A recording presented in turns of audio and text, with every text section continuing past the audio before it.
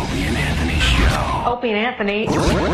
Radio Shock Jocks. Opie and Anthony. Radio Shock Jocks. The biggest are Opie and Anthony. These people say shocking things that border on offensive in order to entertain their audience. I refuse to sit here and think that radio has to be nice. Why? Why does radio, out of any other medium, have to be nice? We are being now held to a standard where we have to be nice and make people feel good. Go screw! Radio Bad Boys, Opie and Anthony. Controversial radio personalities, Opie and Anthony. Infamous DJs, Opie and Anthony. Talk show radio hosts, Opie and Anthony. Opie and Anthony. Opie and Anthony. Radio Shock Jocks, Opie and Anthony. Opie and Anthony. Shock Jocks, Opie and Anthony. Shock Jocks, Opie and Anthony. Opie and Anthony. Shock Jocks, Opie and Anthony. Opie and Anthony. Wow, Jimmy. Jesus, Jimmy. I'm sorry. Usually I'm all right. That one is... I've been dropping them all morning. I can't help it. My God. Wow.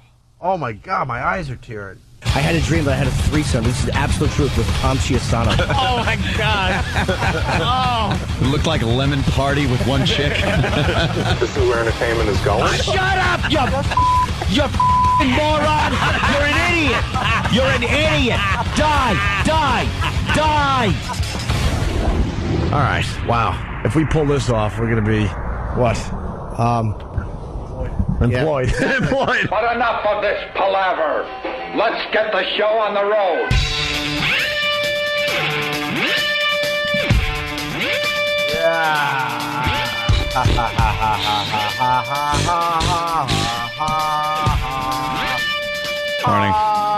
Morning. How's everyone today? How are you? They're just waking up. Hi, wake up. Welcome. Wakey. Welcome to this Friday morning edition of the Opie and Anthony program with Jim Norton. Of course, by my side, Jim Norton. Hi, Jim. How you doing? Why don't you say hi to the people? Say hi. Why isn't his mic working? It's on. Oh. Your voice is a little tender. Did you hear him talk yet? Well, hi. How are you? Oh, my God. Poor little... Why did you come in today? Poor Midge me. Listen to his voice. Dude, just go home. No, Look at your eyes. I drops in them. What? I put drops in them. You look Drops of so what? sick. Acid? Yeah. Drops of Drano? No, I want it to look cute. I'm Oh, trying to change them to baby blue. my God. You look like you're in the pupa phase, and you're turning into something else.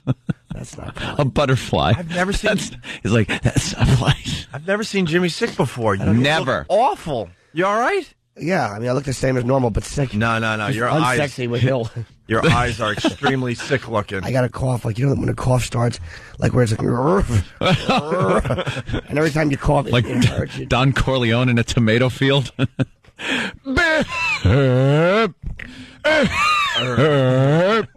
Oh, sorry, Jimmy. Oh, he's wow. holding his You chest. can't laugh. No, because It hurts to laugh, right? cough.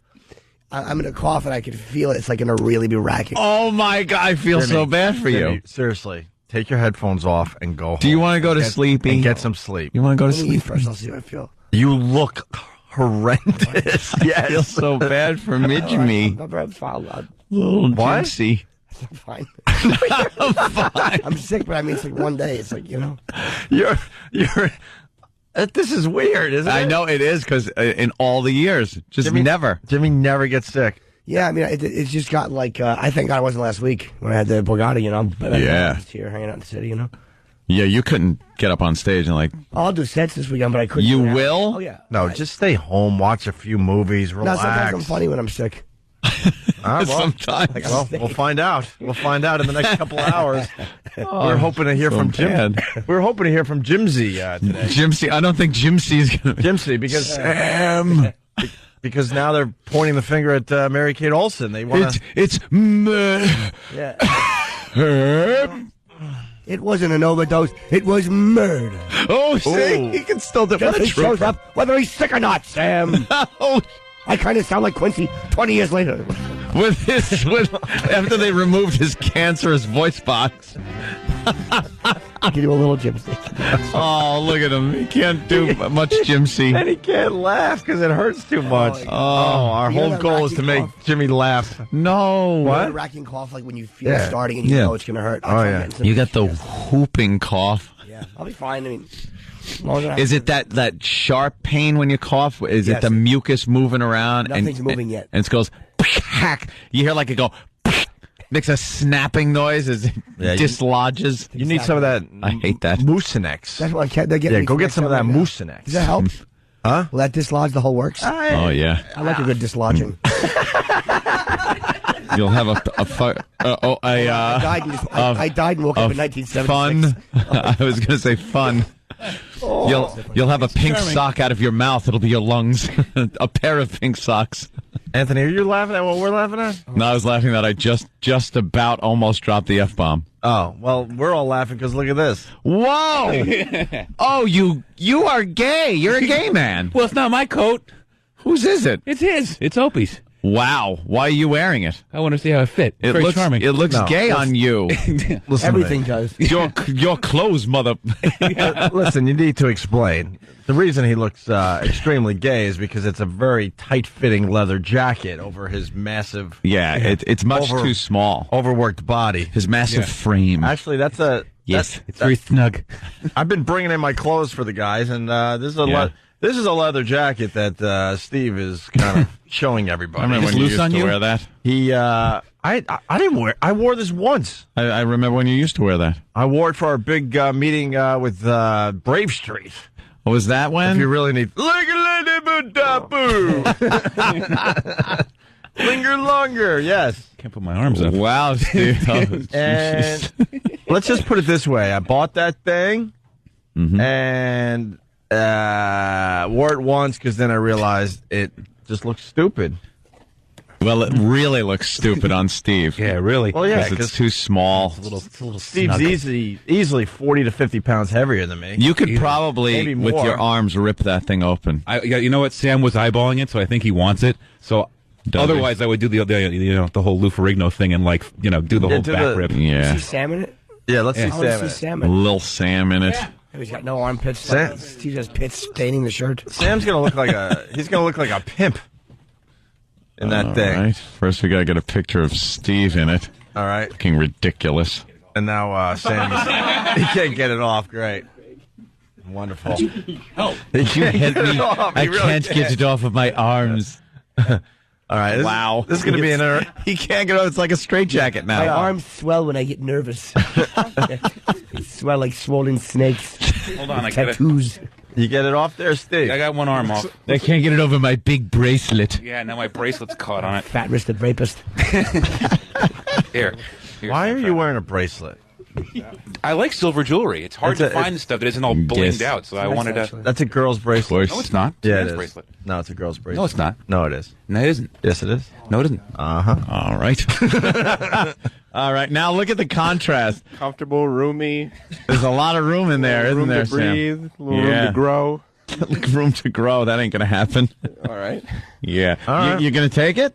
Sure, this is a very comfortable jacket. I can't imagine this being tight. Yeah. This is... See, it doesn't look bad on a normal-sized dude. Except for the fact that the collar is kind of sticking out. Well, the collar needs to can be be rebent. Yeah. Yeah. Well, All right. I guess Yourself a jacket. I guess this is. I guess I've been bringing in stuff every day because I'm finally unloading boxes. Yeah. For the first time in well over a year, and I'm discovering little nuggets here and there. Oh, like this old leather Should've washed jacket, them. some old corduroy shorts. Why would you wear corduroy shorts, dude? This is stuff that is years old. I don't even. That's another thing I don't think I ever really wore.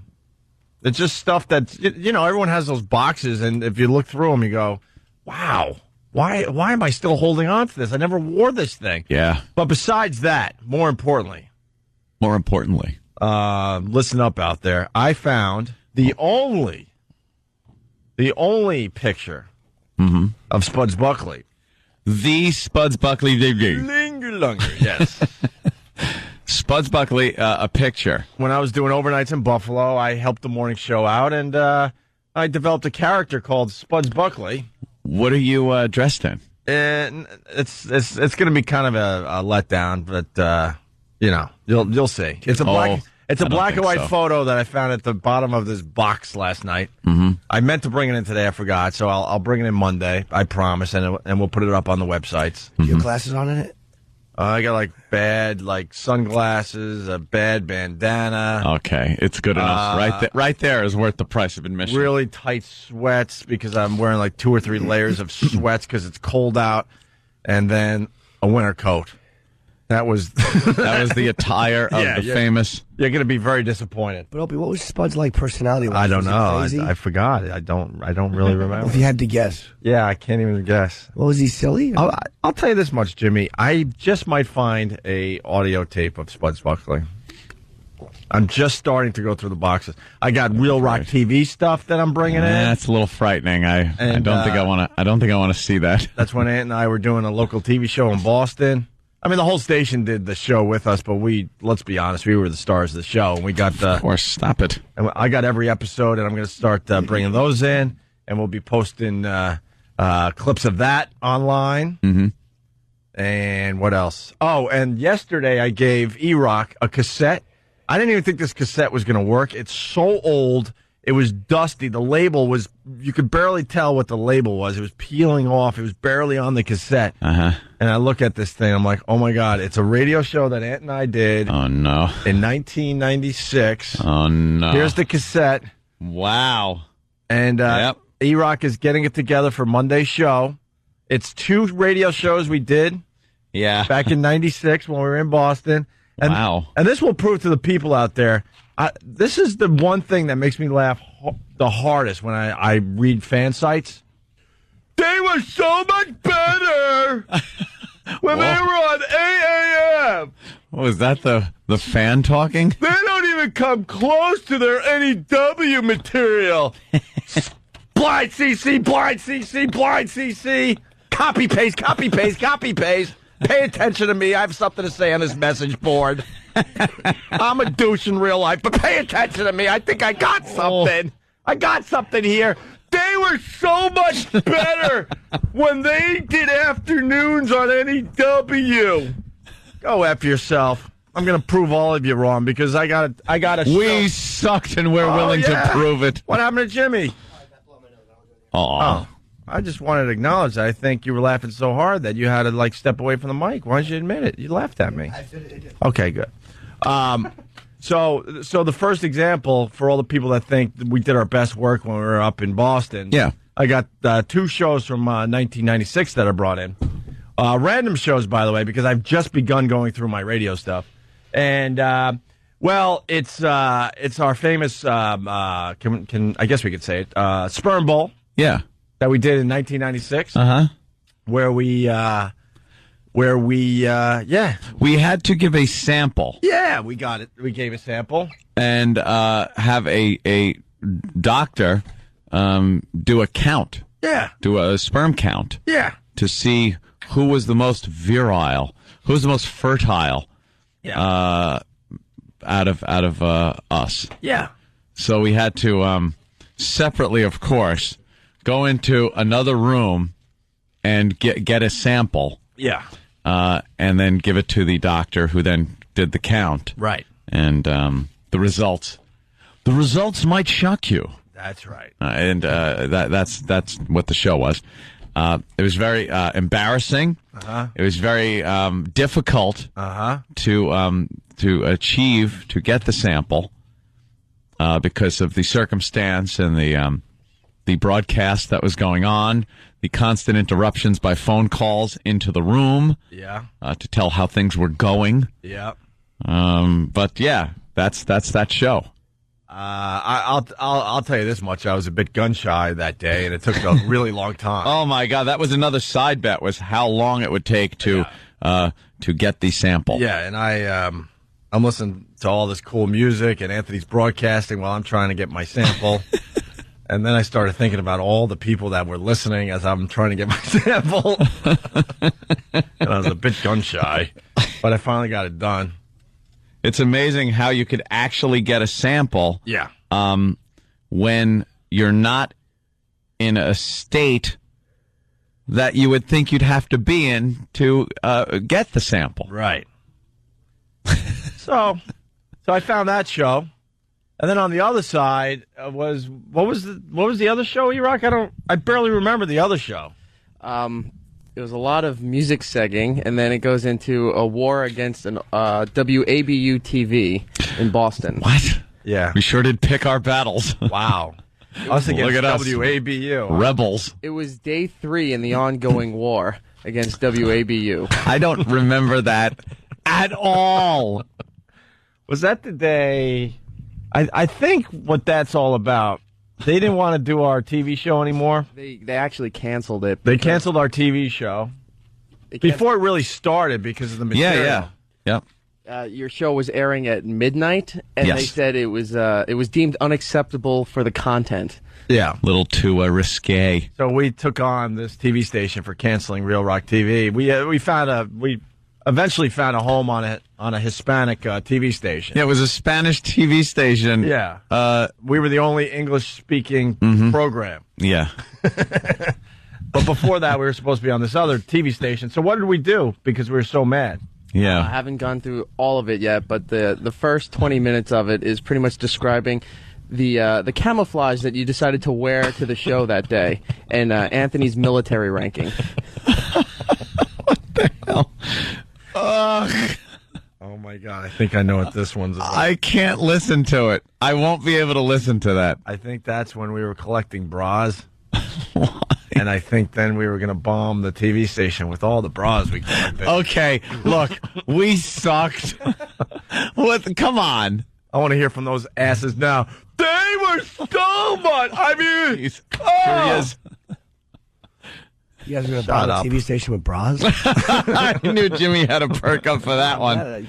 Yeah, we were wild. Yeah, we were crazy. We were collecting a bunch of bras, and we were just going to bomb the TV station with bras. You wearing panties up the flagpole, you two silly geese? Yeah, we're crazy. And I think we were trying to make everyone believe that we actually rented. I'm starting to remember this now. No, don't remember it. Stop. Keep it blocked, because I don't want to hear it.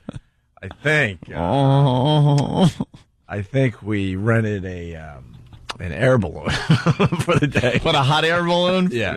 We said we got a hot air balloon and we were going to drop the bras on. Who cares? And they were in a frenzy because the stupid TV station bought into it. And they thought we were actually doing it. And we were going to bomb them with bras. The TV station from a hot air balloon as we're wearing. I am camouflage. I want to apologize to anyone that listened back then. This is the first cassette I found. There's hundreds. We got to get a new section going. I've been asking for this on our website, which is the name of this radio show. We can't promote it because there might be a booby or two on there. We need a section on there called Old School Opie and Anthony, and then I don't know, a couple times a week, it's Old School Opie and Anthony. Here they are in Penthouse. Here they are. Here's a picture of them doing this. Here's a picture of this. Here's a video of this. Here's an old radio bit. Okay? Can we get that done immediately? It's called Old School Opie and Anthony. I'm looking at a picture of us in Penthouse from the year 2000. That is lovely. Okay? So, wow. So I found those yesterday. I haven't found officially the Real Rock TV videos, but I know they're in one of the boxes. I'm going through a box or two a night. God. So I'll bring in the Spuds Buckley picture, which is kind of disappointing, to be honest with you, but good enough. It'll be good enough. I want to see it. And then and then Sperm Bowl from 1996. And the Oh my God, Anthony! Are you just about done? Is that E-Rock? Is that what we're going to be hearing from Opie on that tape? Usually, it always follows the only station that really rocks, and then he says in one break STP and pronounces the P for at least 5 seconds. Shut up! I do not. How do I do it? The only station that really rocks, STP. Oh no! Ew! All right, get all that stuff. Does he compliment someone's garlic butter saw? Oh, my goodness. Well, I want to take this opportunity to let everyone know that I am a millionaire. What? STP. And obviously I bamboozled everybody in radio. Apparently. Oh my God, this is gonna be fun. It starts Monday. Old school Opie and Anthony. I'm just gonna bring in a little bit here, a little bit there. I did find something else, and I don't know. Oh no. I might have to hand you this tape and run and let you just do the show by yourself. Oh no, what is it? I was so proud of my my phone calls that I did when I was solo at BAB. That I put together a little cassette. Oh, of my best phone calls. Not prank calls, by the way. Maybe there's a couple prank calls in there. I don't know. Just taking calls? Yeah. But I was so proud of it that I put a whole greatest hits cassette together. Montage. I got my brother to make some nice artwork for the cassette. Ooh. And I think I started handing them out at bar gigs and stuff. That's cool. I think there's probably 100 of them out there. And I found the original, the master. Let me just ask you one thing. Is there a certain sign-off on a lot of these phone calls? Okay, that's all I wanted to know. Yeah. So sorry to promote all this and not have actual audio, but trust me. I am so glad you don't. Trust me. Right now. Starting next week, it's something we've been talking about for a while. Old school Opie and Anthony. I want onaradio.com to get involved. I want our website to get involved. And E-Rock, it's going to be old bits. It could be from our CDs that we released. I'm scared. It could be old publicity shots. Steve, you hearing me, right? Yes. It could be old magazine articles, all that crap. All right? Us getting fired in multiple cities. Dude. What? Petrified to listen to some of that. Why? I just already, just with the verbal descriptions of what we're talking about, already people are just chilling out. They're getting the douche chill. Oh, wow. I said STP, and the P was for 5 seconds. Yeah, and then the tape. Do you have that on you right now? I'm looking for it right now. Because he was very excited? Wait, you might have that cut up already? I might. I'm looking for it right now. Oh, all right. E-Rock. That's a good tease. E-Rock. E-Rock started cutting up this cassette so we could get it on the air on Monday. All right. He's going through it to get the better stuff because, some of it will be just boring. Jimmy's eyes are leaking. Jimmy's eyes are leaking. Are you going home? No. Why would I? You look like a basset hound. I feel like one. Your eyes are all runny. You look like comeback. Is your nose cold and wet? You look like Heath Ledger just before he died. Oh, I feel like him after. Ooh. Get it? Well, even the sickness doesn't slow me down. No, you still got it. Quip after quip. Cha-cha-cha-cha. Ra-cha-cha. Put on those laughing hats, folks. Sick boy with jokes. All right, we're just getting started. It's Friday. Could it be your immune system's getting knocked down a little bit slowly? Is this the first sign of broth and a puppy? And a robe? Gonna wrap myself up in my robe like Leon from Dog Day After. Oh. There's a bunch of crazy people over there with things on their heads. Well, there you go. You got some things to look forward to. Yes, certainly do. And that's just the beginning, man. I do have complete shows from my BAB days. Most of the abuse is going to be pointed at me because, unfortunately, I didn't tape full shows at AF. I got a few. I got maybe a dozen or so. Dude, we were up there for 3 years, so I might have 20 full shows, maybe. That assault on that TV station thing is going to be, because now things are starting to come back to me, and it's awful. We broadcasted from the IHOP down the street from where BCN is now, and I forgot the name of that road. Mm-hmm. And I think actually where BCN is now in Boston is the old TV station. Oh, really? I think they took over that space, if I'm not mistaken, or close to it. And we were at the IHOP down the road broadcasting live, and I remember them running out of the building because they were completely convinced that we were going to attack them with these dumb bras from a hot air balloon. You guys didn't take any prisoners. No, and the description, I'm sure we really got into it, and very excited, a little too excited. It's going to be like a storm of bras. Yeah, but falling on them. Yeah, but keep posting we were better at AF and better at NEW, you dopes. God, I'm scared. I'm so scared. You know why we were better at NEW? Because that's the only material that's available is when we were, like, having great shows, you idiot. Yeah, all the crappy ones are just gone into the right. We only cosmos. Yeah, this is before people were taping our show on their own. So pretty much anything you hear from the NEW days that people think are the glory years of the Opie and Anthony show, we gave you. All the horrible, horrible shows and horrible breaks and days where we were hungover and barely there. We buried that crap. Of course the NEW stuff's going to sound great if it's the greatest hits. Yeah. Effing dopes. Blind CC, blind. They need to go back to afternoons. They were obviously so much better then. Copy paste. Dopes. Opie and Anthony.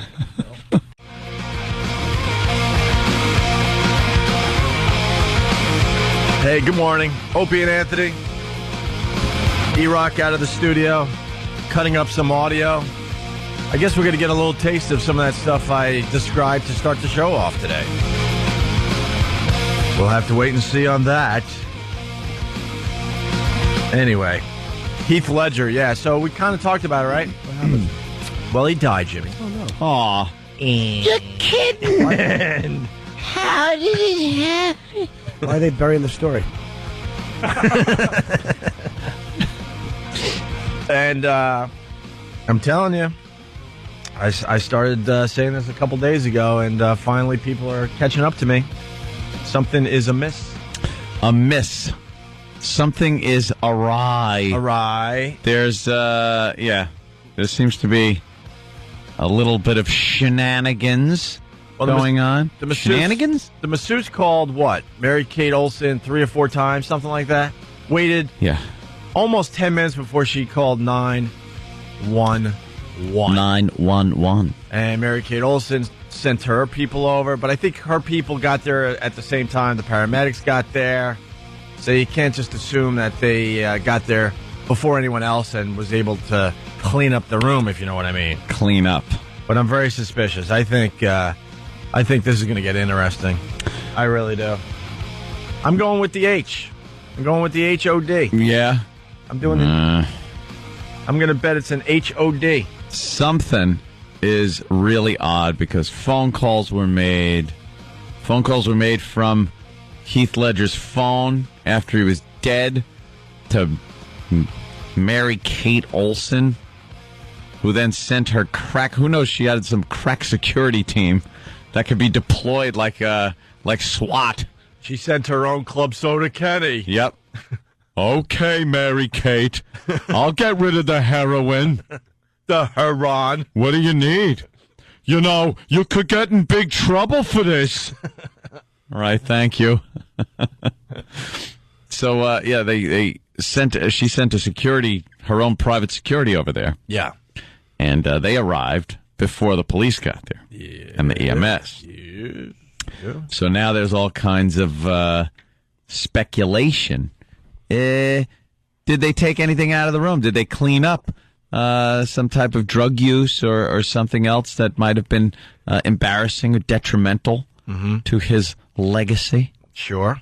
And now they're questioning Mary-Kate Olsen. Do you know Jimi Hendrix would have lived if his girlfriend had called the cops right away and the hospital right away? When Jimmy was overdosing, she was so scared about a drug bust. This dumb broad waited a long time. And this is not what happened here. But Jimmy would have lived. I've never heard that before. Yeah, they said he would have survived that, but it was waited a couple hours before she called. Huh. Jeez. Couple hours. Yep, breaking news. This one, breaking news. So, and now the masseuse, they're looking into her. She's not licensed to do massages, and that's a felony. She could, they're saying she could spend 4 years in the joint. She's doing body work. Leave her alone. She's probably a body worker. Well, the Inside Track yesterday hinting that she did more than, Not with that face. She looks like Stallone. She's awful. I hope that's not how I die. And it at first appears to be a woman. Well, I was in there with Mr. Norton, yes. And then all of a sudden he didn't look too well. The crooked wig, like the black dude from Injustice for All who hung himself, like Ralph Nagy. Remember that Ralph Aggie? Ralph, the black guy with the crooked wig. Mr. Kirkland said I'd be out on probation. Sorry. And he was dead for about 2 hours. They're saying he died around 1:30. Yeah. And maybe that's why she didn't call 911, because it was very obvious. Still, though, you don't know. Because the blood was settling. What was that word again? Where the blood just kind of... Lividity. Silent lividity. Silent lividity was setting in. He was... I don't know, though. And you said, come in and there's somebody dead, you call 911 immediately. And she said, cold to the touch. Have you ever touched a dead body? Nope. Huh. Don't want to. Terrific. Don't want to. It's really strange how cold the body gets after you die. Don't want to. It's like, but the body's a lot colder than the air around it. What's that about? How'd that happen? I don't know. It's downright people creepy. Like metal?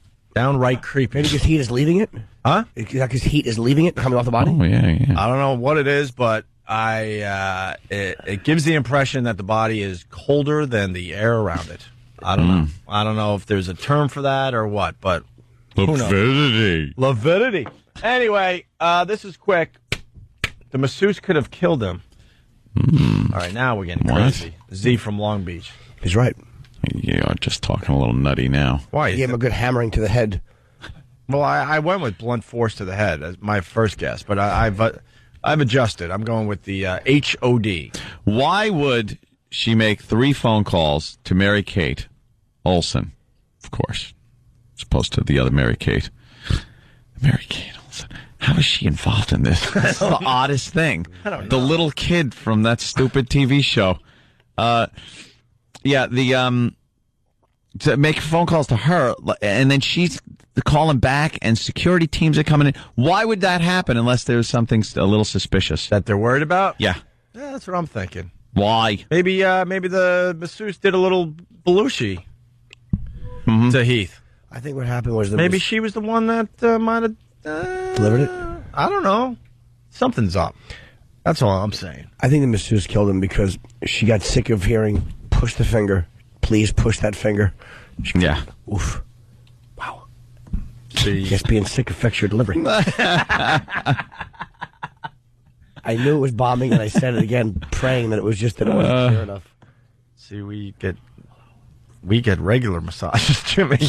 I know, but you understood the joke. It was just a terrible one. All right. I had none of the makings of a joke. Hey, we got to do this fast. We're all about this Heath Ledger thing, and one of our favorite people, Larry King, was all over this because Larry King. He's all about pop culture and current events and trying to relate to the average viewer, the average youngster of 60 years old. This old badger, this old codger, this old. I need a good one. Curmudgeon. Who makes a bloody fortune to do that dumb show every night on CNN. Just doesn't belong in that seat. No, he's well past his prime. Move up that Anderson Cooper guy. He's just sitting there waiting. Anderson Pooper. Wow. Some people. But he's sitting there waiting. He's the guy that's going to be in that seat. But I guess, what are they waiting for? Are they going to Larry change? To have like his 10th heart attack? Yeah. Are they going to change the little light bright set behind him? I'm sure. If they bring in a new guy, new set? I don't get that, man. There's a lot of guys on TV that are just, they don't belong there anymore. But for some reason, they continue. Regis doesn't belong on TV anymore. No. I'm out of touch. I don't know anything. Larry King doesn't belong on TV anymore. But what? This Keith Ledger, very tragic. Keith. The death of Keith Ledger. Larry, it's Heath. What? Heath. I was doing Regis. Oh. See, Larry's more like this. Wow. STP. Oh. Wow. Oh, you got... Oh, it better be. All right, go ahead. Sorry, Regis. I'm an idiot. It's okay. And it was obviously Regis. I got to take the blame for that one. It's all right. That's all right. But I was trying We're all to... giddy because it's Friday. No, we're giddy because we want to make sure little Jimmy is okay. Now he's drinking tea. Oh, he's drinking tea. You'll feel better. Lickety-split. You got the tea, you got the emergency, you got the Mucinex. I like to call them Mucinex. Me too. Don't OD. And then you got the coffee. That's a lethal combination right Well, the coffee, no good, but... That's when I know I'm sick, when I can't drink my 10 cups of coffee in 2 hours. So you want to hear what Larry King was all about? Yes. These are really quick. We basically cut it down to Larry's dumb questions. Yeah. And keep in mind, the guy makes, I believe, $20 million a year to do this. To do this! Nice. AJ, how big a story is this in New York? AJ, how big a story is this in New York? Well, Larry, tell you the truth, people are barely noticing. Now, Larry works for CNN. Right. So don't you think he'd know just from watching CNN how big of a story it is? Yeah. And is he really enlightening anybody? He's a lazy interviewer. Yes. How big of a story is this in New York? Let me write that one down. That could be a good question. If you've read anything about Larry King, they say the brilliance of Larry King is how he just keeps it very simple. Oh, it's simple, all right. I call it laziness. Simpleton. Because all you have to do is go, how big of a story is this in New York? And then the guy does everything else for you. Yeah. Because he's going to go, well, obviously it's a big story, Larry, and then he'll talk about other stuff. Yeah. And what did Larry actually do there? Nothing. Howard Bragman, he has a 2-year-old daughter, does he not? He does. He has Hilda. Broke up with his fiancée, right? Yeah, I think September officially. And he is Australian. Right. Okay. Listen. What is there's a guy right now driving to his miserable job at a deli. Oh. I want to say to that dude, you could do this job. Much better. Yeah. Wait a minute. You get bullet points. And that's all he did was, 2-year-old daughter, Australian, recently separated. Who can't do that? Who's Australian? Heath Ledger's Australian? Oh, wow. You just learned that. Yes. Well, how about that? Are you all right? Larry, I didn't know that. Are you all right? Yeah, but I didn't know that. Larry. And he's Australian. Ooh, he really gets to the bottom of things. He doesn't play games. I love that. Can we confirm that? Right. Australia is in the southern hemisphere. Am I correct? Right. Part of this great blue marble we call Earth. Heath Ledger, he was an actor, right? Good looking. He was in that Homo movie, wasn't he, with the cowboy hat? Am I correct to assume he played the gay cowboy? Something about a mountain and someone breaking their back. Did he spit in his hand? And came up with a great one today in the office. Getting reports he was blonde. Is this correct? And came up with a great one in the office, because this Heath Ledger thing is driving us all nuts at this point. Anthony's like, they should just have like B-roll of just the horrific scenes from Brokeback Mountain as they give the updates on Heath Ledger. Well, because they just show him walking the red carpet maybe with his ex-wife and clips from some of his movies, even Brokeback Mountain, but him with the cowboy hat kind of walking around. They should just have that horrific tense scene where he spits in his hand and shows Jake Gyllenhaal who the boss is. Kurt Travolta's a big Heath Ledger fan. He couldn't stop talking about how good he was in Brokeback. Oh, I bet. Who? Travolta apparently is a huge... Travolta. He said he was one of his favorite actors. That? Well, guess who wasn't a fan of that role? God? The paper's reporting that... Close.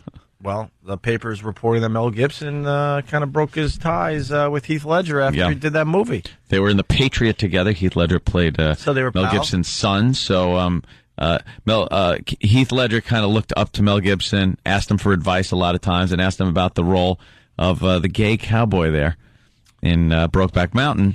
And Mel Gibson said, no, don't take it. He strongly suggested that he pass on that role. Just based on his own wacky morality. Right. And, of course, he didn't take his advice. He took the role. It was a huge role for him.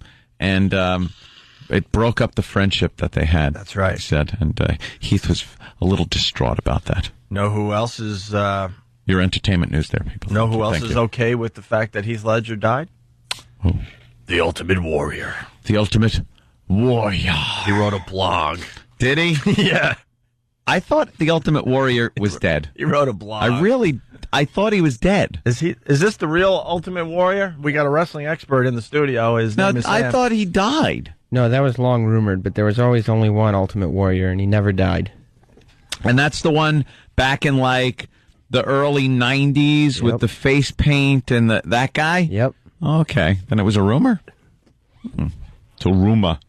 Dead long before 28. Ultimate Warrior's blog. In the interest of full disclosure, I must tell you, I have watched Brokeback Mountain no less than 45 times. Is he making a joke there? At first I thought it was serious, but yeah, I think he might. Okay. Oh, he was making light. Yes, okay. And I own the limited edition DVD signed by Willie Nelson a short time after he wrote that. I need to read this without being dumped out of. Because they're going to use the Q word for the G word. You could say that because that's all right. That word is accepted. Yeah. Okay. It's even on television. Right. Yeah, Queer Eye for the Straight Guy. I own the limited edition DVD signed by Willie Nelson and signed by Willie Nelson a short time after he wrote that queer cowboy song as a tribute to the courage of the producers and actors who broke such incredible creative ground when they made their agendaless movie. Serious. Until I saw Bend Over Brokeback, Braveheart was my favorite movie. But the love scenes of Brokeback sucked me right in, and I had no choice but to give myself over to the passion of its wide open range, if you get my drift. I think we get your subtle drift. Such courage this young man and his colleagues have reminds me of the courage of classic movie stars, where during the war they enlisted and flew bomber planes and fought on front lines, then came back and picked up their lives and careers right where they left off, without anti-American sentiment, whining and complaining, or self-destructive self-indulgence. Where's he going with I'm this? Equally inspired. He's crazy. He's not crazy. He's a jerk-off. He's a jerk-off. Really His job is. it is to put a hat on and throw people around the ring. Wow. Brilliant, dude. You've really contributed a lot to the arts. Did he write this on Sarcastic Douche Wednesday? Perhaps he was just getting in with the spirit of our program. Yes. What he's doing right now is he's going after the movie with the agenda, like it's this really cutting edge, gritty American attack on liberal Hollywood. But I'll show you. You're trashing a guy that took a role and did a great job as an actor. Yeah. And that's what you're trashing. He also played the Joker, you idiot. Yeah. I mean, that's not a big agenda. What is he fighting for people with clown makeup on too? Ugh. Apparently, leather. Yeah. Oh wow. Okay. Instead of Ledger, he changed his name. Apparently, Leather Hedger had sleeping troubles and anxiety and dealt with terrible mood swings. So do soldiers, but they don't self-destructively F up their lives. Good tie-in. Da, da, da, da. Good tie-in. That's a real right. American. Real gritty, down-to-earth type of guy. He's telling it like it is. You bet he is. Love it or leave it, pal. Love it or leave it. Like it or lump it. That's right. Good old America, like soldiers when they're out on the field, get to put on little hats and throw each other around the ring. That's what they're doing. Little hats. They use funny names and throw each other around with a little mask and tight pants. That's what soldiers do. You're right. You're right there with the soldiers. He was a fruit who deserved to die, but you're right there. Gritty American. Yeah. Gritty American. Is he trying to say there's not a soldier out there that did exactly what Heath Ledger just did? Of course there is. I mean, wake up, man. What a tool. Pretty much all of us support the troops, but some of the soldiers have problems as well. But there's no tie-in. It wasn't like Heath Ledger. No. It wasn't like Heath Ledger had a website, soldiersuck.com. Yeah, I know. This makes no sense. Unless he did something publicly. It's comparing apples and oranges. I don't think he Or ever. apples and bananas. Old fruits. I don't think he ever said anything negative about the war or our soldiers. In fact, they don't sleep, handle anxiety and mood swings while dealing with whether or not they might at any moment lose their life. They also don't fly on a private plane with Vince, do they? They fly on C-130s. I'm sure Ultimate Warrior's private plane privileges have been revoked for years. Yeah. But you know what I'm saying. Get him off my plane. And they do this all the while they are dangerously protecting the freedom of others to F up their own. By the way, how many 28 or older or younger year-old soldiers met their death yesterday? Well, that's true, too. We don't really Excellent pay attention point. to the deaths of our soldiers, Yes. which pisses me off on a daily basis if you want to know the... Then what this dummy should do is attack the media. I wonder if he went after his Benoit. Did he write a scathing blog of Benoit and how soldiers don't get messed up and kill their kids and their wives and themselves. Was there a scathing blog on that? It's not easy to find out. None of them made the headlines of any news. That is a good point. Something that I'm frustrated with, and the guys here in the studio are as well. By today's standard, though, I do have to agree that he was a great father, perhaps even greater than the Father of the Year, Hulk Hogan. After all, Leather Hedger did what it took to kill himself. His kid is without a father, yes, but the negative influence is now removed, and his own child has the chance for a full recovery. Wow. Hogan, on the other hand, won't go quite that far. He insists on sticking around to keep further ruining and profiting off of the apparently mismanaged lives of his own children. It is sad and tragic that we don't demand attention be paid to greater things. Yeah, like a washed-up wrestler who's desperate to be heard on a social issue. Who puts little hats on. That's what he does. You did nothing to earn the right to be heard. You see what happens when a dummy like that tries to be funny in writing. You don't have that gift. Do what you do, which is act like a retard, shoot things into your arm, and go, I'll get you guys. That's what you do, jerk off. Yeah. So do that. Be the dumb jock bully that you are. He's not, there's not this sarcastic, cutting wit. And he's not making a social point that's relevant. He's all over the place. Well. Oh, Roger Ebert hospitalized. Oh, boy. Oh, no. I didn't know he was still alive. I swear to God. Oh, boy. Puddinhead number 2. That's it. That's number 2. He's got, Siskel died of the Puddinhead. And I believe that Ebert is sure to follow with Where do these guys watch movies? In a microwave? I know. What the hell are they doing? Ebert will be dead by Monday. Sitting with their head leaning on the projector lamp. It's over, Johnny. He's going in for his final review. Yeah. God, that annoyed me. What? I guess God just needs another movie reviewer. Yes. Well, yeah. Well, you got a big star up there now. You need someone to review his movies in heaven. So this is perfect. Yeah. Perfect for God. Hey, I would have preferred if he would have mentioned Benoit, though. If you're going to go after fathering skills. Of course. Oh, Why not go after one of your own like that, huh? Well, there you go. For real. Take a risk. You want to take a risk? How about that? Well, How about you take that risk? He won't. Never. Yeah, why not? I mean, why? I mean, if Heath Ledger was such a terrible father, and Hulk Hogan's a terrible father, why not? Because he thinks Vince is going to call him someday. Yeah. He's a Was phony. Heath Ledger a horrible father for taking a role as a gay guy? He's obviously acting. Then he screwed up. And we all feel like we know Heath now, and well, yeah. And I do believe he was a wonderful father to his young daughter Matilda. And what is Leather Hedger? I'll tell you what that is. What does that mean? Well, funny because there was a gay thing, which is like the leather thing. Leather instead of Heath. It's like a little wordplay, which a guy whose whole job it was to put on like a face thing and throw others around on a fake mat. And to go, I got you down. That's his idea of being very funny. That's funny writing. He's probably pissed because he didn't get the role as the Joker in the new Batman movie. Awesome. Listen to this. Speaking of The Ultimate Warrior. You are nothing but a normal. You don't deserve to breathe the same air that I and Hulk Hogan do. Hulk Hogan, I must ask you now, as you asked me. Do you, Hulk Hogan, want your ideas, your beliefs to live forever? For Hulk Hogan, in this normal world, physically, none of us can live forever. But the places you have taken the Hulkamaniacs, the ideas and the beliefs you have given them, can live through me, Hulk Hogan. He's an ass. He is a complete ass. Hold on, I gotta cleanse the palate. He's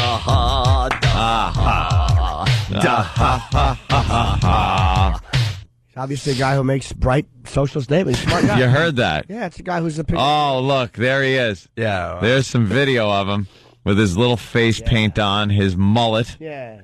And he's this guy is supposed to make. He's got paint on his chest and his face. Can we get this up on onaradio.com? Good. Let's do that immediately. Look at his Farrah Fawcett hair. Look at his teased hair. He looks like he's getting ready to go on The View. What an ass. Here we got another one. It's short.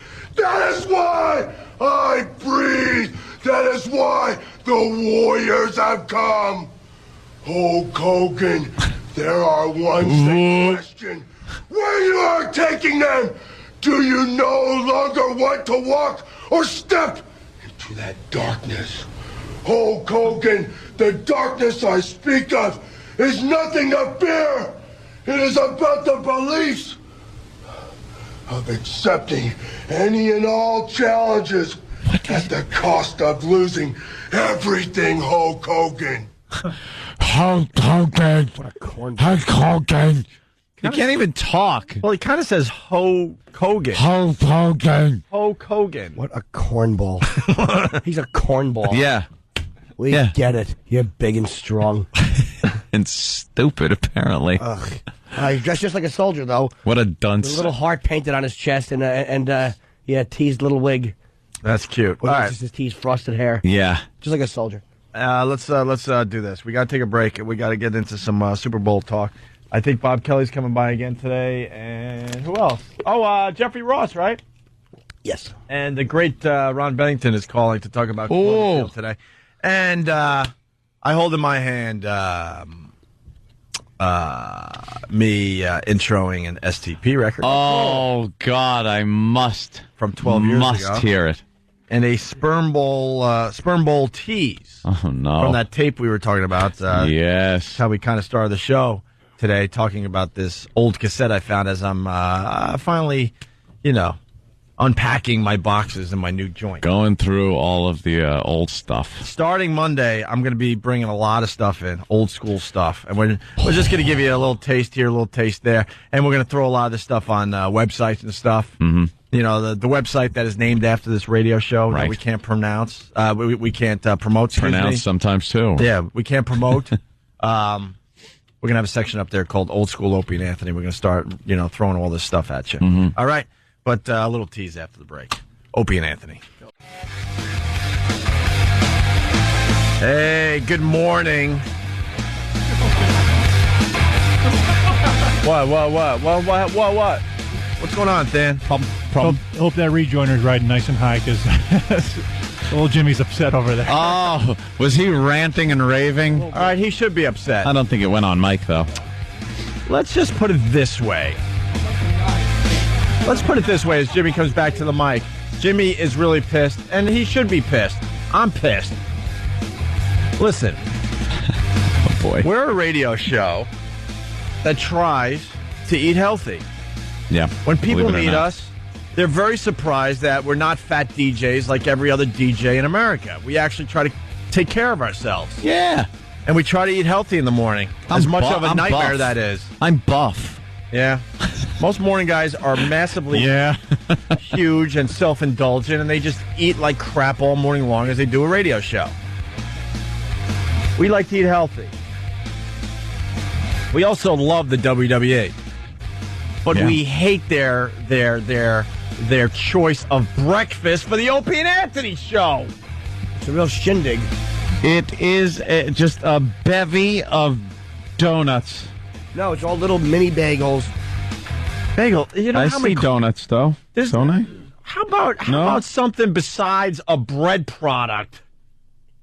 How about a beverage? I want big bread. How about a beverage, right? To wash down all these bread products that they just sent. I've been working with this for a while. Bagels. I want big bread. Bagels. But if you fold it, bagels. Breaks. The worst kind of donuts. They're not even the good donuts. If you're going to eat donuts, you want the good stuff, right? You want the stuff that's filled with stuff. With stuff. You don't want glazed donuts. You want to get more goodness than a glazed donut. Look, little teeny weeny bagelettes. Not even a whole bagel. All right. Who's got the good connection with the WWE? I believe Sam does. I believe E-Rock does. Sam's got a belt. He's one of the champs. Could you take a little... What is it called when a secretary does that thing? Take a memo? Yeah, take a memo. E-Rock, get a pen. Dictaphone? Hey, get a little dictation. Get on the dictaphone. Use your hand instead. Which is any phone. Jesus. Kenny, wait, hold on, Kenny. Kenny, real quick, Kenny had a question before for Anthony. Yes, yes. Kenny, if you would, please. Now, during the commercial break, I want to suggest, like, if it came up again regarding the Heath Ledger thing, Do you think it would be funny if the masseuse called OJ? No. All right, E-Rock. By the way, I'm getting a communique that it was the salesperson, not the WWE, and this is from Tracy. Whatever. Okay. I still blame the WWE. Why? Maybe they're in cahoots together. Now, start dictating. Jimmy, help me with this. Dictation. Take some oral dictation. To the WWE staff. Yes. Or no, let's go right to Vince McMahon. Dear Vince. Not even McMahon, just Dear Vince. Dear Vince. Mm-hmm. Yeah, why don't you type it, E-Rock? Thank you. Good point, Dan. Congratulations, by the way. Thank you. Dear Vince, we come to you in disgust. That's right, Jimmy. That's right. I like it. It starts off. We come to you in disgust. Nice. We come to you in disgust over that pittance of treats. Of course, he spelled it wrong. Well, whatever. Maybe I should. We'll spell check it after. Keep going, Jimmy. After treats, you call a breakfast, or you called a breakfast. Mm-hmm. Is this the type of breakfast that is served daily at the McMahon Mansion? I say not. That's right. Show him. I say not. Very good. And I say this from your guys' point of view, not my own. Okay. Mm-hmm. We are millionaires and refuse to eat the droll treats. Droll? I don't know if it even works. It Neither will he, sounds believe good. me. Just go with it, Jimmy. Go with droll treats that most of your semi-retarded fans enjoy. Very good. Very good. What's the matter, Vince? Semicolon. Were you out of sow belly and grits? Mention the bread products, Jimmy. Too many carbs. Too many bread products. Yes. The next time you send such a bready breakfast. Yes. We'll throw it at your face. And thanks for this. Excuse thanks me. for nothing as far as the coffee and the orange juice goes. There's nothing to wash these bread products down with, Jimmy. You know Let's what? go. You're absolutely right. No. We'll throw it at your such bready breakfast. We'll throw it at your face. How about something? How should we say this?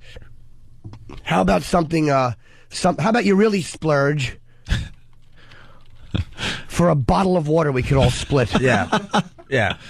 This excuse for a breakfast, I would say poor excuse. Poor excuse for a breakfast is not suited for the superstars of radio that are the Opie and Anthony show.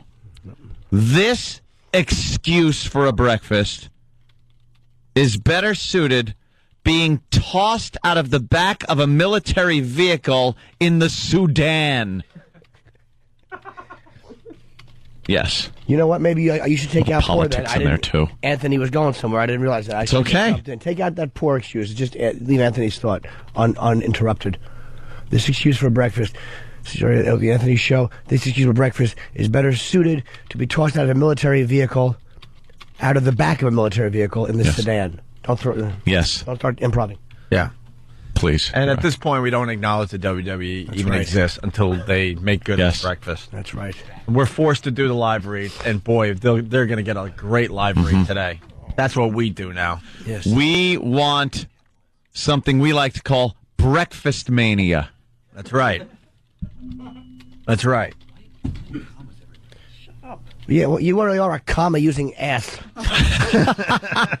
How often do you pause when you talk? What do you have, emphysema? We want something we like to call breakfast mania. One more thing. The breakfast you sent should be loaded into the back of a limo and blown up. Along with your entire family. No? Jesus. How about too far? No, well, so it's not as personal. How about along with the inept staff of the WWF Oh, wait, you lost that one. To the little panda logo. You lost A panda kicked your ass. You lost the WWF, and you have now lost the support of the Opie and Anthony show. Go I F like yourselves. I like it. Instead of like sincerely, just write "Go F yourselves." Opie Anthony and Little Jimmy Norton. We used curtly in the last yeah, but a good go F yourself. Go F yourself. Right. Way to know Opie and Anthony and what they're yours. What? Go F yourself. Yours, Opie Anthony. Oh yeah. Hold on. That's good. Yours truly. Pardon my interruption. Yes, Jimmy. I have to try to grapple with the fact that someone over 5 just separated the word "your" out of yourselves. Have you ever written before? He does type fast. I'll give him that. Yeah. Can we get It's all wrong. It's all wrong. It's just gibberish. Can we fire Vince somehow too in this email? Oh, by the way, you better send this. Okay. Yes. We don't just do stuff like this for the radio. No, that gets sent just like the one and to a bunch of blind CC. XM. Blind CC. Yeah, send it to everybody on the WWE mailing thing. Absolutely. All the people. You're fired. You're fired. Yes. Fired. Stupid breakfast. I was looking forward to it today. Me too. Eat a little bagel. That's right. Eat a little bagel. Yeah, put a little cream cheese on it. You put some cream cheese on that bagel and eat it. Come on, Jimmy Norton. You eat that bagel. Go ahead, stick it in your mouth and eat it. And by the way, yeah, how about that? Yeah. Are we going to eat this breakfast? No chance in hell. I have to put that in somewhere. Yeah. I don't care where. Just throw it in. F the WWE. F them, I say. Why breakfast? Good, I like that, cap letters. Yes. Breakfast you should replace, though. All right, please send that immediately. Call it crapola. Send that out. Makes us sound cool. First, run through a spell check, and when that spell check explodes, run it through another one. Well, let's make sure E-Rock typed it correctly. E-Rock, read back what these guys came up with. Dear Vince, we come to you in disgust over the pittance. The pittance, not that pittance. Oh, sorry. Just fix it. It's all right. Just fix it before you get slapped. We come to you in disgust over the pittance of treats you call a breakfast. Is this the type of breakfast that is served daily at the McMahon Mansion? May I make an amend here? Of course, please. That's what this whole Before readback is in the second sentence, you chiseling boob. Dash. Chiseling boob. What is he? Of course he is. There's nothing on him chiseled. How would he know what that means? Oh, wow. Wow, that's not even close. You chiseling boob. All right. Attaboy. All right. All right, start over there, E-Rock.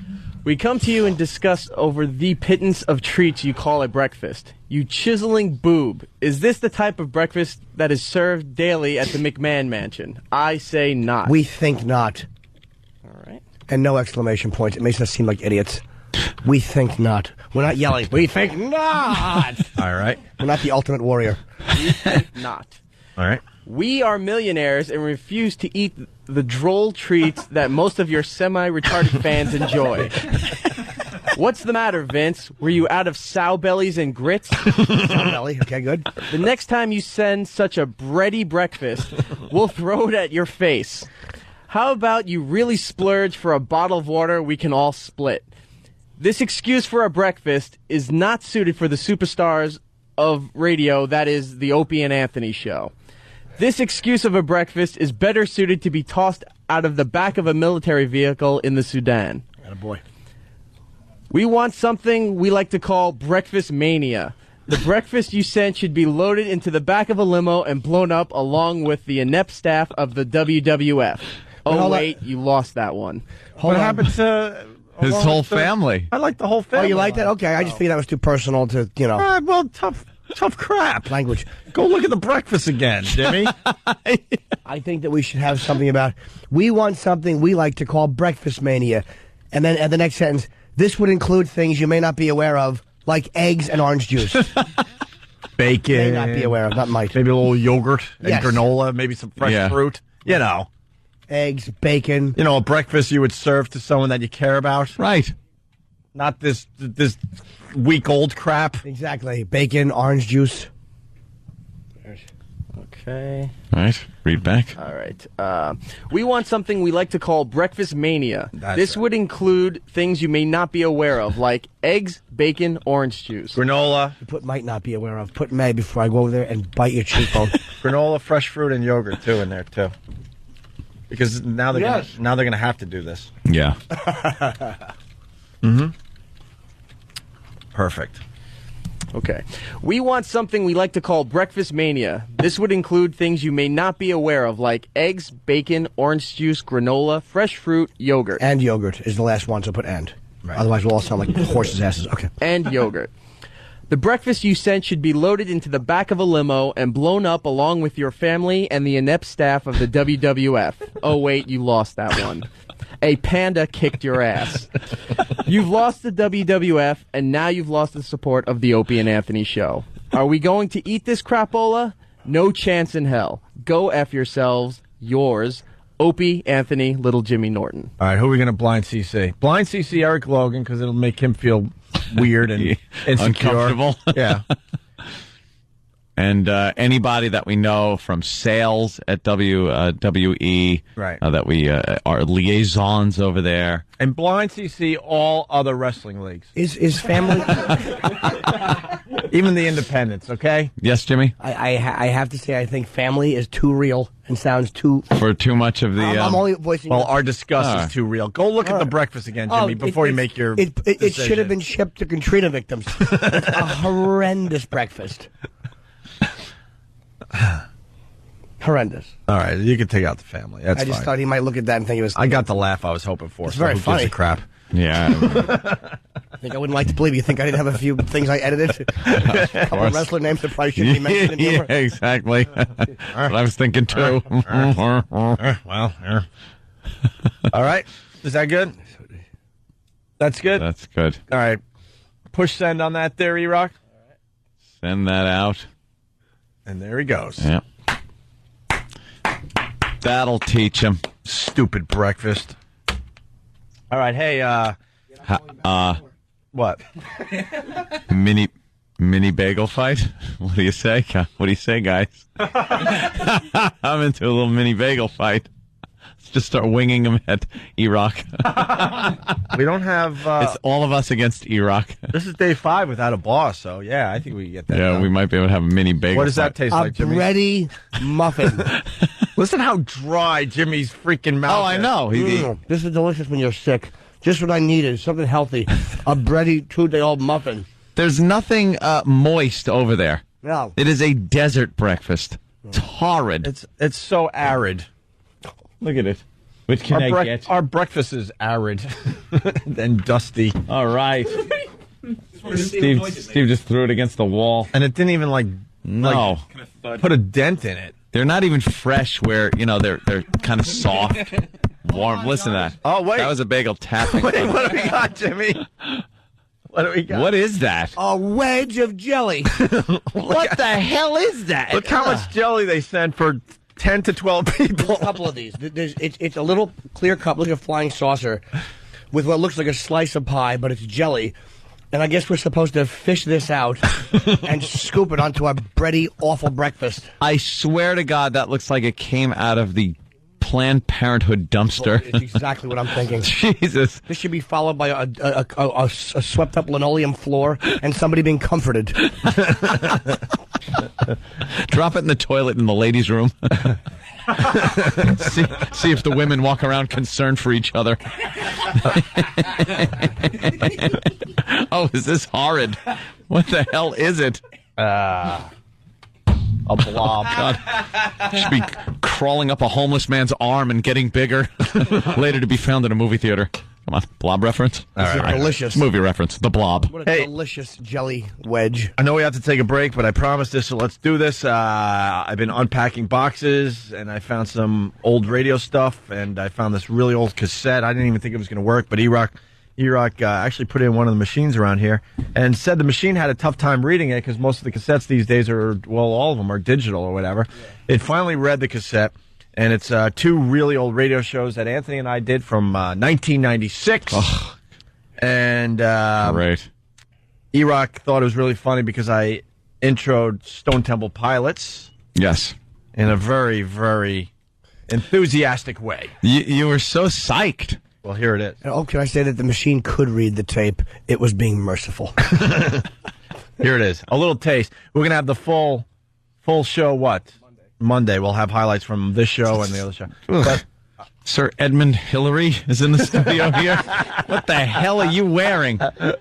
Bob Kelly just walked in. He's got like a fur woolly hat on and sunglasses. You ready to scale something? I'm bald. Sorry for that word, scale. I know it scares you. Scares you too, or a part of your body. Oh, no, enough. I can't stop thinking about it. we put that together. It's a 35-minute montage. Great. 35-minute montage. We were talking about Anthony's his hog. For well over an hour, and we cut it down to 35 minutes of the highlights. Oh, great. Oh, yeah. 35 minutes of highlights? Oh, yeah. You guys That's all we did yesterday on the show. All right, here. So this is me enthusiastically introing STP 12 years ago. Let's make it perfectly clear. This is from 12 years ago. 107.3 WAF with STP. Oh. Look at Bob. Oh, is that bad? And this is the only other taste you get today. We'll have more of this on Monday, I promise, as we start our new bit, Old School Opie and Anthony. From the same year, 1996, Anthony and I did a bit called Sperm Bowl. And this was the big Sperm Bowl tease that we did on the radio.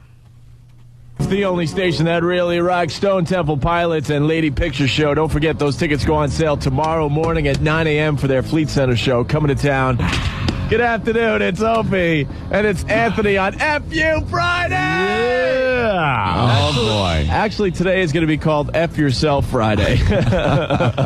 As you know by now, today is the day that we settle the score to find out who has the higher sperm count. Sperm Bowl 96! All right, listen. Oh, man. I will not be bringing any more cassettes in. I was the one giving Anthony a pep talk during the break. I'm like, look, dude, this is going to be really uncomfortable. We got to deal with it. It really is. It'll make good radio. It's a good concept. Old School Opie and Anthony. I can't be part of this. I will be burning lots of CDs and cassettes this weekend. Wait, can I ask you a question? No, you cannot, Jimmy. Jimmy's so innocent. He's like, wait, can I ask you a question? I just love watching Jimmy's face. What type of tape was used for the recording? It's not going to be something like that. What month was that out of the year? It's just going to be a mean-spirited barb. Let's see. You're going to hurl. I don't know what month it was, but I know what day it was. It was FU Friday. We do FU Friday. How did you know that? We still do FU Friday. But I want to know, like, you changed it to F Yourself Friday, and then you both shared a laugh over it. Like, oh, we didn't know that. Boys will be boys.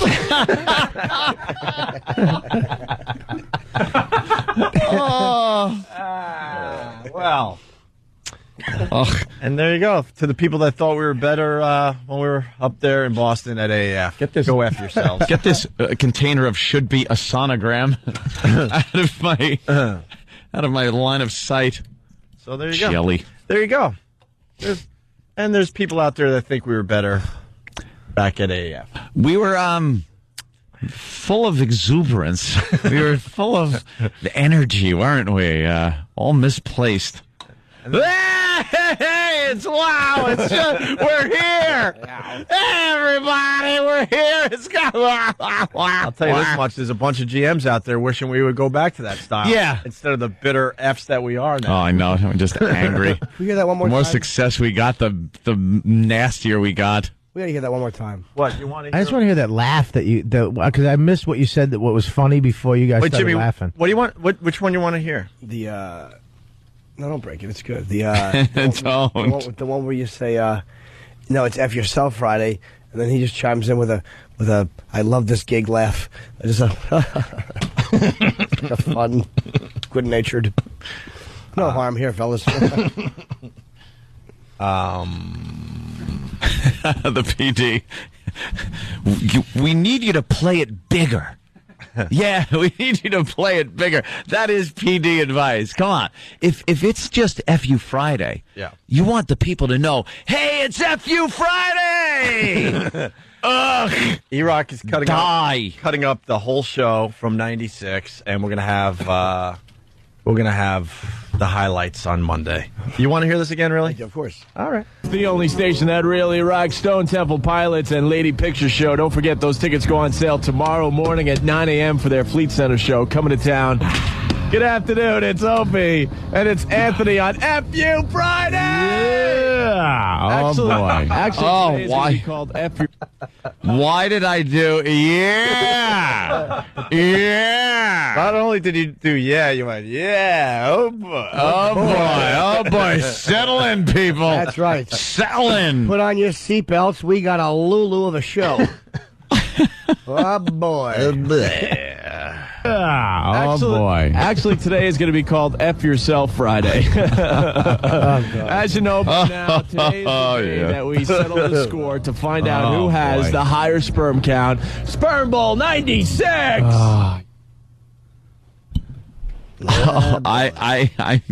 I'm beside myself, and I want to punch myself. I just want to turn to the myself beside me and hit it. Well, we'll have more. Do you hear that? Are you proud of it? Shut up, Jimmy. Jimmy is the worst with this kind of stuff because he smiles at you and just throws barbs. Let me tell you something. I listened to myself. My first TV spot was called Friday Night Videos. Bring it in. I don't think we did that one yet. It's humiliating. Well, that's why you got to bring it in. You think we're doing this to make ourselves look good today? I couldn't watch it with my girlfriend. We watched a minute of it, and I was too embarrassed. Bring it in? Really? Can you bring it in? Yeah, have we ever done that one? Yeah, no. And there's also an interview after that they never aired where I'm trying to be charming and, just a guy who's comfortable being on TV. And it's probably around the time we were doing this. Yep. It absolutely was 97. So you got to bring that in. Yeah. How this all came together for Radio Magic, I don't know. I know. We took all that nutty garbage that we were all doing, and we turned it into a heap of mediocrity. We got a break. Fans panicking. Yeah, I know. Well, it is FU Friday. That's panicking. 12 years later, it's still FU Friday. Let's go to the FU line and see what's going on. FU Friday! Yeah! Oh, boy. Yeah. Thanks for calling the Opie and Anthony FU line. Here's the latest batch of FUs. You have 6 new voice messages. First voice message. Yeah, I'd like to give a great big FU to my ex-wife. Hey, you like the house? You like to have the kids all the time? Yeah, you even kept my cat, you stupid whore.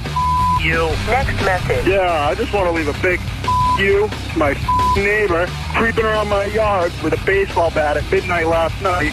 Came up to ask what was going on. He just kind of walked around and said he was going to call the police. So I called the police on his ass. You f***ing creep. Next message. I want to give a big you to all the girls who know my boyfriend has a girlfriend being me and still call him constantly. You. Next message. I'd like to give a big FU to my boss who knows everything from behind his magical f***ing desk. You don't know. You have no idea what goes on the road with all those guys, and we all hate you. You. Next message. I'd like to give a big you to my parents for spoiling my sister and thinking she's Little Miss Perfect. I want to see the look on you guys' faces when you find out that she has herpes and a coke addiction.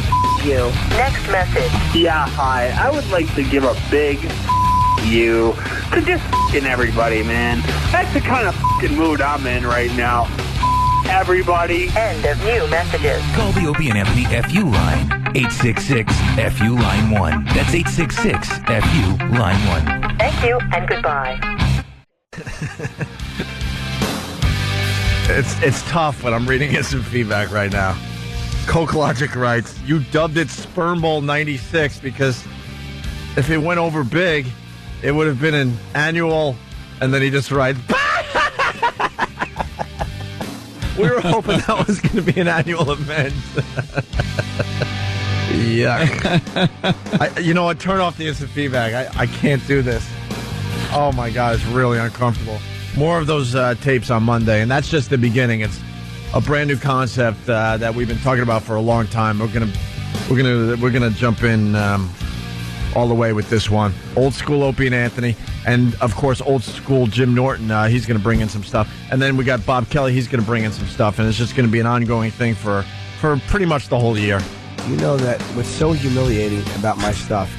This was a TV taping, and it was like I was just so eager. And I was I was kind of trying to get out of that character I used to do. What? Oh, that weird voice character? Yeah, I am sexy. Was that one of your jokes? It was my opening line. You know, because I'm not sexy. So wow, that was an opener?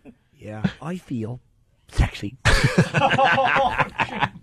What happens? I guess you just get bitter. No, I'll tell you what just happens. Get knocked down so many times that you get bitter, and then all of a sudden you make it because I don't get it. You get more real. It's like if you get more real. If you're doing it right. We all have that. If you're doing it right, like I'll tell myself this: Carlin was like wearing a suit when he first started and doing the proper. It's like and Pryor was doing the clean conk your hair thing. Mm-hmm. So we all go through those transition periods. Mine just lasted 6 humiliating years. Well, ours lasted a while too. There. Oh God, did I suck? So too long. How we doing?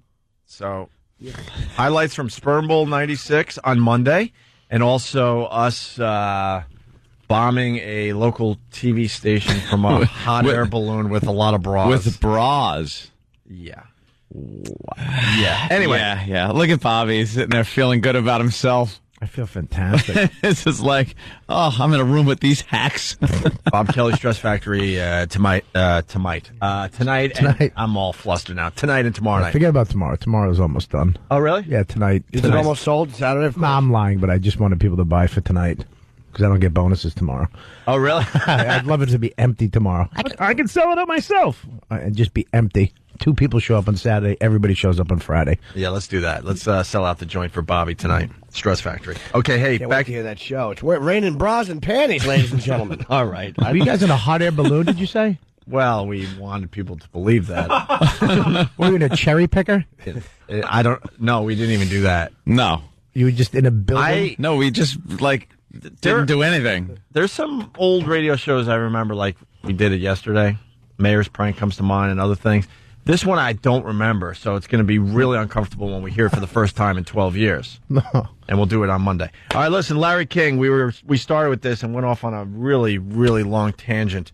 But Larry King, talking about Heath Ledger, this is just terrific. He gets paid the big bucks because of his interviewing skills that are horrendous. Horrible. Absolutely horrible. He's old and out of touch. He really just picks up on one word of what somebody just said. Right. Yeah, he was Heath blue when he walked Ledger. in, so his favorite color was blue. Right. Well, that's pretty accurate, because here we go, right back to Larry talking about the Heath Ledger thing from the other night. You worked with him on Brokeback Mountain, right? I did. How did he approach that role? He certainly was not gay. Ass first. From the rear, of course, with a handful of spit. He's backed into it like a UPS truck. How do you...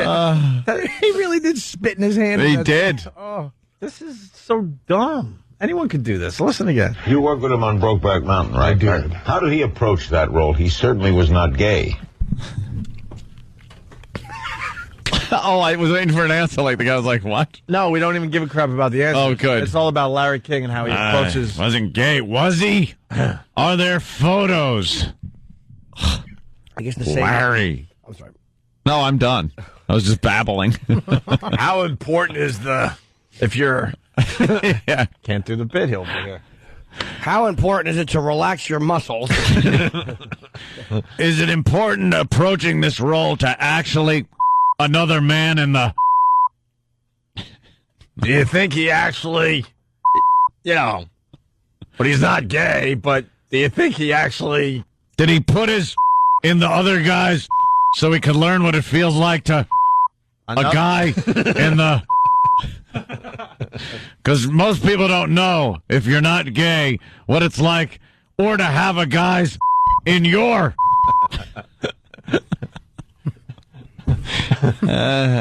You want more or what? Sure. All right. Man, that's more words than you spoke in the past 2 weeks. Hell, that's the most I've spoken in a year. brilliant. There's two short lines. Brilliant. Obviously, they're watching a snippet of Brokeback Mountain, and that's all Larry has. I'm doing this scene in acting class, by the way. Where's the part where he him in the tent? Where he spits in his hand, grabs his and puts it in. I'm Larry King. Did you say you're doing this in acting class? Yeah, well, this is actually before he died, but I think it was like 3 weeks ago. My acting teacher gave me the scene. Not that scene, it's the scene where he goes, I can't quit you. Ugh. But I play Heath. Does he lube up a piece of garlic? Is there any? Are you still doing Welch's grape juice? Does he dip his in Welch's grape juice? Are you still doing the scene? Yeah, I have to actually do it Monday night. And Dude, can you tape it? I gotta hear that. The guy I'm doing with is a really good-looking actor guy. Yeah. And at the end, we get into this big fight, and then I tell him to, leave me. Well, he says, I can't quit you, Enos. When I go, just leave. Enos. Leave me alone. Let's do some of it. And then he goes, to grab me to hold me. You want to do the lines with Kenny? Sure. You got the script? I don't have it on me now, Right now, but it's online. Get the script offline. Yeah, get the script that Bobby's working on in acting class, and Kenny will read lines. With All right. Kenny, you want to read lines with Bob Kelly today? Of course, GH. All right. What an ass. But Are we doing a radio show today, by the way, or are we just hanging out? Sometimes It's Friday. I get confused. Yeah. All right, so this is the actual scene you're doing in acting class, and we'll help you along today. All right, that's great, perfect, perfect. Okay, more Larry King. He's the Joker in the new Batman. The Joker. When is that due for release? That'll be a big summer movie. Will this add to the impact of that movie, do you think? What do you think, Larry? What do you think? No one's going to see the movie now, right? Because that's how we think as human beings. What's going to be the impact? More people are going to see the movie because the guy's dead. Will they drag his carcass to the premiere? Will his wife go to the premiere, or will she be too sad? What an idiot. Is he going to walk the dead carpet? Because it rhymes with red. Never too ashamed to crush myself. What is CNN waiting for? It's time to get Anderson Cooper in there. What are you waiting for? Ooh, Anderson Cooper. He's super. Ben Whitcomb, do we know why he chose to live in New York rather than Hollywood? Heath did have a house in L.A. He did? Yeah. You idiot. And then finally, Larry can't get any answers from his panel and then forgets who Heath's wife was. His parents were divorced, Pat. Are they living? I don't know the answer to that, Larry. I just gonna have to tell you, I don't know the answer to that. I don't mean alive. I mean, hey, are they living? Of course. Didn't you see on the news, first of all, that his parents gave a statement? That's what I'm getting at. Larry doesn't even do just the basics when it comes to this stuff. He doesn't even watch TV to understand what's going on with the subject. Is he from parents or was it immaculate conception? Is he an alien? Is he on that stupid UFO show that Roland made everyone watch? Yeah. Beep. Oh. I like that one. All right. Let's go. So what? He asked if Heath's parents are still alive? He did not ask that. His parents were divorced, Pat. Are they living?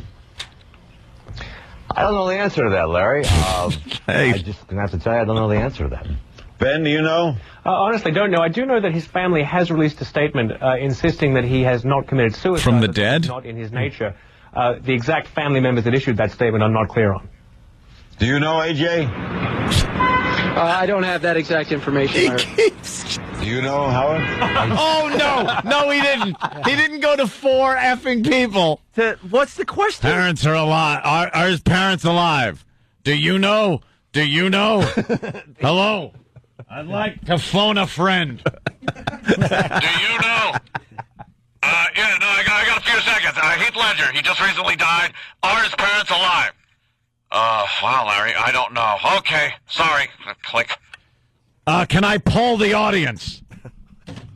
What an ass. 4 people. For a question that's nothing. That's Larry King. I don't have that exact information, Larry. Do you know, Howard? I don't know. I think his parents are living, though. Does he have brothers and sisters?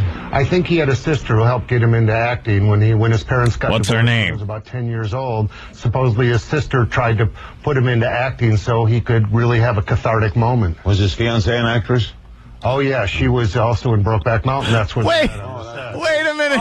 He doesn't even know. They were married, you dope. Why is this guy on my TV? Fiance. They're separated. They were married. They were married, had a kid, and then were separated. And you know what? Can I tell you something? I didn't know that until a few days ago. But as soon as you find out Heath Ledger dies, all this info comes at you, and you kind of it kind of sinks in. Are his sister's parents alive? Can we go through this again? Everybody, anyone, cameraman, do you know? Larry sucks, but the people who prepped for him suck too, because they should know what a doddering idiot he is and have a basic bio out. You know what? I don't even think it's his people. I bet you he's one of these guys. He's like, look, I've been on TV for so long. Don't tell me what to do. I guarantee it. He's they can't fire him probably, and he's just going to sit there and rot on TV for another decade. He stinks. He really does into acting when his parents got divorced and he was about 10 years old. Supposedly his sister tried to put him into acting so he could really have a cathartic moment. Was his fiancée an actress? Oh, yeah. She was also in Brokeback Mountain. That's where they met on the set. She played his wife. Yeah. Yeah, I'm not paying attention. Whatever. Anyway. I don't care about these questions. He is horrible. Put me back in my coffin. The sun's coming up. Can't get enough of Larry King just being a dope on TV every night. Just a dope. You think our old tapes are bad? Well, Larry's current tapes are bad. Awful. When we get back, we got it. Oh, God. What happened? Oh, Jim. Did he just hack something up? Yeah, it was like... and he showed you? I think it was brain matter. You all right, Jimmy? I am, yes. I'm trying to get it out of my lungs. Get it away. Get out of there, sickness. Dude, if you spit that out, it would have bounced. The Mucinex is taking effect. Mucinex. I wasn't able to. That was actually the little creature from Mucinex commercial. Yeah, those animated snot wads. Hey, It's helping me, though, guys. Oh, goody. Good, Jimmy. I still don't feel goodly. Hey, Jeffrey Ross joining the program next. Where is and when we get back. Wait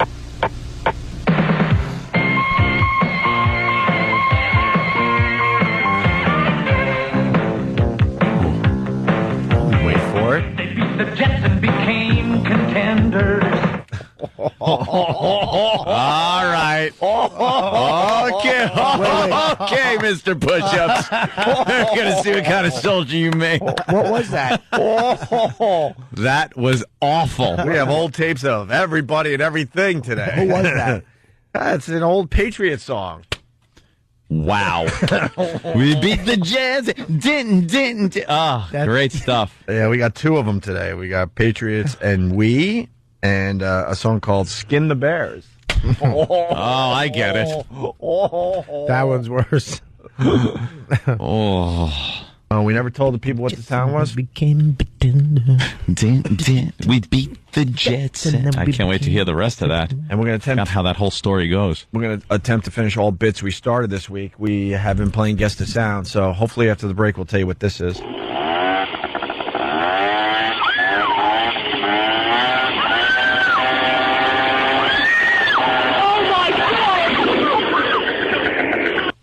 After the break. Today we take care of all family business. Godfather reference. You didn't have to say that. What? It was very obvious to, I think, everybody. There might be a couple of people that don't know movie references. I'm trying to get them up to speed. Right. Well, then they should have their DNA checked. Wow. Very obvious. Get out of my sight. Get out of my sight. That's great. So you guessed Here's that a plane sound? ticket. Yeah. Oof. You're out of the Can I family try to business. guess? That's no punishment. Oh, I'm alive? Okay. I'll get in the car with these guys. What, Bobby? Bobby. Can I try to guess what that sound is? Sure. That's Anthony's dad trying to make him normal when he was young. All right. It worked yesterday. I'll admit it. Much to my chagrin and embarrassment, it worked yesterday. If you keep this up today, It's just overkill. What does it mean? What does it mean? Yeah. Tell me what it meant. Yeah. I'm not even disagreeing with it. I just want to know what it meant because you're trying to. I said it was. I got it. Oh, nice talking to you. You and your freaking nasally attitude. I don't like it. Bob, I'm not feeling well. Yeah, Jimmy's sick. Listen, after the break, too, we got to talk about Bigfoot on Mars. Yes. You know what, Bobby? Yeah, can I have an apology? Bobby's talking about this picture. An apology? Yeah, Bobby's talking about this. For what? Bobby's talking about this picture. Bobby's talking about Bigfoot on Mars yesterday, and I'm like, shut up. And who's on Mars? It's the top video. A rock. Today. No, it's not a rock. It's Bigfoot. All right, we'll get into that next. Bigfoot's a Peter Pumper. Opie and Anthony. Radio shock jock. Opie and Anthony. Were the mics on? Yeah, I saved your ass. I didn't curse. I was just saying, Jimmy said, how's your fruit? And I said, not that good. So I told him to leave. You know what's funny? During the break, people are kind of walking into the studio to check out this awful breakfast that was technically sent by the WWE. It's famous now, the breakfast, so people are coming in to see it like it's a celebrity or a museum exhibit. And Tim, who hasn't turned down food since the Carter administration, because he's fat, he picked up something and just kind of stared at it, and he's trying to figure out what the F it was. This breakfast sucks. It's terrible. Sucks. We want a make good from the WWE. Yep. And then Jeffrey Ross stumbles in here. He looks like he's still drunk. I don't know what that's about. And then we got Bob Kelly. He's doing the Stress Factory tonight, and maybe tomorrow if he feels like it, Vinny. Bob might not show up tomorrow night at the Stress Factory, so you should go tonight. Right, Bob? Yeah, tonight's the night. I might not show up tomorrow. I'm going to be your new manager. We're going to get things done. Nice.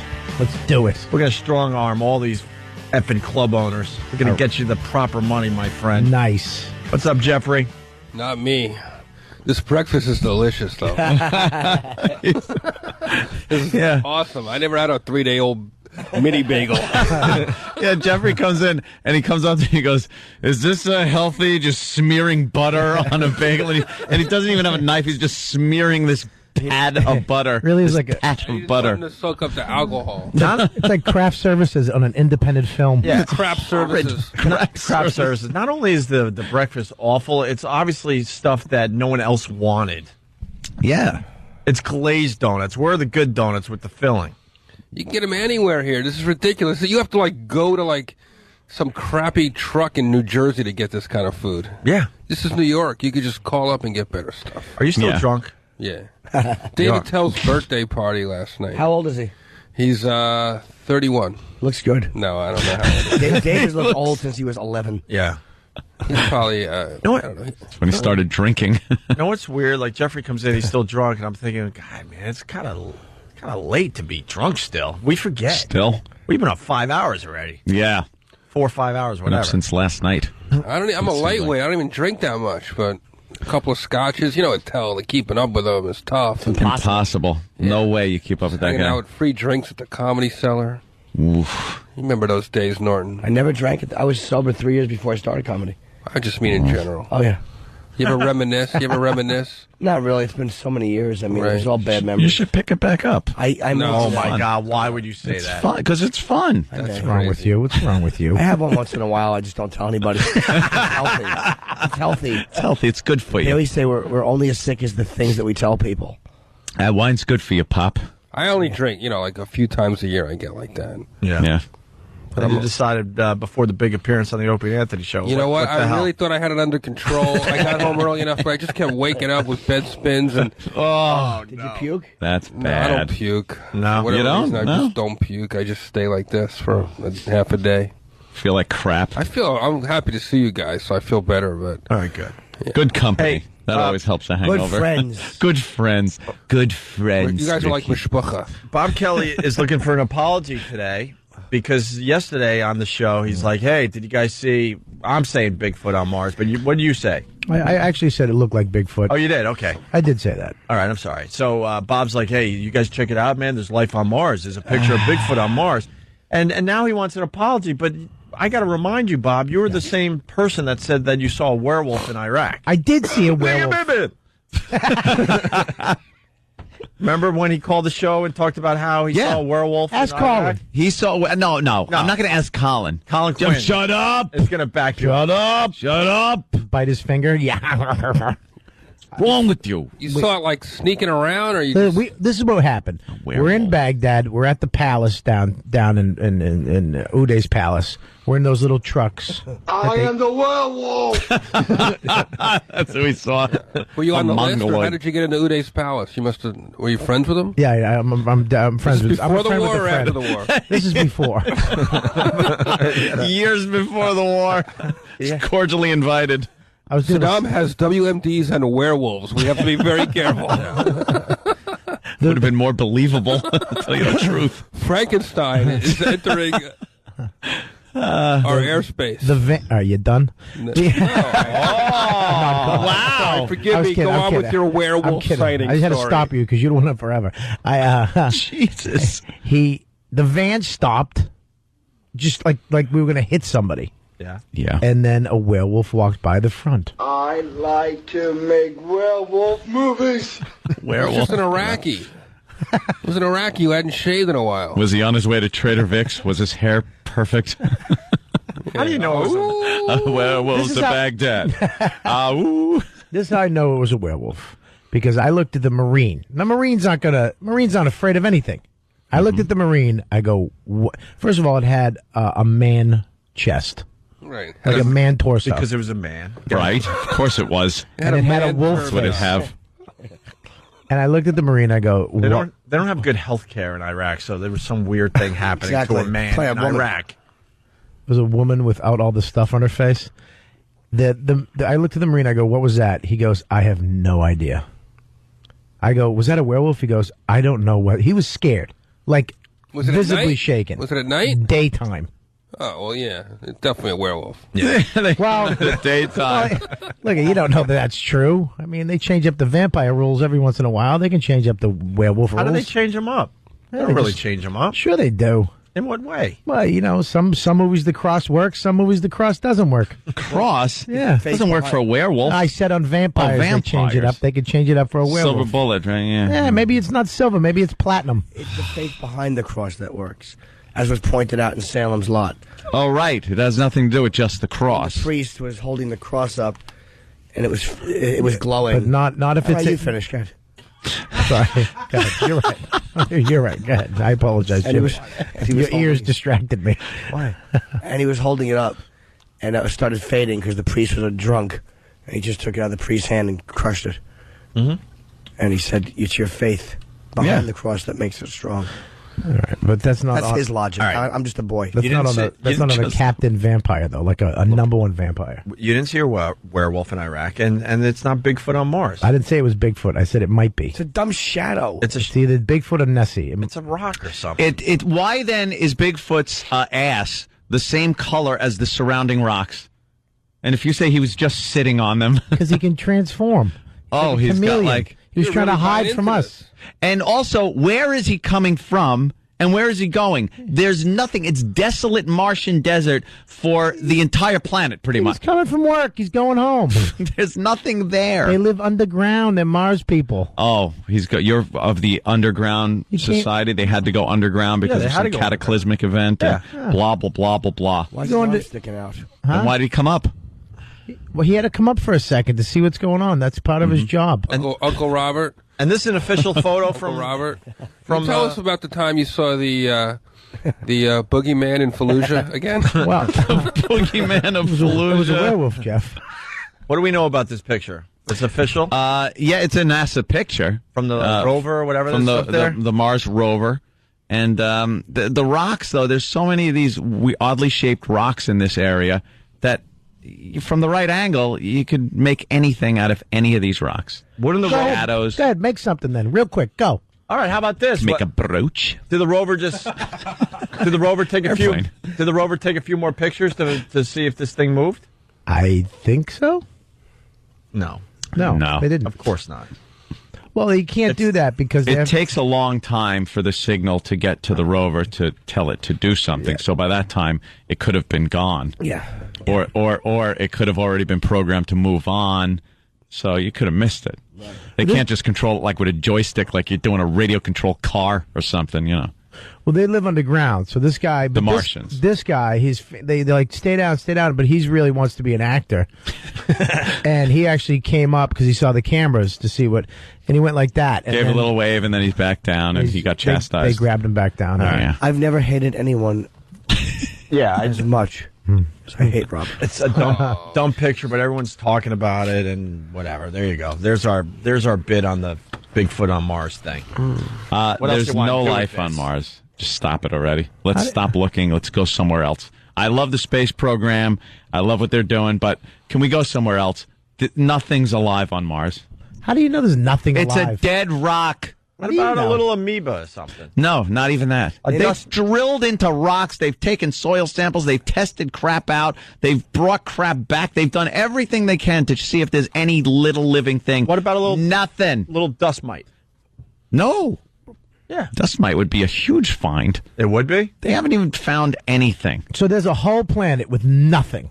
Yeah. Nothing. Like our entire solar system. There's one planet, Earth. No. That's it. That's it. Nothing else ever. In our Nowhere. solar system. Well, you think Jupiter's got some kind of thing happening? Do you know? Try to go.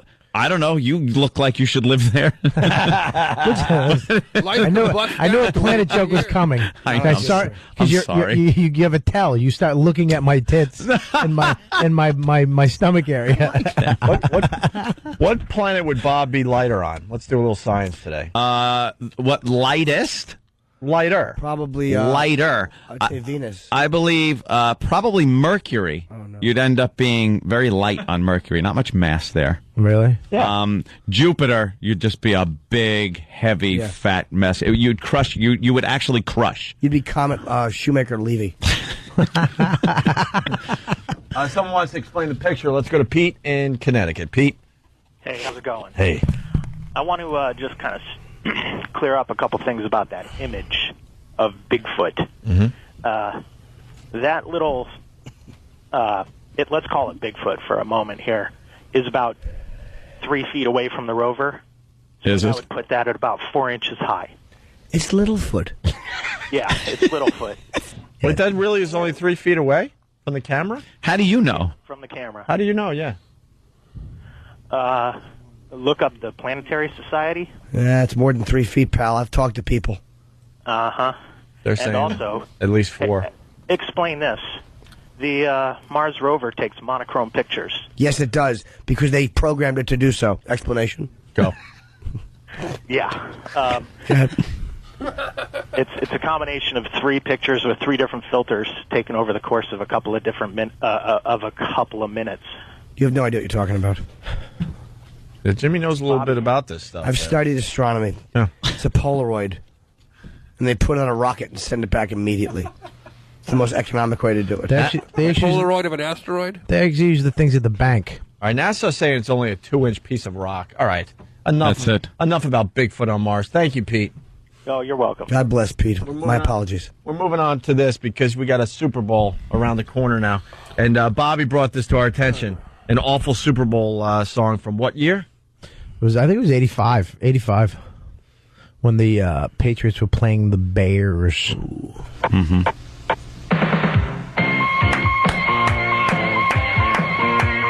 I remember this. Of course. They beat the Jets and became contenders. And we cheered them on. Then they beat... And what? They cheered them on. That's right. Then they beat those Miami pretenders. And the jinx was gone. Still on the dollars around them. Said, can we go that far? Just let us stay for the record. There's no stopping this rising star. New England, the Patriots and me. Oh, no. Yeah. The Patriots. That right there. For that song right there, I don't care how long ago it was, they should lose the Super Bowl. They should just forfeit the Super Bowl to pay back for that embarrassment that is that song. The Patriots and me. Like, hey, you're involved too, people. You're involved too. You're part of this as well. It's New England, the Patriots, and me. Am I going to be the quarterback? STP. STP. One of those singers just get like a residual check because you just played it, right? Sitting there in his own feces. Yeah. Hey, what's this? Every time years later. Every time it gets pplayed, someone just walks up to his door and punches him in the face. Someone out there is like, great, thanks for the reminder. And me. New England, the Patriots and me. That's right. Rolling on to victory. Oh. Now it's the Bears, the big wind from Chicago. The Super Bowl away. I love the guitar. You think that guy was like rocking and making faces while he was doing those leads? Some guitar stings. What year was that? 85. Oh, man. Oh, the Bears came out with their song, so that was Super Bowl Shuffle. That was the biggest one. Everyone remembers that song. No one remembers this one there, Bob. Yeah, they had to come up with this. That was my parents' wedding song, actually. Super Bowl Shuffle. Away.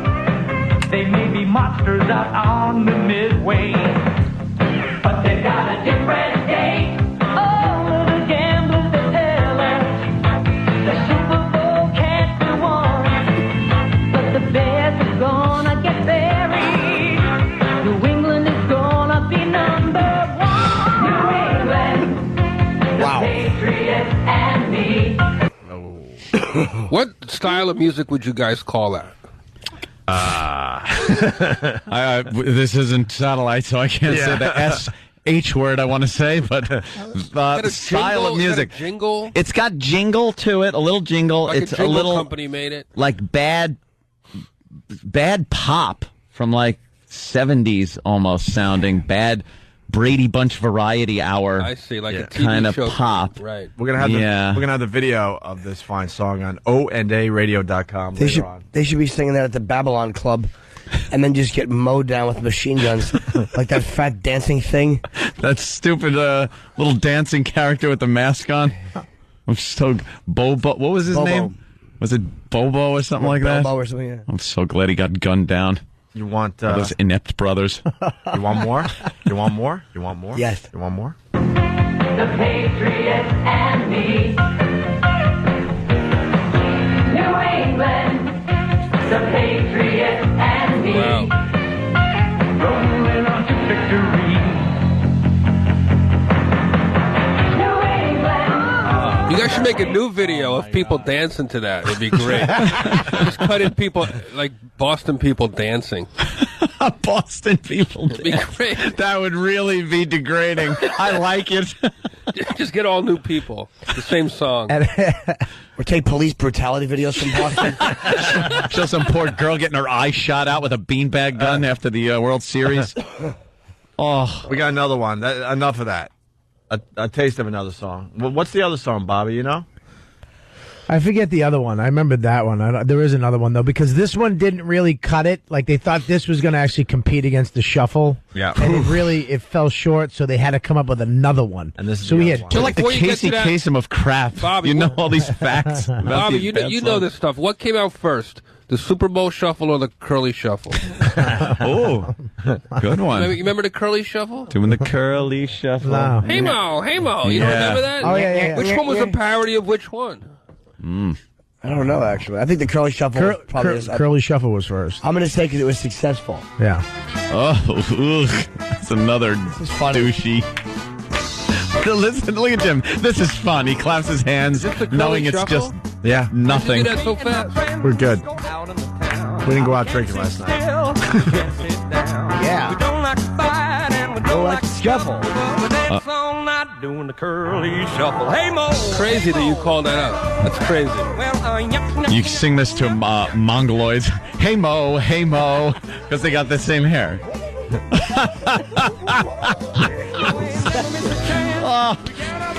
And to the bird and shuffle. well, me and my friends love Larry and Mo. We love licking lead paint. Putting our fingers in sockets, embarrassing the folks. Doing the Downs Shuffle. Hey, Mo. Hey, Mo. Imagine I go to a record label. Well, Pete Rose. You go to a record label in the 80s and you pitch a song about the Three Stooges. Yeah, and they take it. And they think it's a great idea. And then it's huge. Our follow-up, the B-side, was a little number about My Mother the Car. Anyone? Remember that? What?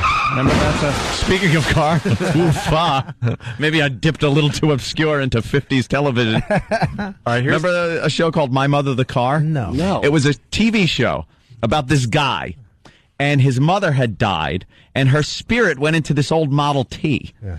And he would go to work and go about his daily business of, dating and working and everything. Yet he got advice and sometimes chastised by a car in the garage that was indeed his mother. Wow. It was called My Mother the Car. More useless information in your head because you're trying to forget about crap that happened to you as a kid. That one, this I is think, our new bit. pushed out when the Mexican tried to pick me up at a party. Yeah. The Mexican man tried to pick me up at a party and wanted me to go into the bushes with him. Yeah. And then my father overheard him say that and beat the living crap out of him against the hood of a pickup truck. There you go. And you cried. No. Well, I did, yeah. Cause I was like, yeah. You got C-blocked. Yeah, exactly. Like, come on, Dad. What are you know doing? It's the same hairstyle as Mo, right? That jerk Ken Burns that stole all my airtime. Hey. Wow. Oh, we're over that. What Ken happened? Burns. You had to go remind me by playing that song. Anthony's trying to fill up his brain with a lot of useless information because there's a lot of horrific things that happened to him as a child. They're, all right, let's get a little taste Memories. of the second Super Bowl song that the Patriots came up with. You ever in did a 85. white chick? Some Mexican guys and Indians. Yeah. And Indians. Here's the second song, Bobby. It's heavier. Yeah. We're awful hungry. I'm very proud. I've got a craving for some grizzly stout. You want some action? You got it now. We'll chew them bears up, then we'll spit them out.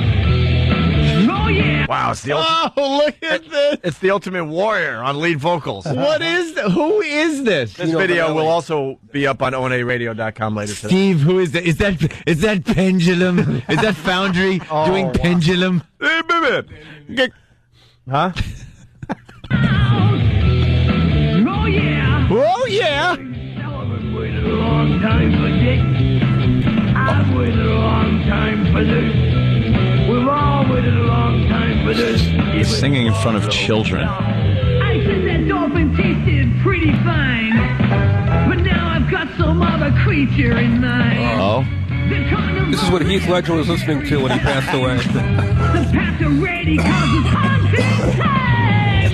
Are you ready? Get ready. The paths are coming to town. The Patriots they do have the worst songs that ever came out. What are you talking about? You did a cover to this. This is horrid. You don't like it? Find a worse dude. Super Bowl song. They Anywhere. I don't care. The Patriots should apologize. Dude, they're kind of a cool band. It's heavier. Yeah. By the way, Shut up. I believe they lost that game Against the Bears. and I think it was 48-10. Wow. Yeah. But are they really losers when you got a song like that behind you? I know it was a I don't think blowout. there are any losers. I was in rehab when it happened. It was a very bad day. Get that song out of your head. The bears are going down. Yeah. The Bears are going down, man. Little chant. We're gonna skin the bears. Come on, people, what do we got in the bears? Yeah. White people are just inept. Come on, people, what are we going to do? You get the Celtics involved with the With their video. funny shorts. Your friend called, yeah, he's kind of quick. But could you tell me now, how does it feel with your face in the ground? Are you ready? Get ready, the paths are coming to town. I have to leave. I can't be in this situation. This is killing me to just sit here and listen to this. No one's saying anything, too, because we're all just shocked. You got to see the hair. It's that 80s hairband hair. This video has to go up. Yeah, it will be up. The song alone is just horrific. Yeah. You think it's bad? You don't like it? No, actually, I like it a lot. They have a morning zoo radio guy with a newspaper trying to be tough, sing along to the song. Norton's Singing tapping along. his foot the whole time. I certainly am. It's a toe tapper. Hate the game, let the player. The guy's been sick. Now he's up. He's dancing. Woke me up. Oh, swim walk. Hey, Just take the swim walk. Oh, sorry. I'm sorry. It was 46-10. Yeah, it was a pounding. Okay. Oh, now look, they're getting all wild with each other. What is that? What? That's the morning zoo. Then they start having some man-on-man sex. I don't know what they're doing. Lemon party. But they're all wearing Kiss T-shirts with a pink logo. Really? Cool. Bunch of guys in a radio station. It's like, our defense you'll be hating. We're going to give you liver disease like Walter Payton. You guys should just put that song and cut in Two Girls, One Cup to a music video. That's actually got better music in it. Yeah. All right, we're taking a break. We got to take a break. Hey, Jeffrey, what are we promoting today? I'm at Caroline's this weekend, tonight, tomorrow, and Sunday. Nice. 212-757-4100. Well, what about Bobby? Bobby's far away. You can do Bobby, where are you performing? Well, if you don't want to take a bridge or a tunnel, you can actually stay in Jersey and come see me at the Stress Factory. Yeah. Unless Friday you live in New night, York, 2 like shows. A human being, you could just come to Caroline's. Right. Yeah, if you're a human being, you go to Jeff's show, and if you live in Jersey, you come to my show. Oh, looks like it's getting a little heated in here, guys. Let's go to break before it gets nutty. Whoa, I don't know what's I'm gonna actually happen. going to go to Bobby's show. I'm going to go to your show. Oh, guys, cut it out. This sounds like something that would be funny if I could think.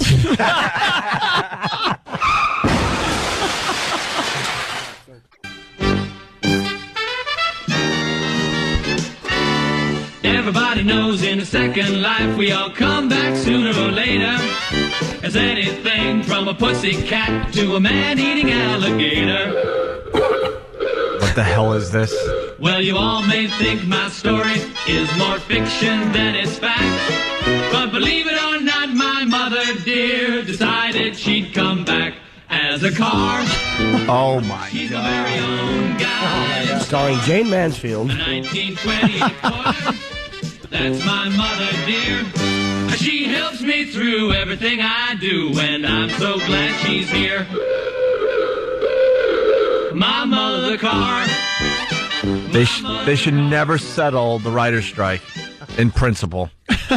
In principle. I'm serious. Now, who signed off on that one?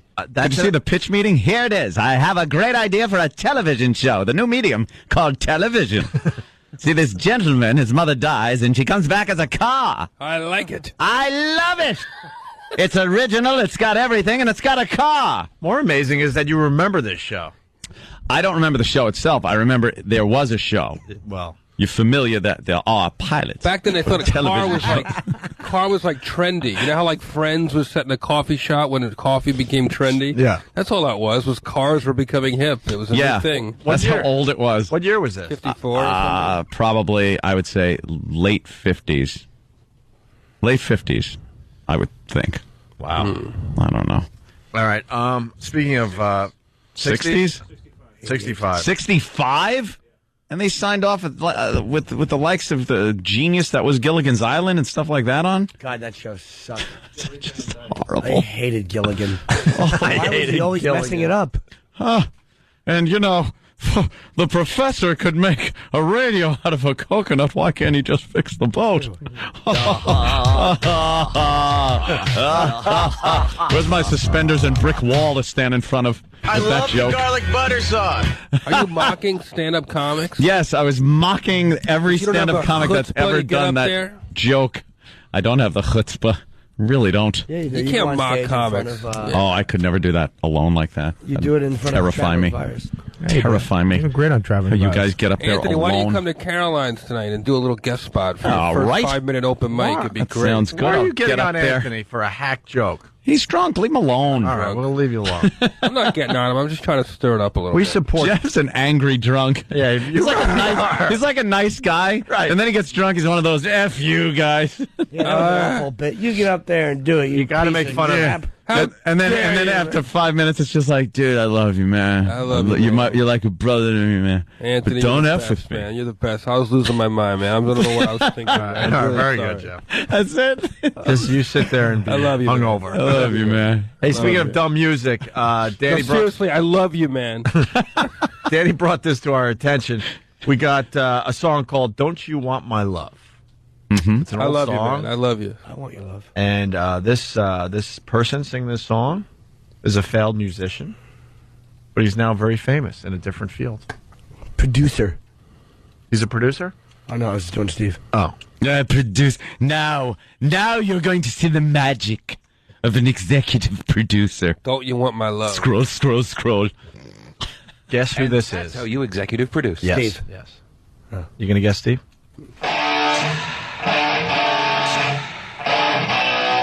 Journey? Those summer nights I do remember I like this one. Norton's in my dancing. youth. I do recall those were the best times.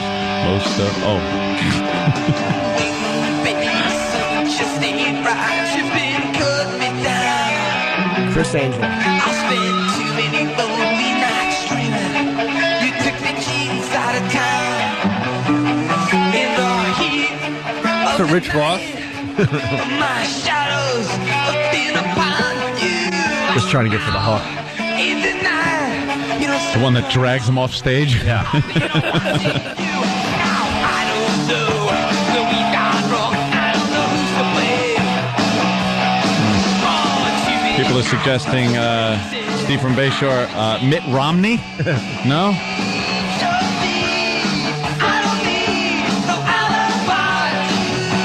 Now, what's the gimmick? This is somebody that was He's a failed musician, but now very famous. now very famous. In another field. Marvin Hagler.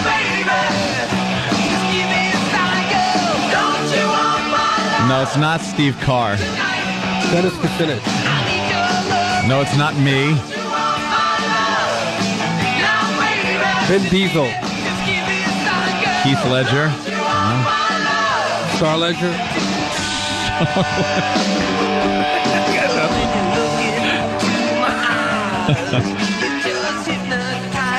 Oh, I know the answer. Do you?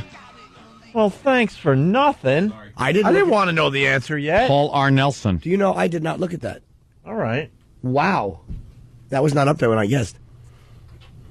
Oh, you guessed the... I did. I didn't look, 'Cause and I still don't know. heard the video a while ago, but I think I heard a moment of the song. What'd you say? Who was it? Oh, you know it, Herbie. Okay.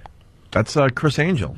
Yeah, I didn't know. It is Chris Angel. You knew he was one of those like '80s rock guys just by the way he does the beginning of his show, and it's all the 80s song, cheesy. His theme song he did. With, Wow. With, I think Rob Zombie helped him, right? Yeah. So- Yeah. Good trivia, Bob. Is that him on stage? He's a great magician. He made Heath Ledger disappear. Sold him Is that it? Look at him rocking. He But he's doing magic while he's singing. Did he do magic Yeah. while he did his? Yeah. Oh, wow. Why wouldn't he? Oh. Was he called Chris Angel back then? Just Angel. Oh my gosh! You gotta see the video. Yeah, we'll have the video up. ONARadio.com. That hair looks like Tony Montana's sister. He looks like the lead singer of Cinderella. He's nice. All those guys So from he's back in the day. this is like the 80s. He's older than, huh? He knows how to treat a woman by taking her to the toilet. To the toilet? Make out. Manolo. I like Fernando. Manolo. Scarface. Manolo, shoot this piece of... Manolo.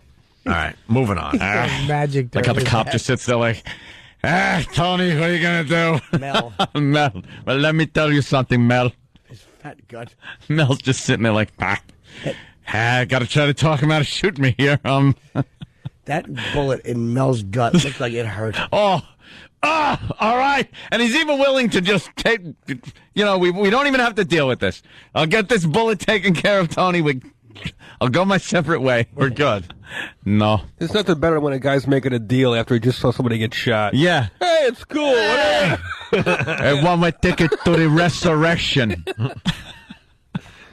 He just shot him right in the gut. And I have seen that movie recently, and they did remaster the sound. Oh, they which did? is good. The music still blows because it's that real cheesy 80s That's the only thing synth wrong with that music. movie. Yeah, the music is really bad, but what was also bad was the gun sound effects were horrible. Really? No matter what gun they used, it was the same old pew, pew, pew sound, but they redid the bullet sounds for different machine guns and stuff. It's got a lot more bass sound to it, so they sound more realistic. Can they fix up the Makes it blood, better. too? The blood Yeah, the was blood awful. looked bad. Oh, It was man, kind of was a that little awful. too bright. Yeah. It was a low-budget movie? No, it was There a it big is. budget movie. They didn't have the Good technology, stuff. I think, then. But they had all that Take it to bad the music. limit. Wait, have you seen it lately?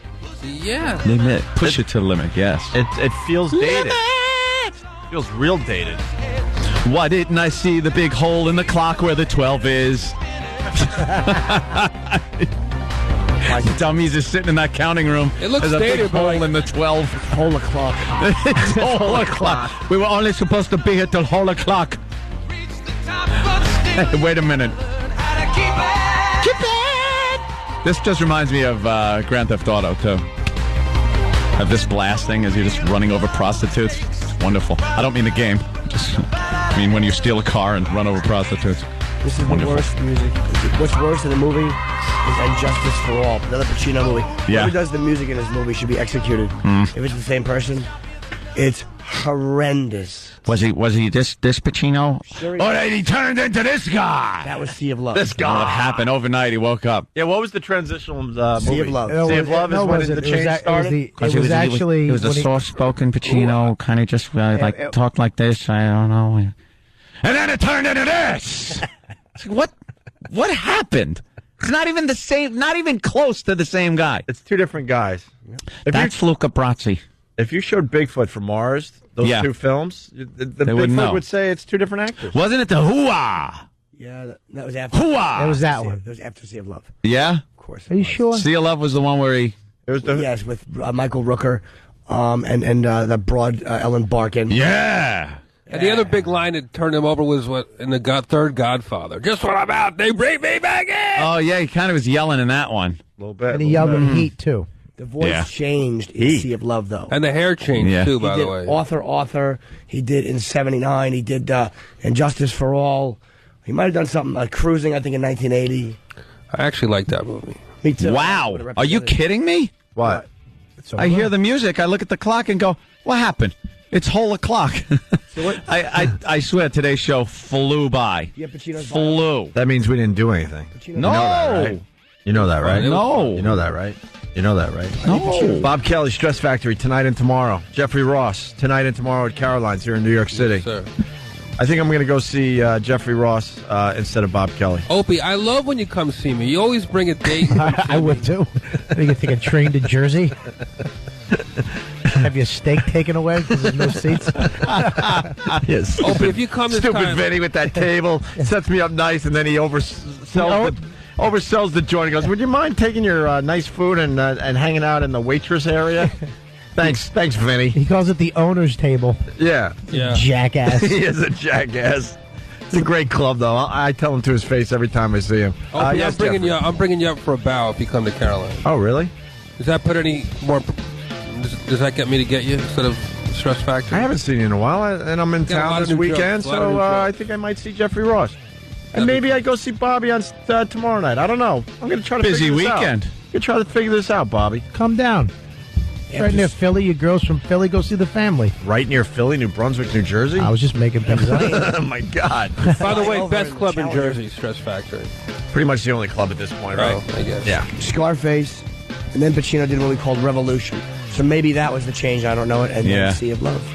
I'm never wrong about Yeah, that. there is that transition. Because I would love to get the two movies where you watch the one and he's the old Pacino, you know, the younger Pacino, and then watch the other one and he's just this yelling, You know what? gravelly voiced guy. You do a great impression, but I think we really need to get the actual audio. That'd be My fun. impression is just other people's impressions. I'm not even okay. going to try to say I did an impression. You're doing Frank It's Frank Caliendo doing Al and Pacino. everybody else that does the Pacino thing. Hey, also on Monday we're going to have more very uncomfortable audio from Ant and I from way back in the day. I can't wait to We listen. just started that bit today, and it's going to get real ugly in the What's it coming from? weeks. It's started a new thing called Old School Opie and Anthony, and we played some audio from 1996 today. Great. It was really uncomfortable. So funny. And it was just a taste. I want to hear that. Well, come back Monday. All right. All right. This is the Opie and Anthony Show. Opie and Anthony. It's the Opie and Anthony Show.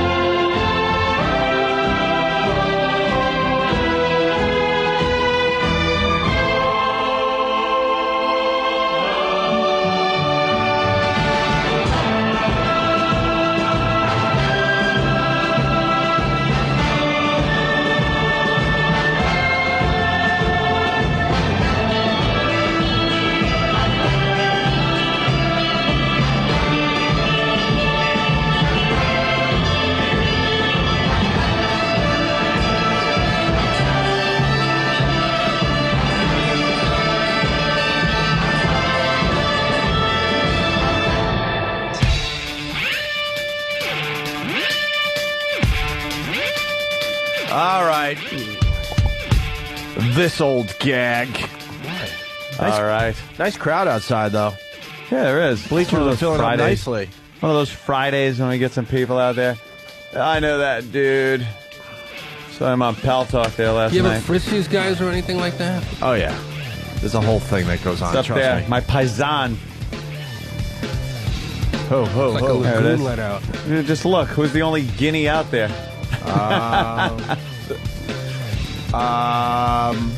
The redhead? No. What? He's being blocked. And he was on Pal Talk What's up, last bro? night. How you doing there, pal? That's H. Cup Jane's husband. Yeah. See, I know.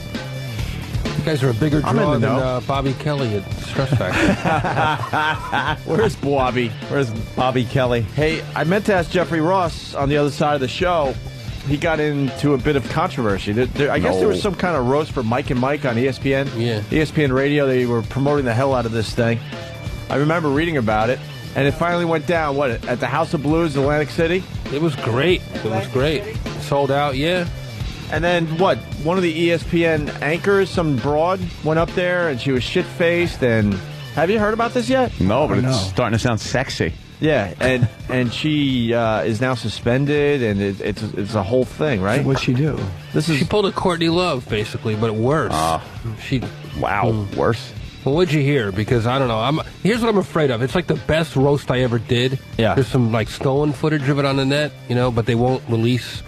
They're pretending it didn't happen. It was supposed to be a huge promotion. It was a huge promotion Yeah, for they Mike and hyped it Mike up on huge. ESPN. It was Hyped sold it. out. They filmed it. I'm assuming they were going to put it on DVD or on the internet. Something was going to happen.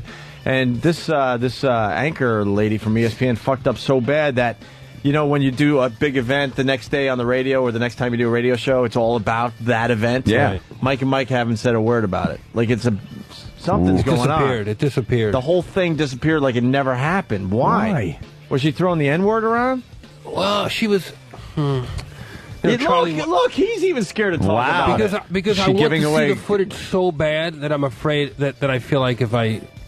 Well, as long as you don't lie about it. As long as you don't. Well, I mean, a lot of people saw it. So, essentially it was written up anyway. This was all in the press. But she was drinking out of a vodka bottle straight at the podium, just spewing vulgarities at Charlie Weiss, the head coach at Notre Dame. Uh-huh. The big fat Charlie Weiss, who I called the lunchback of Notre Dame. And, he'd already taken, some fair shots. Yeah, no, I said, Charlie, what happened? You look like you put on all your freshmen's 15. He's a big guy. Yeah. But anyway, how big is he? She just sort of screaming, cursing, doing all kinds of Jesus references. So the Catholic League, whatever. Well, you're scared to say it, but John in Virginia's saying that she shouted out, "Fuck Jesus." Yeah. And Bill Donahue got involved? Who's that? Catholic League. Oh, boy. Yeah, he did. He did get involved. And actually, the roast was 2 weeks ago. They didn't suspend her till yesterday. So obviously, this thing was percolating for a while. How can you be suspended for doing a roast? The roast is supposed to be no holds barred. What bothers me, Opie, is that it's supposed to be a roast. I mean, anything goes, no holds barred. Obviously, you have me and Eddie Griffin and people like that. It's going to be out there, and then they punish somebody for drinking too much, essentially. And we're not being good at it. She's not used to doing that, right? Of course, there were great players there and stuff, and every Ditka was there. And every roast has that one person that is not used to doing it, and they say unbelievable things where you're like, "Wow, you don't know the nature of a roast now, do you?" It's like I'm really afraid. He's very afraid. ESPN, it's like they're watching me at all times. They're big. Well, here's a picture of her guzzling out of a vodka bottle. Hey, look, Dana Jacobson's having some fun. So here's a fun picture. That's Dana Jacobson from ESPN having fun. Yeah, this guy, Trey Wingo, me and him pulled her off the stage eventually, and she kept going back. It went on for 15 minutes. Was she really drunk? Or is that Yeah, she was falling off her stool. She had to be, carried out of there. It was insane. Why wouldn't they just make fun of it? I did. I tore her apart. But what bothers me is that Mike and Mike can't talk about it, and you know, or And aren't obviously you talking about it. can't. I guess I'm torn because I want to get my footage so bad because I've never killed that hard in a roast. Wow, especially really? Sports roast. So what are you hoping that they're going to release this someday? Or at least give it to me just to have for my archives or I guess whatever. you made fun of a Catholic school, Notre Dame, right? I did. I mean, it was all She made her, fun really. of football, and she made fun of Jesus. That's the But the triple focus play should be of- on all the of hell. funny people, not Right. on one person Sure. that couldn't hold their liquor. Yeah, yeah. The guys had a great night. And she's not used to doing this. And, you know, again, when people aren't used to roasting, they don't know what the limits are. That's almost a good idea, though, for somebody that doesn't know how to do a roast. Go up completely intoxicated and just, like, be Have a drunk. moment. Have a moment. Yeah, have a moment where people are like, oh, my God. Then it transcends, oh, are they funny? Are they doing jokes about it? Are they this? Oh, they look a little stiff, or they look like they're scared up there. Just make it like, oh, my God, that person is so fucking hammered, they have no idea what they're doing. Steve was doing that during the Gene Simmons roast. They had to Yeah, take him out. it was kind of similar to that. I guess that never works because they always wind up dragging you out of there, and I don't. that strategy isn't a good I don't one. know shit about roasts. I've watched a few and been up there and, you know, just watching. It was crazy. But what I want to ask is there a limit? Is there limits when you do a roast? That's a good question.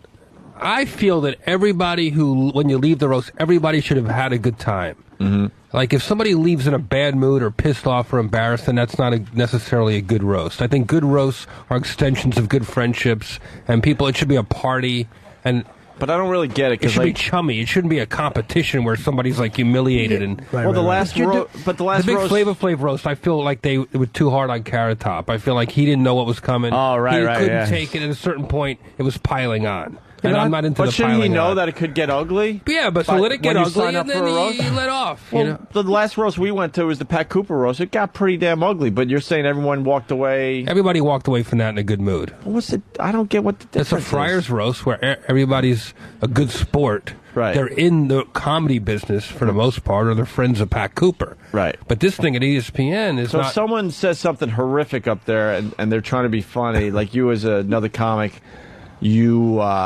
look at that person and go, wow, you went too far. But in their mind, they were thinking, I was just going for I thought a couple guys- a shocking laugh. I think if you're out of control, people have that vibe. Because there's been people that hit really hard, but you know where it's coming from. I think Right. when people are out of control, or it looks like it's coming from an ugly place, that's when people have a problem. That's what happened with this woman. Yeah, but didn't Danielle, what's his name? Danielle cried. He cried. Why? At his roast. He got emotional. He got really When emotional. Richard Belzer started reading the reviews from Della Ventura, his TV show. Yeah. Wait, he cried because he felt good about the No, he reason cried that because he people was were. embarrassed at how bad his TV show was. Are you kidding No, me? it's classic. Where is that footage? Probably drunk. Oh, But he was that so- footage exists. I'm going to track that He down. was so from the proud Friars. that he actually, because he fought to have it in New York City. Because they wanted to film it. He was like, he wanted to do it here so actors can work in New York, and it just got trashed. And they ran it. is a crybaby? You know what it is? I didn't say that. The name he is no lives in good. he lives in Hoboken. I'm not saying that. One Carrie's crying. You know what that means, too, Like right? a woman, like a grandma. You could act like a man. And then Jerry Matter Lewis, with you? we roasted Jerry Lewis 2 years ago, and he had a heart attack on the flight home. So I don't know. I can only blame myself. That was in Las Vegas, right? Yeah, he flew from here, did the roast here. The next morning at 7 in. By the time I woke up the next day, I read Jerry Lewis has heart attack on the way home from roast. Uh-oh. What did I say? Oh my gosh! Was it a commercial plane or a private? I don't know. I was a You commercial. probably plane. laughed too hard and shake something loose inside. I think you roast a lot of time when it's essentially a retrospective of your career. Ghosts from your past come up. People are showing up in the audience, and I think it affects people. It's very stressful, in a maybe. monumental way. I mean, it's your whole life. In the Flashing form of before your backhanded eyes. compliments. And when you're old and, mixed with the heart medication and the whatever he has, he's It's just uncomfortable to be made fun of, no matter who you are. I couldn't take it. I don't mind it at all, man. I've been roasted, and when my friends are killing me.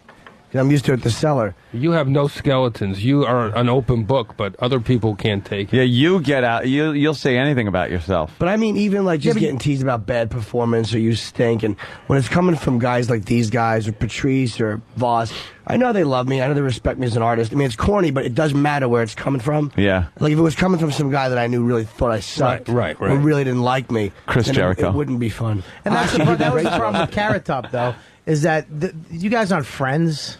I mean, when Norton's roast, it was all his friends and all people who cared about him. So when people say that, you can take the hit. But you guys on that roast, nobody was really buddy-buddy. No. And Carrot Top was taking No. taking hits from people he probably knew didn't like him. Carrot Top showed up there because this is the Flavor Flav roast, because Flavor Flav invited him. They're buddies. We got that audio. We do have that. And for whatever reason, in my opinion, and as a fan, I love Greg Giraldo. I thought he went too far. And and that's fine, I mean, it happens. But in the end, I feel like it's not fun for the guys who are there. And why do that? And wow, I don't get what a roast is then. It's I like to do it. Yeah, it was. No, I don't know how to describe it. But when you see it, you know it. Like the Carrot. I'll give you an example. If you want to break it down, if we're breaking it down, I'll break it down. And I'm just using Greg Giraldo as an example because everybody knows him and he's an awesome roaster and an awesome comedian. But he delved into commentary a couple times, and it's not necessarily. If I want to say something about somebody, I try to do it innuendo or make a joke out of it. Yeah. But he said, Carrot Top, you went to the plastics. What the fuck happened to your face? That was the line. That made me laugh really hard. I know, it's hilarious. So that's why I don't get it. But it's not a joke. Really it's a fact. It's a question. It's not even rhetorical. Oh, shit. And the guy, Carrot Top, knows in his world, he looks great. He's got guys around him all the time saying, you look great. You look great. Yeah, men. Yeah, and then he just, that's funny because it wasn't a joke. It's just kind of like, what the fuck happened to you? I'm sitting between, Carrot Top's sitting between me and Jimmy Kimmel, and we both our heads turn and we look at Carrot Top, and it was like, the smile just melted off his face. He's got to think they're going to make fun of his stupid muscles and his eyeliner and his plastic surgery. Right. He's got to think there's going to be jokes coming about that You're stuff. a comic. You got plastic surgery and you're an eyeliner and you're around a bunch of comics. You're not going to take a hit for that. And he's not the type of comic that addresses that stuff. He's silly. I like him because he's self-deprecating. I do like that. But in his act, he's very silly with props.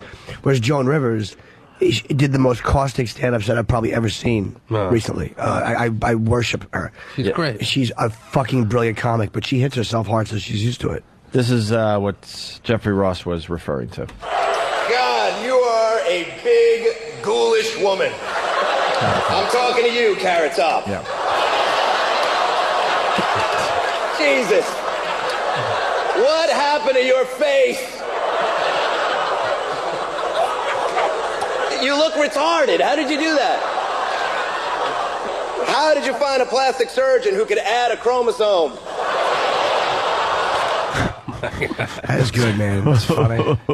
He had Flav pretty hard, too. That's funny. But nobody really, he doesn't know Carrot Top. They're not friends.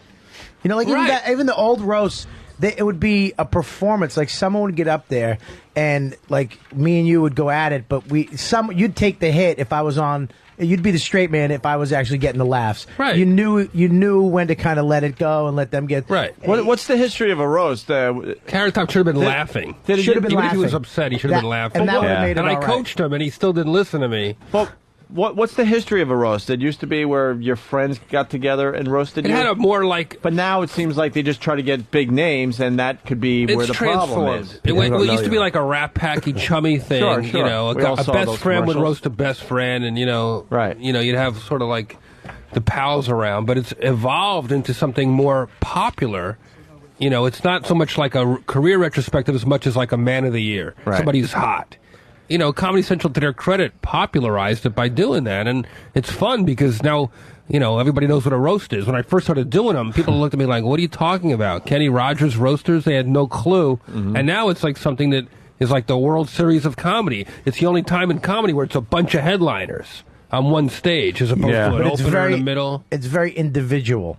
You're going out to get your laughs. Right. And you're going out to kill like it's a set. Right. Instead of doing like back in the day when it was everybody kind of working, I'd say something about you and that's good.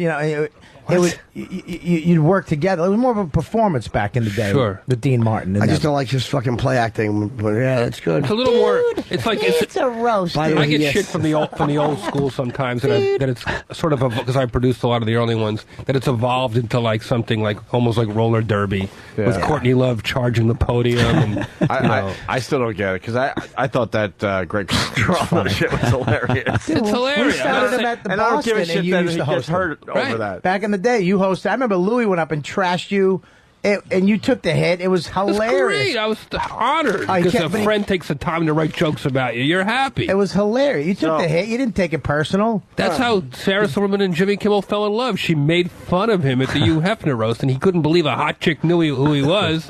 And then, it's like a comedy pat on the back when you take the time to write a barb. There's nothing funnier when a comic bombs at a roast. Remember Keith Robinson? Keith Robinson. Oh had my a God, fucking- that you was were there? so bad. He yeah. had a meltdown. Whose roast was it? Yours, Jimmy? No, that was I think it was Patrice. Patrice O'Neal's roast. It happens. It happens. was wonderful. It was so. They actually tried to get him off the stage, and he got angry because didn't he run in at the last minute too? with a napkin. Yeah. With like 2 things written on it. He thought he could improv the roast. Yeah, he was because he gonna did improv. before. The one before that, he just went up and killed with not even writing anything down like he has for his whole career.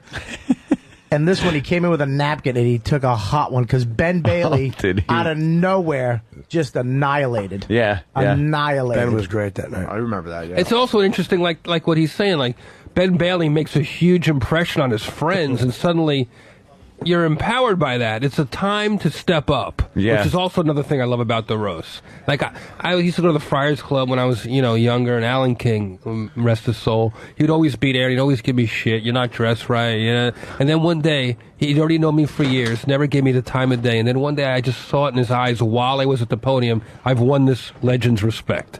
So you can feel those moments. Like, he'll never forget seeing his buddy, step up at a roast. Yeah. Bobby, like you're talking about. I've never felt that feeling of my friends actually having a look We in don't their hate eyes. you anymore. That's consolation.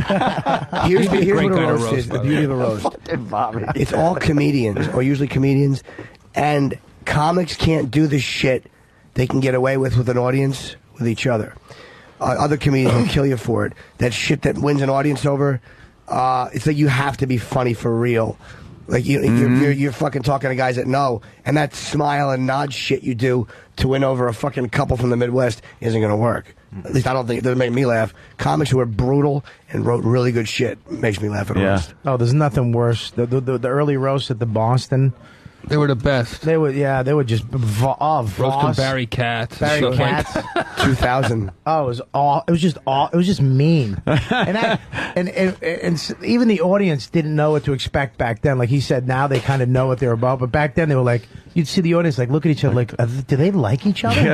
Are they going to fight? It was weird. Like, I used to go try out roast jokes at comedy clubs before the roast, and I'd have to explain what it was.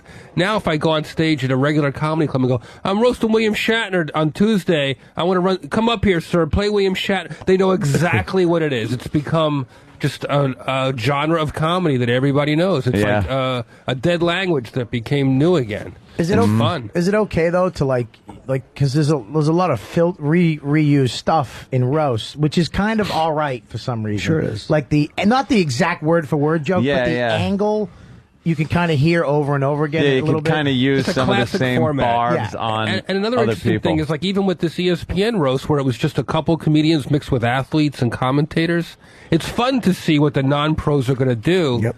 And it adds some life. Like, they have an up and down thing, and I think it's fun when people bomb. I think Oh, it gives the hell next yeah. guy something to work off of. Was that the one Billy Bird did? No. Oh, this was a recent one. All right. So just to wrap up, she's suspended, and Mike and Mike aren't talking about it. So this is becoming a thing now. Yeah, well, people are all over the blogs and stuff desperately trying to find footage of it, and somebody put up a few minutes of my opening. It's the hardest I ever killed at a roast. I get one laugh that's like a full minute long. It's like gladiators in a coliseum. Sports fans, it's crazy.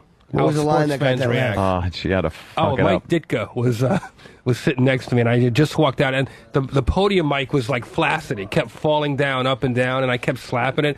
And he does those. Yeah. I go, oh, look at this thing. It's lamer than Ditka's dick.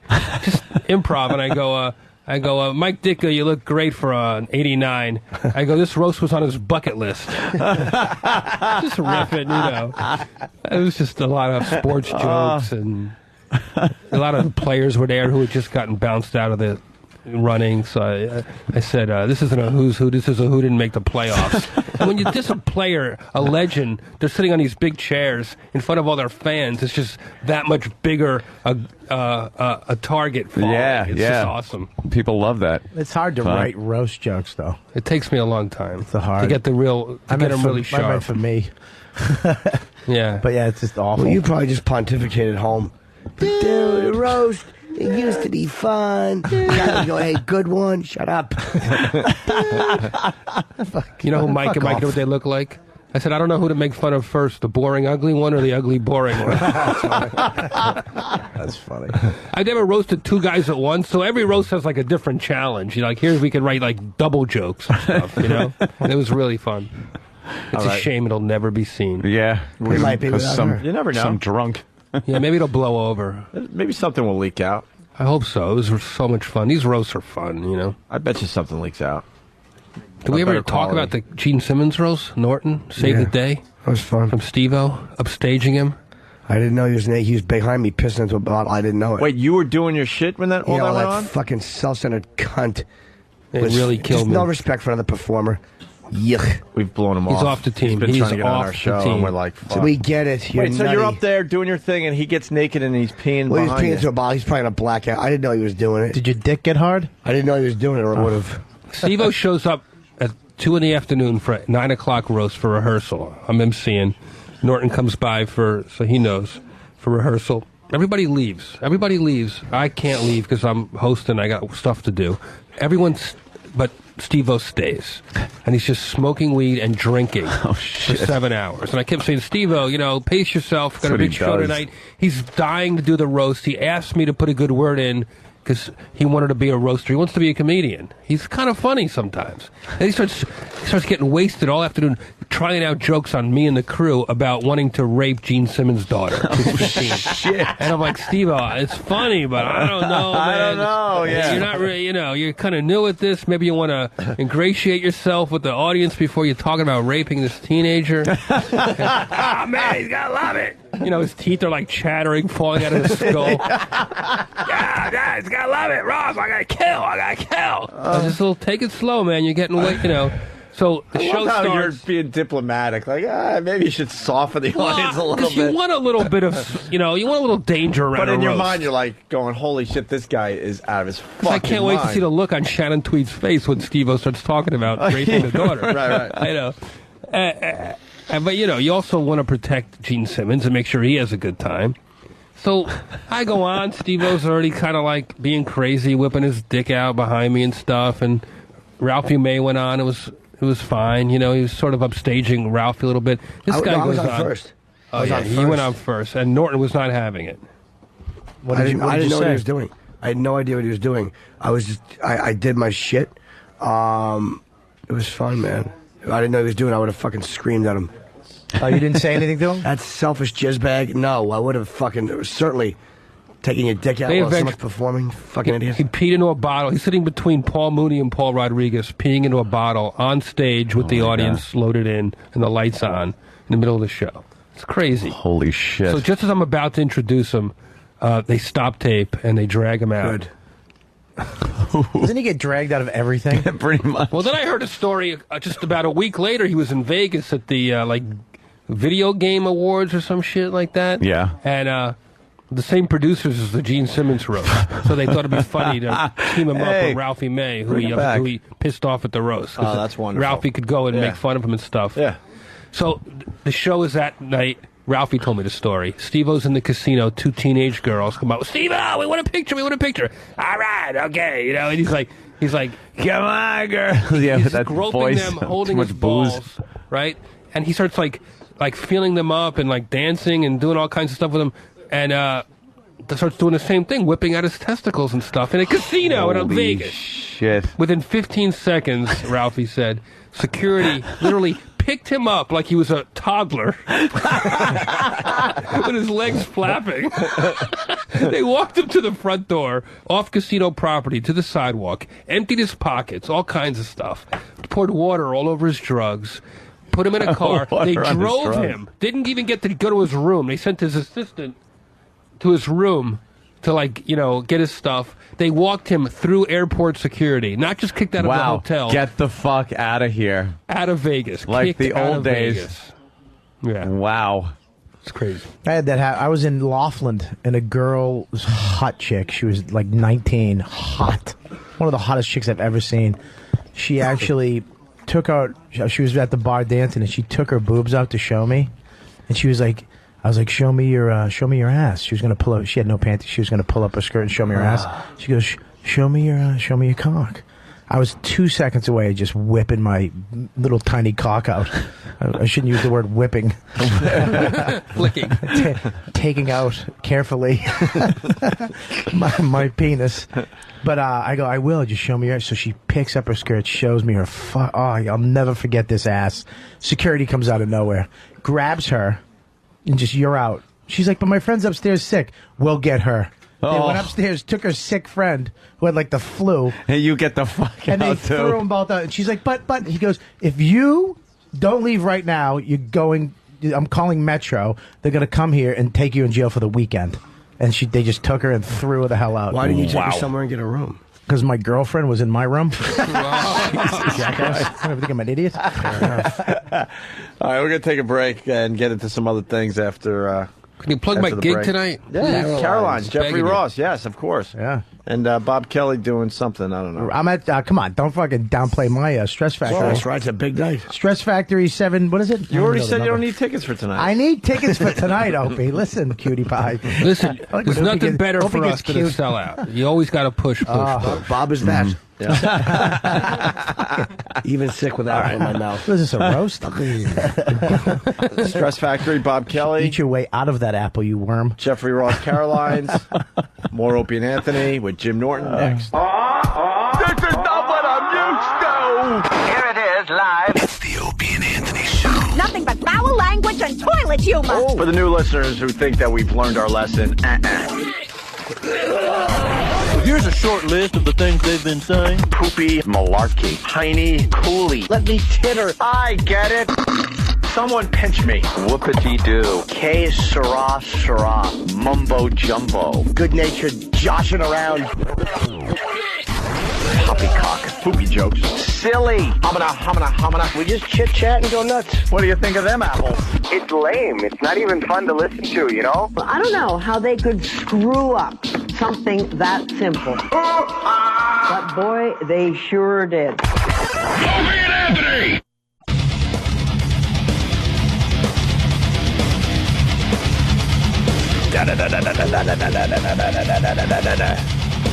You guys having fun out there? All right.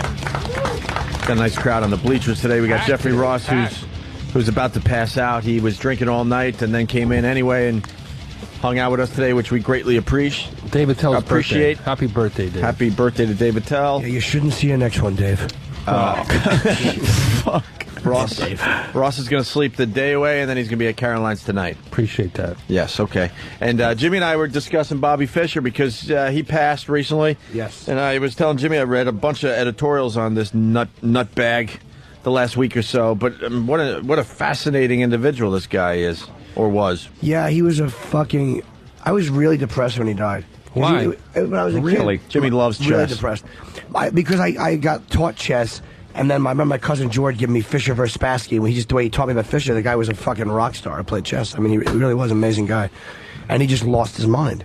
You know, a lot of geniuses do. A lot of guys that are that smart just lose it at the end. Yeah, I'm going through that Paranoia. right now, man. Yeah, exactly. It just sucks. No. But MVP is here. Oh, I forgot we had another guest today. Shit. Ooh, it's MVP. Well, we're going to find out. I don't know. He's right out there hearing this, too. Great. No, we're very excited to talk to MVP from...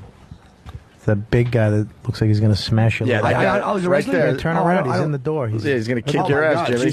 Jesus Christ. It looks like Master Poe and Gavin put together. I didn't trash him. He's a big guy. Anyway, Bobby Fischer. So, yeah, he lost his mind, and then he denounced the United States of America. Oh, yeah, he called that. Well, go ahead, That's Jimmy. right. You know better than I. On 9/11, he called radio shows saying how great it was, the attacks. Yeah. And how the fucking U.S. deserves every fucking thing it gets. He was a crazy dude. But he was Jewish. He hated Jews. They should arrest Jewish ringleaders. And he was, turns out both of his parents were Jewish. He was a nutty boy. Ooh, Yeah. self-hating. And then how did he get out of... They shapeshift. Why did he go to jail in where? Japan for 8 months, He left the country years ago. He hated the U.S. Yeah. And in '92, he was playing in Yugoslavia, a rematch with Spassky for $3 million. And the U.S. said, do not play this match. There's an embargo against Yugoslavia. So he read this thing the State Department sent him on the news. It was at a press conference, and he spit on it. He spit on it at the news conference, and he played the match.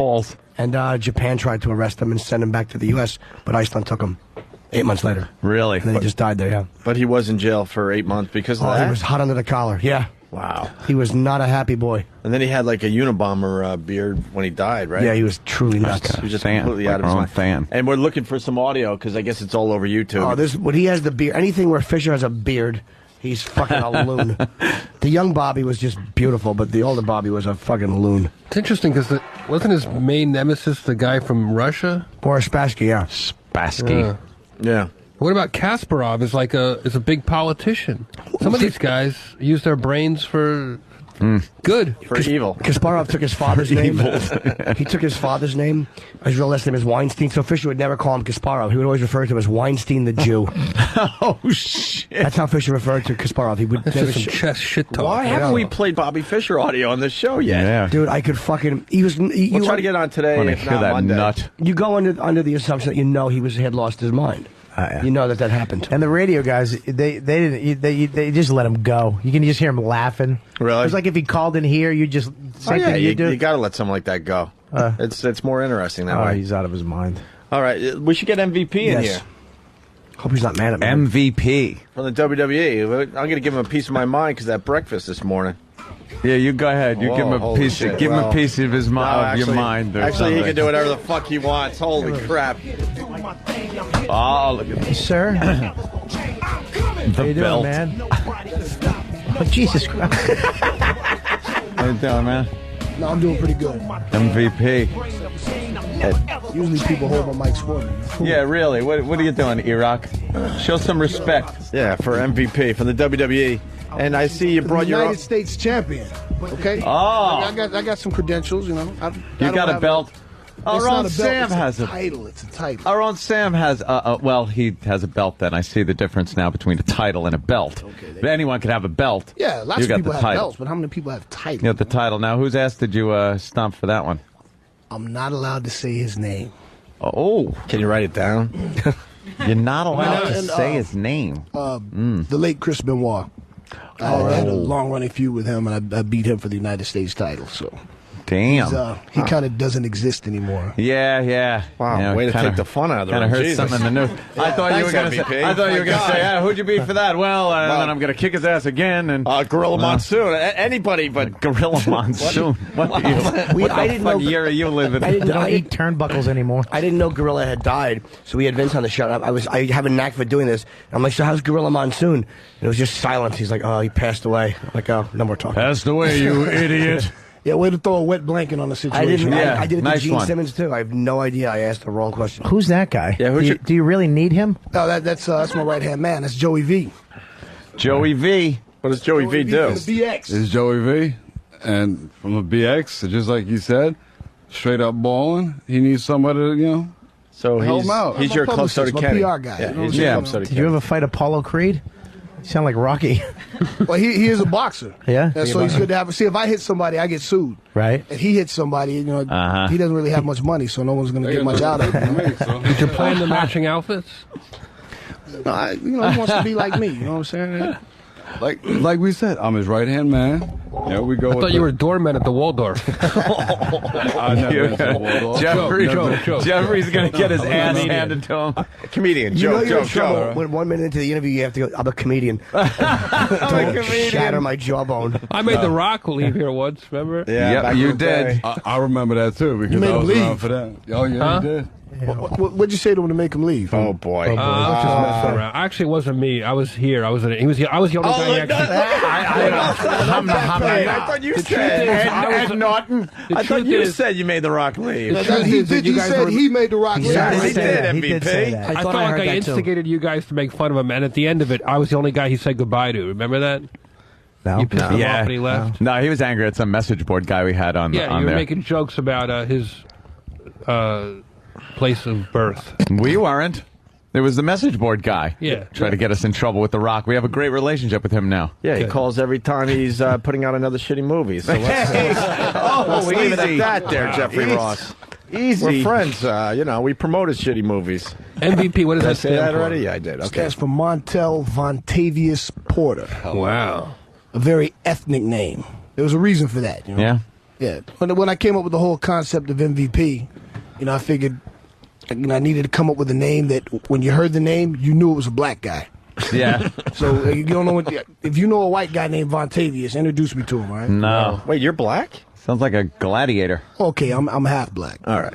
There's not too many MVP white Our own guys Sam anyways. is black, Not too. very many. Well, his hair is nappier than mine. Is that the hair of a white man? Oh, We don't man. not at No, all. we know Not at it. all. He will not admit that he's got a little black blood in him, MVP. Oh, it's in there. You can tell. It's in there. right? He said he traced his family tree back, and it went back to Thomas Jefferson, and we know what was going on with Thomas we Jefferson. all know what was going yeah. on there. So something, you don't get hair like that No. if you're all white. Or big eyebrows. I mean, if we're going to get into this. Now, They're a He looks little like bushy. he looks like Thomas C. Howell when he was trying to pretend to be a C. black guy. Thomas Howell, Or C. Thomas Howell. Soul whatever Man. his name is. Thomas Soul Man, C. that's it. Howell. Soul- Do Soul you, Man. Sam? Now you know everything about WWE, and I do. Would you like to conduct maybe a little interview? Well, I think Sam should get the proper introduction. This is Sam from the Sam and Sam show. And, What? he's a celebrity. Yeah. He's a take over the celebrity. show. You know what I'm saying? I might. Jim, I would like to say that your hour on HBO was fantastic. Oh, thank you. Monster Reigns. Wait, who is this Unbelievable. guy? Thank you. Man. Whoever he is, I like him. And congratulations on your half hour on Comedy Central. Oh, thanks, dude. What about me? Please have something nice to say about me. It'll make my day. I'm glad you haven't smashed or broken anything lately. Wow, this guy knows. He does know. Yeah, I do. See why I keep him around? Bob Levy. Bob Levy. Bob Levy. I'm sorry. No, Bob- He was on the roll. Kelly. I was on a roll Jeff- for a quick second. Fine. There. Jeff. That's Yeah. right. Jeffrey Ross. Funny on the roast. I've seen you on the roast. Hysterical. Anthony. Thank you, sir. Unbelievable gun collection. Yes. Oh, see? Dude, just bought an FS 2000. Don't forget his I fingers don't down know the what range. the hell that is, but congratulations. It's a blast. You can probably shoot. What are the odds? Shoot anything. I don't care. A stalker. Just shoot anything. Okay, now back to MVP. You see how quickly he deflected that? Say he just switched that off? He's awesome. So he He's runs out, awesome. when he runs out of steam, and then he just throws it back to you. Sounds punch drunk. Is he all right? MVP really beat the hell out of somebody, man. You're Well, not I joking. can take care of myself. Where are you from originally? Miami. So were you like a fighter growing up, or boxer, or what got you into wrestling besides being a big no, I was dude? a fighter because I was half black, half white. Grew up in a black neighborhood and went to a white school. So the white kids called me nigga, the black kids called me cracker. So I had to fight all the time. Wow. So it's funny, people people say things like, "Oh yeah, wrestling shit's fake." Yeah, but I can fight for real though. So whatever you want to get into. How do you feel about guys like men like myself and Chuck Liddell, like guys that feel like we have Liddell coming in Monday. Monday, Yeah. and we love those. Is there any group of animals that more like a problem than the MMA guys? No, you know what? It's funny. Most of the guys in the WWE are huge MMA fans, and a lot of the MMA guys are WWE fans. So there's no issue there. How do you at all. feel about Brock actually going into the UFC? Good luck. You think he's gonna dominate? I want to see what happens when he gets punched. Well, they say that he That- was an animal in the WWE. He was a real psychopath, anyways, and he was a. I didn't know him. wrestler. I've never met him. I know Right. a lot of guys. I mean, as a wrestler, he's a phenomenal wrestler from what I've heard. Right. His amateur background speaks for itself. But like I said, when you're in the MMA, if you got a ground game, that's cool. But when someone punches you in the face repeatedly or catches you with an elbow in the chin, right? That. I don't care how good you wrestle. If you can't take a punch, all that's out the window. That is what. It's funny you said that because there was an interview with Steve Austin. I think it was Austin, who's a pretty bad dude. $6 million man, yeah. Oh wait, Stone Cold. You got it right. I'm fucking with you, And Jimmy. he said Lindsay Wagner's a dyke. How do you feel about that? I don't care. She was a fake pussy. So I think it was Stone Cold Steve Austin was being radio interviewed, and whenever they're talking about Liddell, and he thinks he could fight Liddell, and Liddell's response was like when he heard the audio was just like he's never been hit like I'll hit him. It was like he's never been punched. That's true. Oh, like I'll punch him. I don't know why I just repeated what you said. Liddell's an animal. Like we both think alike. Hey, MVP. What? You were in jail, right?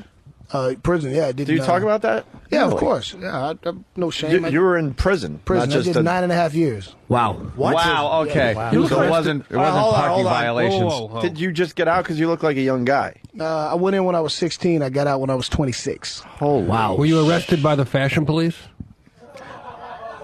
Whoa. I'm gonna leave now. Oh, man. You want me to, I'll hold your coat. I'll hold your coat. I want to. Oh boy, he's taking his coat off, Jeffrey. Jeffrey's really hungover too. Jeff's a little drunk. Oh boy. No, I mean, I just. I take it back. You look Please fantastic. tell me what's wrong with my fashion. Tell me what's You wrong. look great, man. I mean, kidding point around. something out. Is it the Gucci? Is it the Versace? I mean, what is it? Please tell me. Because obviously well dressed. Please tell me. Yeah, Jeffrey, he's waiting. Go ahead, tell him. No, I'm afraid of him now. I got my laugh. Afraid of I'm him done. now. He's a great MVP. I'm kidding. I'm I kidding. mean, I question your intelligence. We're talking about my 9.5 years in prison, and you want to insult me? That's a fashion police joke. Just a little. And we haven't even I'm gotten one of the into most why. fashionably dressed individuals on television anywhere in the world. Certainly in this room. Absolutely. Look at us. Look at you, Jeffrey. Jesus. You know what? You're too easy. Remember, like you, I get paid for a living to talk. Right. The only difference is I speak to a much, much larger audience. That's true. So,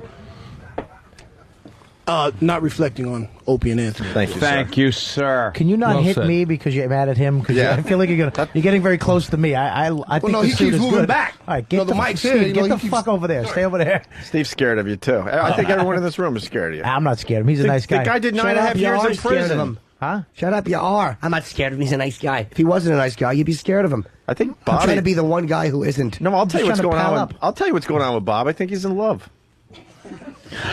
With who? With you're giving him a nice look there. What are you talking about? Don't set me up for pounding, you asshole. I'm not scared of him. He's a nice guy. No one's scared of a nice guy when he's being nice. I made a joke, and now I'm being nice, you know. and now I'm actually pretty afraid. Are you really afraid? Yeah, you should be. Because there's a thing that protects us, which is the fact that it's entertainment.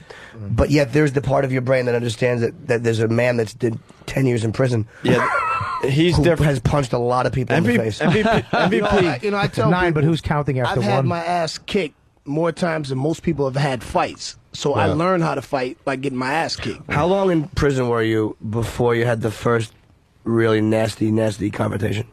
Oh, when I went in, I was 16. Wait, So, why did you go to jail? Because I don't know. armed robbery, armed kidnapping? You kidding? Right. Well, let me explain how that works. In the state of Florida, if you lock someone up against their will to facilitate a robbery, that constitutes kidnapping. Like in the back room, if you lock the back so room. if someone came in here now and locked everyone in the closet and took our wallets, that would be however many counts of kidnapping, which is what happened. I robbed a casino on board a cruise ship. A casino on a cruise ship. Yeah. Really? Did was you the realize getaway? it's kind of the getaway is a No, little we rough. got away. How? What'd you No, have? we got away. You had a second boat? No, well, You had a jet Probably ski? docked. well, yeah, we went out. It was, the 3-mile cruise to nowhere. Yeah. It was one of those. I mean, Who drove the getaway dinghy? There was we went out in the cruise, and once we came back in, we hid and did, broke out the guns, robbed everybody, and Wow. left the ship, got in the car, and got away. But Sounds like Speed 2. one of the, You're a pirate. Yeah, that's what they said, modern day piracy. But I was 16, and I get think caught? the oldest somebody ratted us out. Is that person still No, alive? he's dead.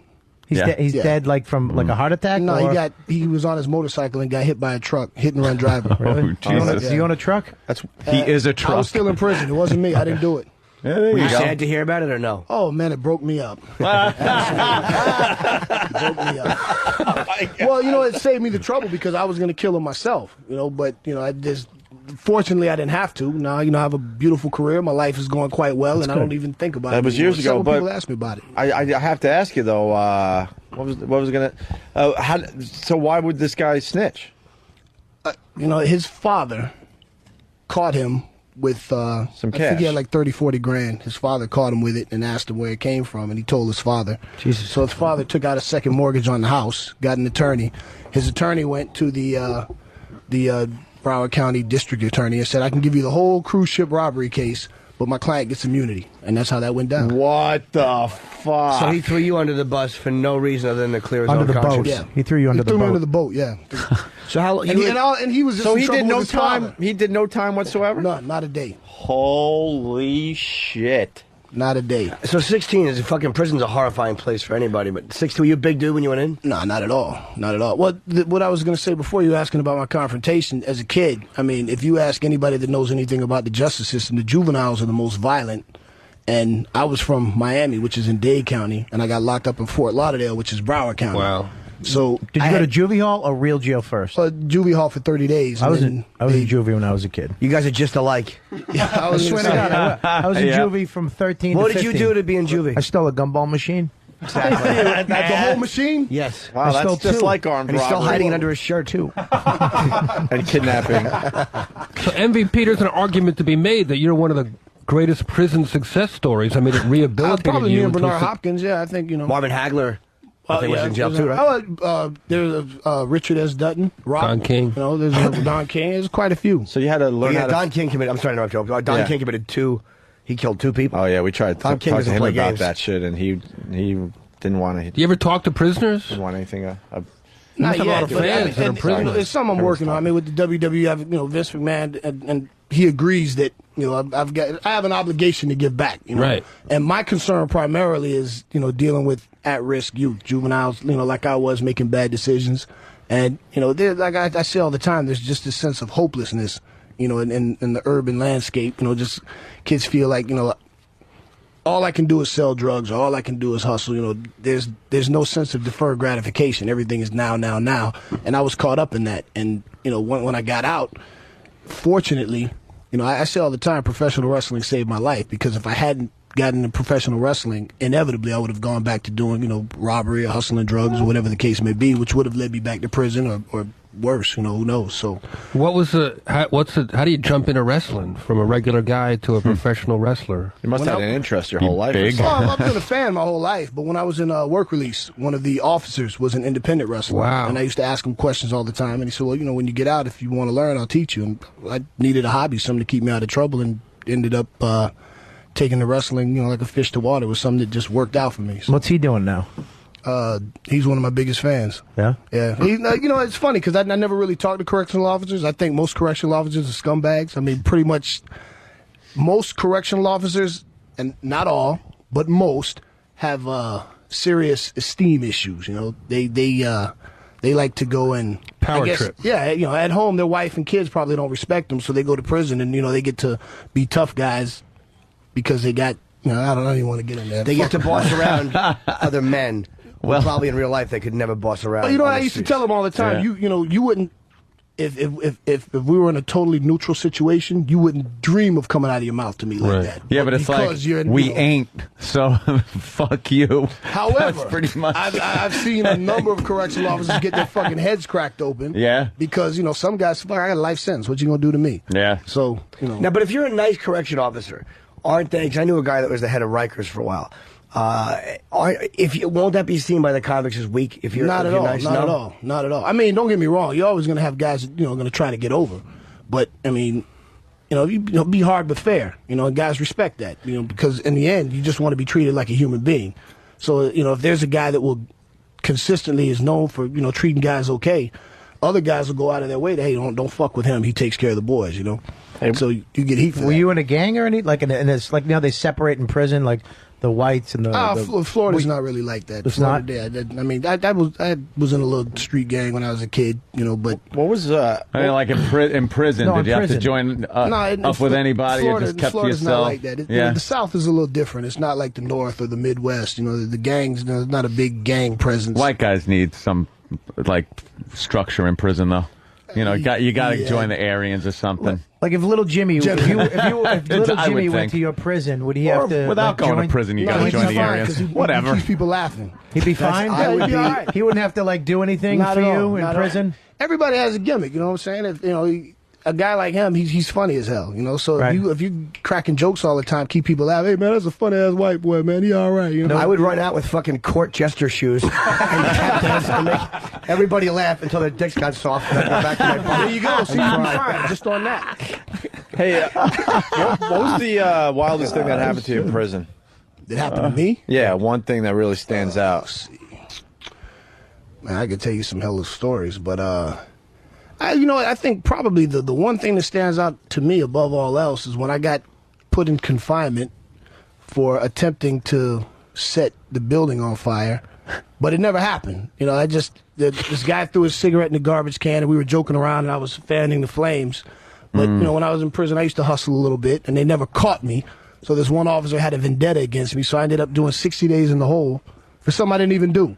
So there was no fire, there was no flames, no anything, but the disciplinary report was written up saying that I attempted to commit arson, and when I went before the lieutenant, he told me I'll be placed in administrative confinement while they conduct an investigation. After that, I'd be found guilty, and I'd spend it was kangaroo court. He told me I was going to confinement. I was going to spend 60 days in the hole, and before there was ever any investigation. What is that like, by the way? 60 days. It sucks. Why does it suck, though? I mean, it sounds like awesome to me. If I could just sleep Bobby, all it day does sound good. and eat 3 meals and just take naps, eat 10 that sounds meals. awesome. And not get beaten. Bobby, all talking to you want is nobody. 40 hots in a cot. 40 hots in a cot. What's the thing about that gets to you? 60 days in the hole. Where you can't figure out when the days begin? Or? The prison that I was at, DeSoto Correctional, was a real old prison. So their confinement was hot as hell in the summer and freezing in the winter. So all you have is your underwear, T-shirt, and a couple personal items. So and it was the winter time that I was there, so it's freezing. You would starve to death because the servings they give you. I mean, they don't really give you much food to eat, and there's nothing to do. So you're just sitting back there, trying not to go crazy. So what do you do for 60 days? Talk to yourself. I mean. Wow. After a while, after I was in there about a month, there was a new superintendent that allowed us to have books.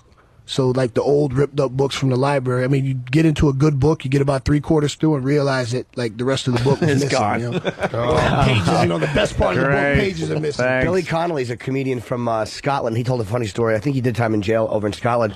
He said what guys would do is go to the library and they'd get a mystery. And then the guy that did it, every time his name showed up in the book, they would circle it. So that who did it. The whole book is for you. That's fucking low. What a fucking angry thing to do.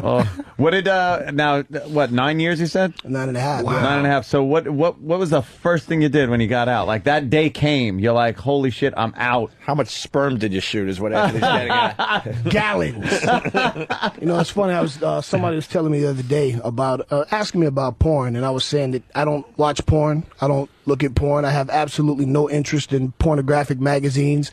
And I don't masturbate. And I tell the only time I touch my dick is to clean it and to insert it. But when you have to fucking jack off for 9 years, that I have no interest in porn whatsoever. The day I got out, the very first thing I did as a free man, because when I went in, I was 16.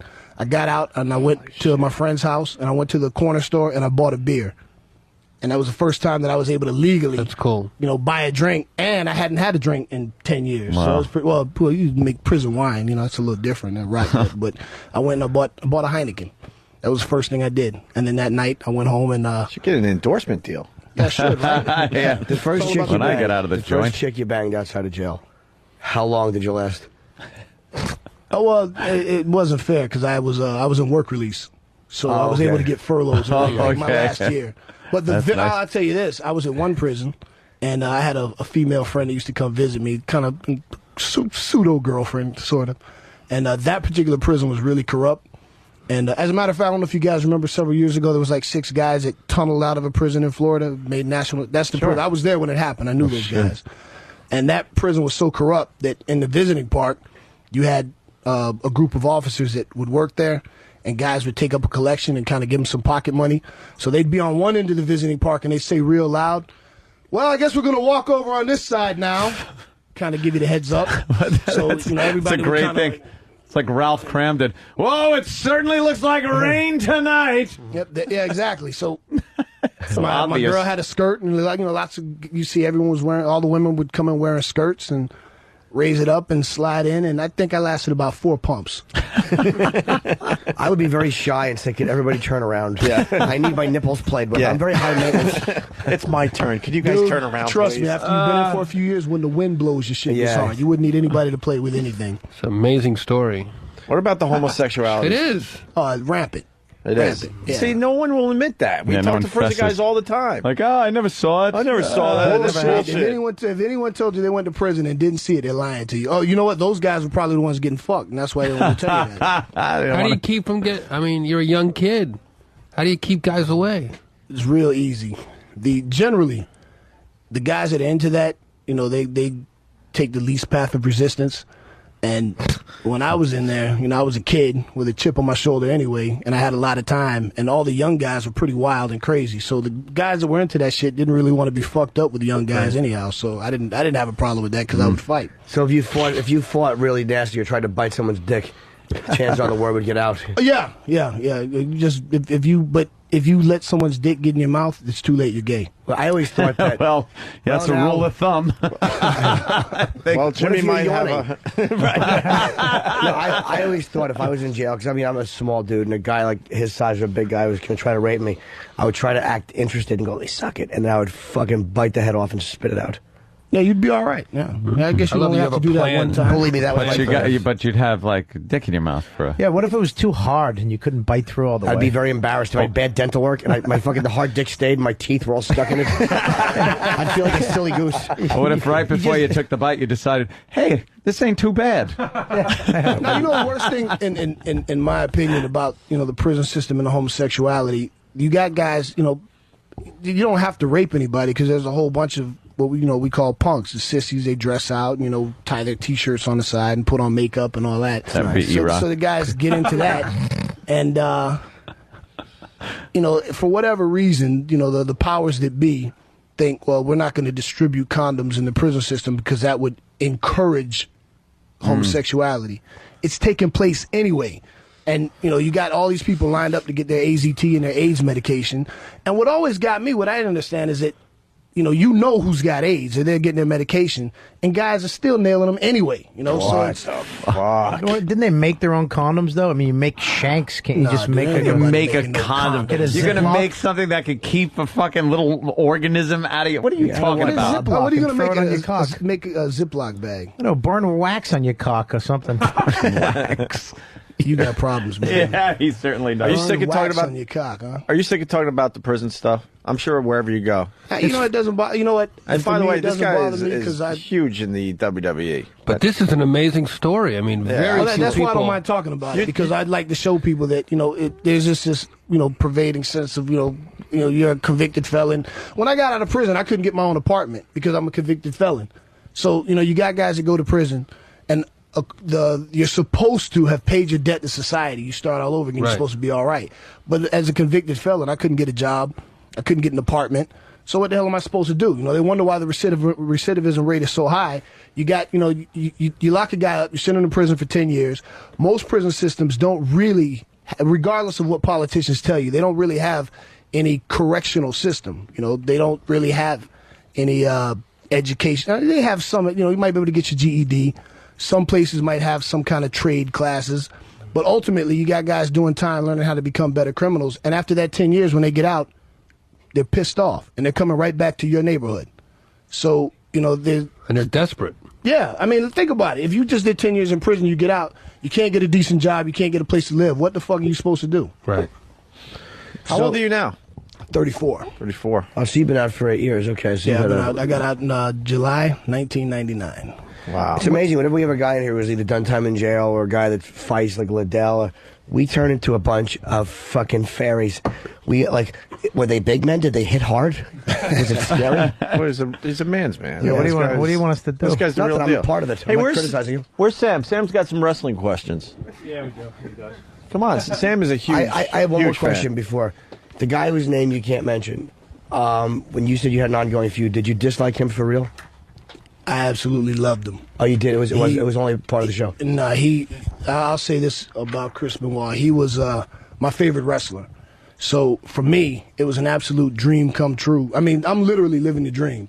But to wrestle him at WrestleMania was one of my greatest achievements so far, and to beat him for the United States title. I mean, just think about whoever your idol is in comedy. The one person that stands out above all else to you, to be able to work with them on a regular basis. It's for me, it was unreal. And before I got signed to the WWE, I met him, and he took me under his wing, and he called me all the time and asked me about my independent matches, and he took an active interest in my career before I got there. So when I did make it, when I got signed, he was as excited as I was, if not more so. Okay. So did you see his personality change near the end there? Man, that was something that nobody saw coming. That's what everyone says. No one, and I believe that, by the way. I couldn't tell you a single bad. All I could tell you is, for whatever happened at the end, that guy was one of the most considerate, thoughtful, caring. I mean, any positive adjective that you can come up with, I would apply to him. That's so odd, man. It's unreal. And the thing that pisses me off, everybody wants to, just lay it all on steroids. And that's the most ridiculous thing in the world to me because, it's all about the fragile human mind. Something was going on that we didn't know about, and as best we can tell, he snapped. But they want to put it on steroids. The guy at Virginia that shot up all those people, he wasn't on steroids. People snap all the time. Unfortunately, I mean, as best we can tell, Chris snapped. And this isn't like a new belt. This is an old belt that just keeps getting passed on. Keeps getting handed on. Did you ever fuck a chick with this belt on? Just get naked and just wear the belt and just fucking plow her? Yes, I have. Oh, that'd be awesome. Just to put that on and fucking. And the whole time I was, who's the champ? Who's the champ? Say it. Who's the champ? You just after you bust your load, you throw the belt over your shoulder and go take a shower. No, I make him. Walk off to your music. I make it tap out. I make him tap the pillow. Tap. That would be great. Then you just leave to go into the bathroom with the music playing, belt over your shoulder. No, I'm gonna have to try that sometime. Play my intro music when I come in. Yeah, that's a good idea. Let's go to Sam, the big wrestling fan. Oh yeah. Of course, the WWE is sponsoring the Than and Sam show this Saturday night. Yep. Yeah, the Royal Rumble. Yes. He's going to bring you the Than and Sam show this Saturday night. That's right. When's that Royal Rumble, Sam? Sunday. The Royal Rumble is this Sunday night. I did notice you feel stupid complaining about the breakfast after talking to this guy about prison. Yeah. Yeah, with the stupid little bagels. Thing. Yeah. Go ahead, Sam. What do you got for MVP? These, am I to ask original questions or the questions that I was just handed? Because these are your questions. Ask him. What are you wasting his time for? Ask away. MVP. Did you ever consider calling yourself most improved player? Who wrote that question? Yeah, who wrote that? Is that your question? I swear to you. All right, what do you got? You got a question for him for real? Okay. Who is your favorite wrestler? He just answered that. I thought so too. So go ahead. All right. Okay. If you could be a vegetable, which vegetable would you be? The hell? You're about to be a vegetable if you keep asking me the same questions. Uh-oh. I thought you said this guy was like a real wrestler. He is a huge fan. Come on, man. He really is. He knows everything. Just nervous though. Just read the next question, Sam. Can I have a hug? Is the question. He's a big fan. He doesn't. He doesn't want to hug you. No, the answer is no. That's fine. He'll give you a prison hug. I'm not even going to you dignify that bitch. with a response. Yeah. No. Okay. I wouldn't either. Is Vontavious a name? No, you skipped this one. Well, if it's okay. A little nervous to ask that question. Sure. Is it true you have to wear a bodysuit because of a controversial tattoo? That's false. You know, it's weird. There's a whole bunch of stuff on the internet that, these internet marks that come up with these ridiculous explanations, and there's all kinds of shit on the internet about me that's absolutely not true. I love telling the story. Batista pulled his hamstring, so he was getting his leg taped up for a while. And there was something on the internet circulating about him getting a new tattoo, and he was taping up his leg to cover up the tattoo. And people just, took that, oh yeah, Batista's got a new tattoo. Bullshit. We just know from dealing with message boards on this show that everything is true. Yeah. There's not one false thing on any message board. What type They're of all smart people that just contribute a lot. Yeah, the intellectual giants. Yeah. What type of tattoo they're saying you have under the There's a tattoo bodysuit? of Malcolm X on my chest. And, he and I had a lot of parallels in life. He was somebody I read his autobiography. I was really moved by it. Did he wrestle? He went to prison. He absolutely wrestled. Yeah, he wrestled all right. No, that's cool. That's okay. He wrestled. Yeah, no, he wrestled the man. Yeah, is what he wrestled. He fought the man by any means necessary. Fuck that turn the other cheek shit. Anyway. You're going to get your ass handed to you, and I'm going to laugh. I'm just going to sit here and laugh. Okay. Which do you like better? Oh, you skipped one. Yeah. Oh. Is Vontavious a name of Roman origin? Nah, Vontavious is a name of ghetto origin. Fair enough. Which do you like better, wrestling or prison? Oh, my God. Oh, boy. Right. Oh, no. Who wrote that? I just got to know. Who wrote that boy. question? Please tell me Who was wrote brave that enough question. to write that one? Yeah. Who's responsible for Who's that the one? nameless, faceless person that wrote that? Oh, Than. Wow, Than fessed up to it. The other half of Holy the Stan shit. and Sam show. Yeah. I would have just looked around and went, Danny, dude. Well, you know I what? don't No, know where there's he something to be is. said for him actually, owning up Yeah. to that ridiculous fucking question. Yeah. That's just, I just wanna And make what him look like motivated that? You just wanted to throw him under the bus? Is that what it was? Yeah, I like, Sam and I have a fun teasing relationship, and to make him look like an asshole in front of somebody You that could succeeded. destroy him. All right, You've good. done Thank an you. exceptional job. Thank with you that. very much. All right. And I guess to wrap up this interview, Make it good. Make Okay. it real good. where did the Cloverfield monster come from? Cloverfield monster is Godzilla's cousin. That's my take on that. Right. Theory. Retarded cousin. Okay. Have you seen the Got a movie? I haven't theory. seen the movie, so I don't know. It kind of blobs around a little bit, that monster. Do you really have a neck tattoo, or that's a rumor that you do? You do have one? No, I actually have a, Is there a picture of it tattoo online? next to my chest. Sam, is there an honest wrestling question you would like to ask him? I mean, I you don't are know. a fan. You are a fan. Okay, whose idea was the inflatable entranceway that you use? Because MVP uses an inflatable, you know how sometimes the football teams have the big inflatable. Yeah. He has his very own MVP entranceway that they put in front of the other entranceway. Virtually everything about the MVP character was my idea or creation. When I was trying out for the WWE, the vice president of talent relations, John Laurinaitis, said, I used to wrestle as Antonio Banks, and he said, man, Antonio, we like you, we got nothing for you. Come up with something that we don't already have that you can do, and get back with us. So at first I was put off by that. I was pissed off. I'm like, man, that's bullshit, man. You could hire me, but at the time I used to bounce on South Beach, and I was always at the high-end VIP clubs, and I used to see these pretentious, self-absorbed athletes come in, these overpaid jerks, treating people like shit. And who was a dick in particular? Can you remember one that was fucking rude to you? Stephon Marbury is a pussy. Holy shit. He's a bitch. And he came this close to catching an overhand right. Wow, he was just rude to you? Not to me, to the doorman. He comes up in shorts and sneakers trying to get into, a high-end. Everyone is wearing Armani and Gucci and, a high-end club. Which club down there? And Mansion. He walks up and expects to get in because he's Stephon Marbury. Dude, you got on shorts and sneakers. So the doorman says, I'm sorry, I can't let you in. And he leans over and tells the doorman, don't make this mistake. You're making a big mistake. Don't make this mistake. I said, man, you're making a mistake. So he tries to be physically intimidating to the little, doorman. And I just stepped up, and the manager kind of grabbed me and pulled me back. Because, how many times has he been robbed for his jewelry anyway? You know what I'm saying? He's been stuck up at least 2-3 times. He's pure pussy. Fuck him.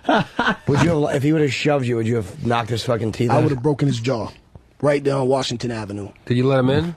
I left. I don't know if they let him in or not. I can't. I have short tolerance for stupidity. He's an idiot. Do you hate any wrestlers? Do you when you're fighting, is there any guys out there that you really don't like, and sometimes you give them a little extra? You know what? It's funny you say that because generally, the guys that end up hitting each other hardest are the guys that get along the best. Oh, really? Yeah, the guys. Because listen, you're only going to mistreat somebody you really, really dislike, or, as in the case of these two guys, somebody you really like a lot. Right. So sometimes when you're in there with somebody you're really cool with, you catch them with a really tight punch and you laugh about it. Oh, sorry, but it's coming back. You punch me in the face, I'm gonna punch you. You kick me, I'm gonna kick you. In our business, we call it a receipt. You catch a guy, you're gonna get a receipt. So usually Sam, remember guys that. get along well. Start using that every day. A receipt. But at any rate, to answer the question, MVP, I went and based on those jackass athletes, I thought, man, there's never been a guy like that in the WWE in professional wrestling. And you turn on ESPN, there's always some athlete doing something stupid in the news, so there'd be no shortage of material. Stupid. So I came up with this whole concept, pitched it to them, they liked it, and the rest, as they say, is history. So, and I've been very fortunate that creatively, most of the ideas that I come up with, when I pitch them, they're receptive and they go with it. Or if not the actual idea, some derivative or variation. So I've been real lucky. I would think, Sam, because of the even though his name is the initials, because of the MVP thing, you would think it would be sports related kind of a thing. So the blow up where he comes through like that would probably fit into that whole motif. Yeah, I just thought it was brilliant. I just wanted to compliment whichever. Oh, very good. Okay, all right. Well, you made up for all the ridiculous questions that you just asked. Kissing my ass. That works. Battery will get you everywhere. You have big jewelry. 305 and then MVP. Is that a Miami area code? That's Miami. Representing the MIA. I kind of figured. I just wanted to show off my knowledge. Yeah. I bored everyone. I apologize. When's the book coming out? You got a book in you, obviously. Give it a few years. I want to see what happens. I mean, it's funny because I think about in my first year, I've accomplished so much in the WWE, and I've been real fortunate that they've given me the ball to run with it. And I said for years, I always, when I wanted to get to the WWE, I said if they ever give me an opportunity, just give me the ball. If I fumble, that's on me. But, so far, every time they've given me the ball, if I haven't scored a touchdown, I've at least had positive yardage, So I think maybe 2, 3, 4 years from now, after I've won a few world titles and, done a few things here and there, it'd be time for a book. But I definitely wanted to use my story to try to influence and inspire other people that, hey, man, it's funny. Just yesterday I was on 106 in Park, and I was because they have a really young audience, and I was saying, don't let anybody tell you what you can and cannot do. Because when I got out of prison and I told people, my own mother, I said, I'm going to be a professional wrestler. And she took me to my very first wrestling show. She kind of looked down her nose at me and was, yeah, okay. Nobody believed me. And, now I'm the United States champion, so hate on that, So I want to try to inspire as many people as possible to, chase your dreams, have the laser beam focus, make the sacrifices. And as corny as it sounds, man, you can do whatever you want to do if you believe in yourself. Except rob a casino boat.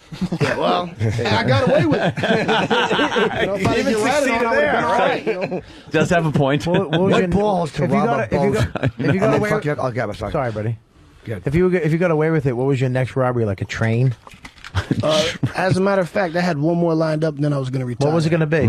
I can't tell you that. Why? What you going to do? Still, you planning on it? And the wrestling goes bad? It's in my back pocket. Yeah. Really? You don't want to keep that one. If things don't work out. It's funny because I was telling somebody the other day. You got all these. Me and Joey V were talking about it. You got all these. For some reason, being a thug has become this real cool, trendy thing. Everybody wants to be a gangster. Everybody wants to be a killer, and most of these guys. That's my phone. Most of these guys. San Marino music.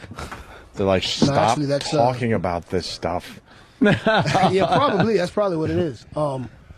Everybody wants to be a thug, a killer, a gangster, and all the thugs, killers, and gangsters that I know don't brag about it, don't glorify it. It's just a way of life. And when I see all these, these studio gangster rappers coming out, I'm this, I'm that, man, give me a break, man. You ain't never busted a grape. Some of these guys, I did time. You did 2 years at a boys' camp. You didn't do time. That doesn't count. Or, guys rapping about how many times they got shot. Can I interrupt you? Please. If one of us in this studio did 2 years, the prestige and we would have some freaking power. If one of us got fucking a parking ticket. Right. and had to put the little fucking plastic cuffs on. This is why we can't relate, man. Imagine one of us came in after doing 2 years. We would be the king shit in this place. After a college gig, I pulled a fake gun on Red Johnny. Right. I got arrested. Everybody thought I was the coolest guy in the world. But MVP, 4 hours in jail. MVP 2 years, it's a weekend stint, man. Norton did one night in the Tombs. He was going to get a tear tattoo. Norton can relate to you, MVP. He did some one time. night. He did one night. Hey, you know what though? People, I've had people come up to me and say, "Hey, man, I only did 3 months, but dude, one day is one day too many, man. It's an experience that nobody should have to go through. I take that back. There are some people that should be locked up forever and ever. I was in there with them. There are some people that should never get out. There are some people that should have their heads cut off and stuck on a stick. Pedos. Oh yeah, rapists, pedophiles. There's no excuse for them. But. And those guys get a little extra in the joint, they say? Absolutely. They are hated? Oh, reviled. Were you scared? Because I was actually in juvie for a year. and there was guys that actually did like my crime wasn't bad, but there was guys that did crimes like yours where they went to juvie, but then they had to go transition from juvie to real jail. Well, and did that scare the shit out of you going from juvie, knowing that you had to go into real prison? It's funny because in the juvenile system in Florida, they have what they call direct file, where once you're 15 or 16, if your offense is serious enough, they move you from the juvenile facility to the county jail, but you're on the juvenile floor, so you're with other juvenile offenders. Right. But once you're sentenced, if you don't have a youthful offender sentence, you get sent to a regular prison facility. So there's no differentiation between, juveniles and adults. So initially, of course, yeah, damn right I was scared. I'm going to prison. I'm 17 years old, and I'm going to be in prison for the next, as far as I knew, 10, 20 years. Did you think about killing yourself? No, I thought about killing other people, though. What was your sentence, 10 to 20? No, I had an 18-and-a-half-year sentence with a mandatory 3, which means for the first 3 years I couldn't get any time off. No good time. When were you first eligible for parole? State of Florida, they don't have parole anymore. So you got to do... Oh, you got to do half. Is there anybody anybody at this point, there has to be somebody who intimidates you or who you are afraid of? My ex-wife. But there's no guys, like there's no guys you see that you're like, I wouldn't want to fuck with him. Oh, yeah, there's plenty of guys I wouldn't want to fuck with. I mean, I wouldn't want to fuck with Chuck Liddell. I wouldn't want to fuck with, Quentin Jackson. I wouldn't want to, but, if it came down to it, got to do what you got to do. I feel the same way. Yeah. Yeah. I wouldn't want to, but if I had to. Mm-hmm. I mean, like I said, man, I've had my ass kicked more times than most people have had fights, so an ass whooping, you just add it to the pile. It's not a big deal. I've been down that road. But now, dude, I make money. I make a really good living to play fight in my underwear, you know what I'm saying? So I'm cool with that. Great attitude. Great attitude. That's cool. Last fight I had was in 4th grade. Jimmy Biondo. He pinned me outside the library. And that was the last fight I had. Did he all these years later, you still remember that, right? I certainly do. What did he pin you with? And his if you cock? saw him today, what would you do? He's dead, but I'd probably be like, wow, how'd you get up for that shotgun blast to the head? He's a buddy of mine. He killed himself? Yeah. Oh, but I wouldn't be mad at him, though. No, I saw him for many years. We were friends. I was never mad. It was funny. He started losing it at the end a little bit. What a great interview, man. Yeah, man, I've had a blast, man. By the way, I've had this a great MVP guy is he's becoming huge in the WWE. They compare you to like The Rock. Oh, and don't stuff. say it. Don't say it. You don't like hearing that? They say it though, right, Sam? Me and my Back brothers, me we up. call him the guy whose name shall go unmentioned. He's the unmentionable one. Oh, why? Yeah, just because I You wanna do your own constantly hear thing? that all the time. I hate when people say, "Well, this guy's the next Jordan," or "This guy's the next." Sure. I'm not the next anybody. I'm the You first wanna be MVP. your own thing. Okay, So that's fair enough. If I was white or if I was But Puerto Rican, that's would still you a compare me compliment. to him? That's still a compliment, man. It's a huge compliment. There's so many people that watch wrestling just because of him. And when he left, I was done at the time. I'm starting to come back into it a little bit, to be honest with you. But I mean, his shoes are huge shoes to fill. And if I can be the individual that becomes that pop culture phenomenon and has people who don't normally watch wrestling start to tune in just, under the same circumstances. That'd be cool. I'm all for it. Yeah, right but on. I don't want to be pigeonholed. I Yeah, don't but it's wanna be under your own categorized.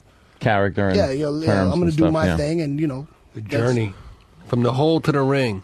But the beautiful thing is this Sunday, Oh, yeah. Madison Square Garden, the Mecca.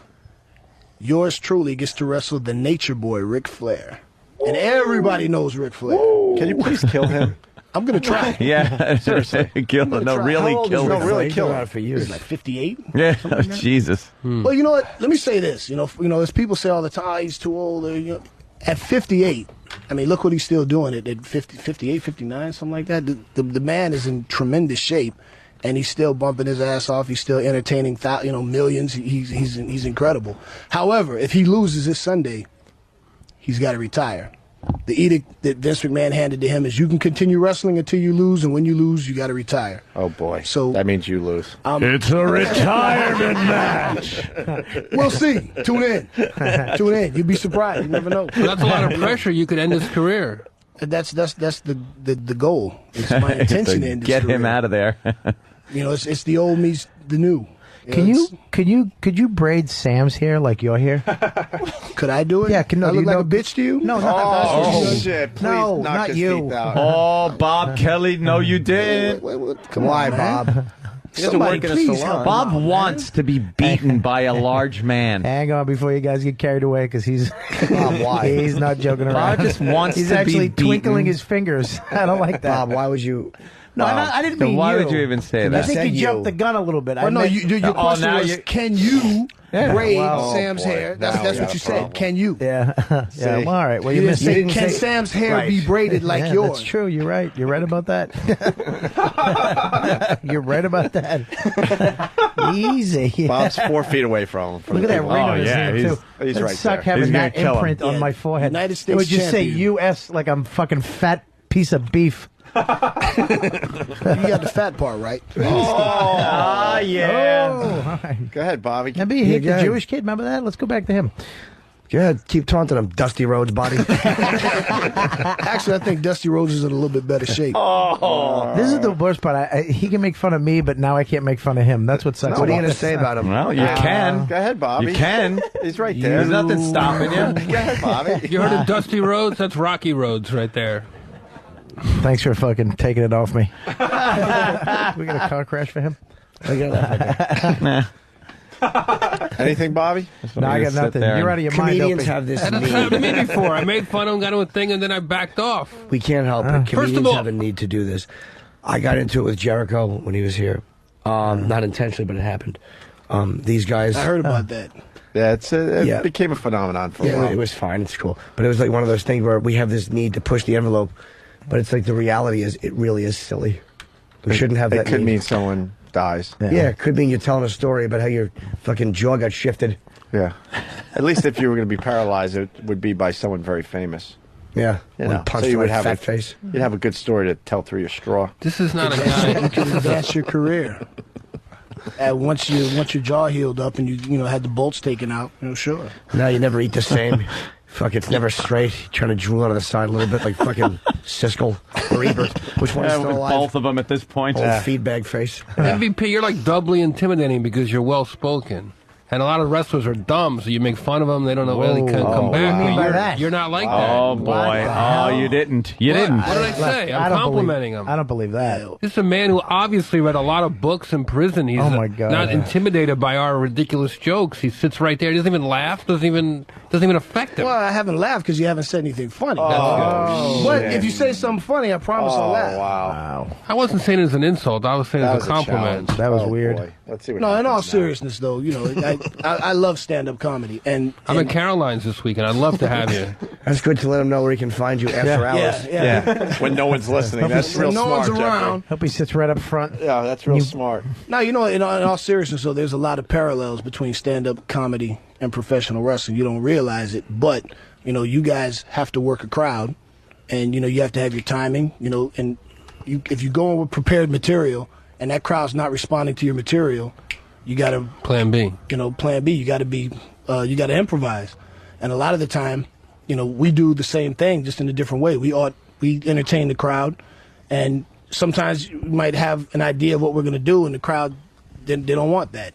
And you do something off the cuff, and they responded to that, and you go down that vein. You guys get up in front of an audience, you're working the crowd, you're dying, and then you make an offhanded remark, they respond to that, and okay, that's what we're going to do now.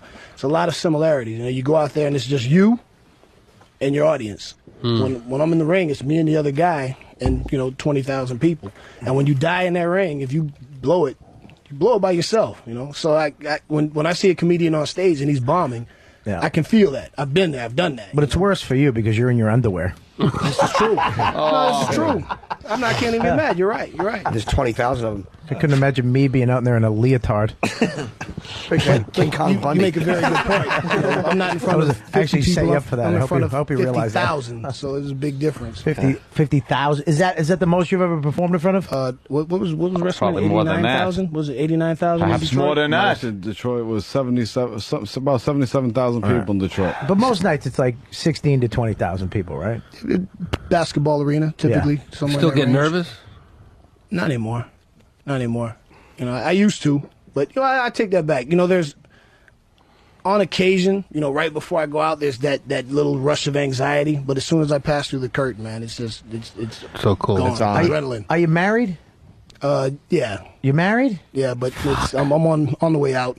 Oh, you're getting divorced. Yeah. Is this number 2 on the way out? Well, when I said ex-wife, I meant okay. my soon-to-be you're ex-wife. still unraveling that. She's spectacular, but she Godspeed there. she can't put up with me anymore. Wait, she's going to get wrestling money?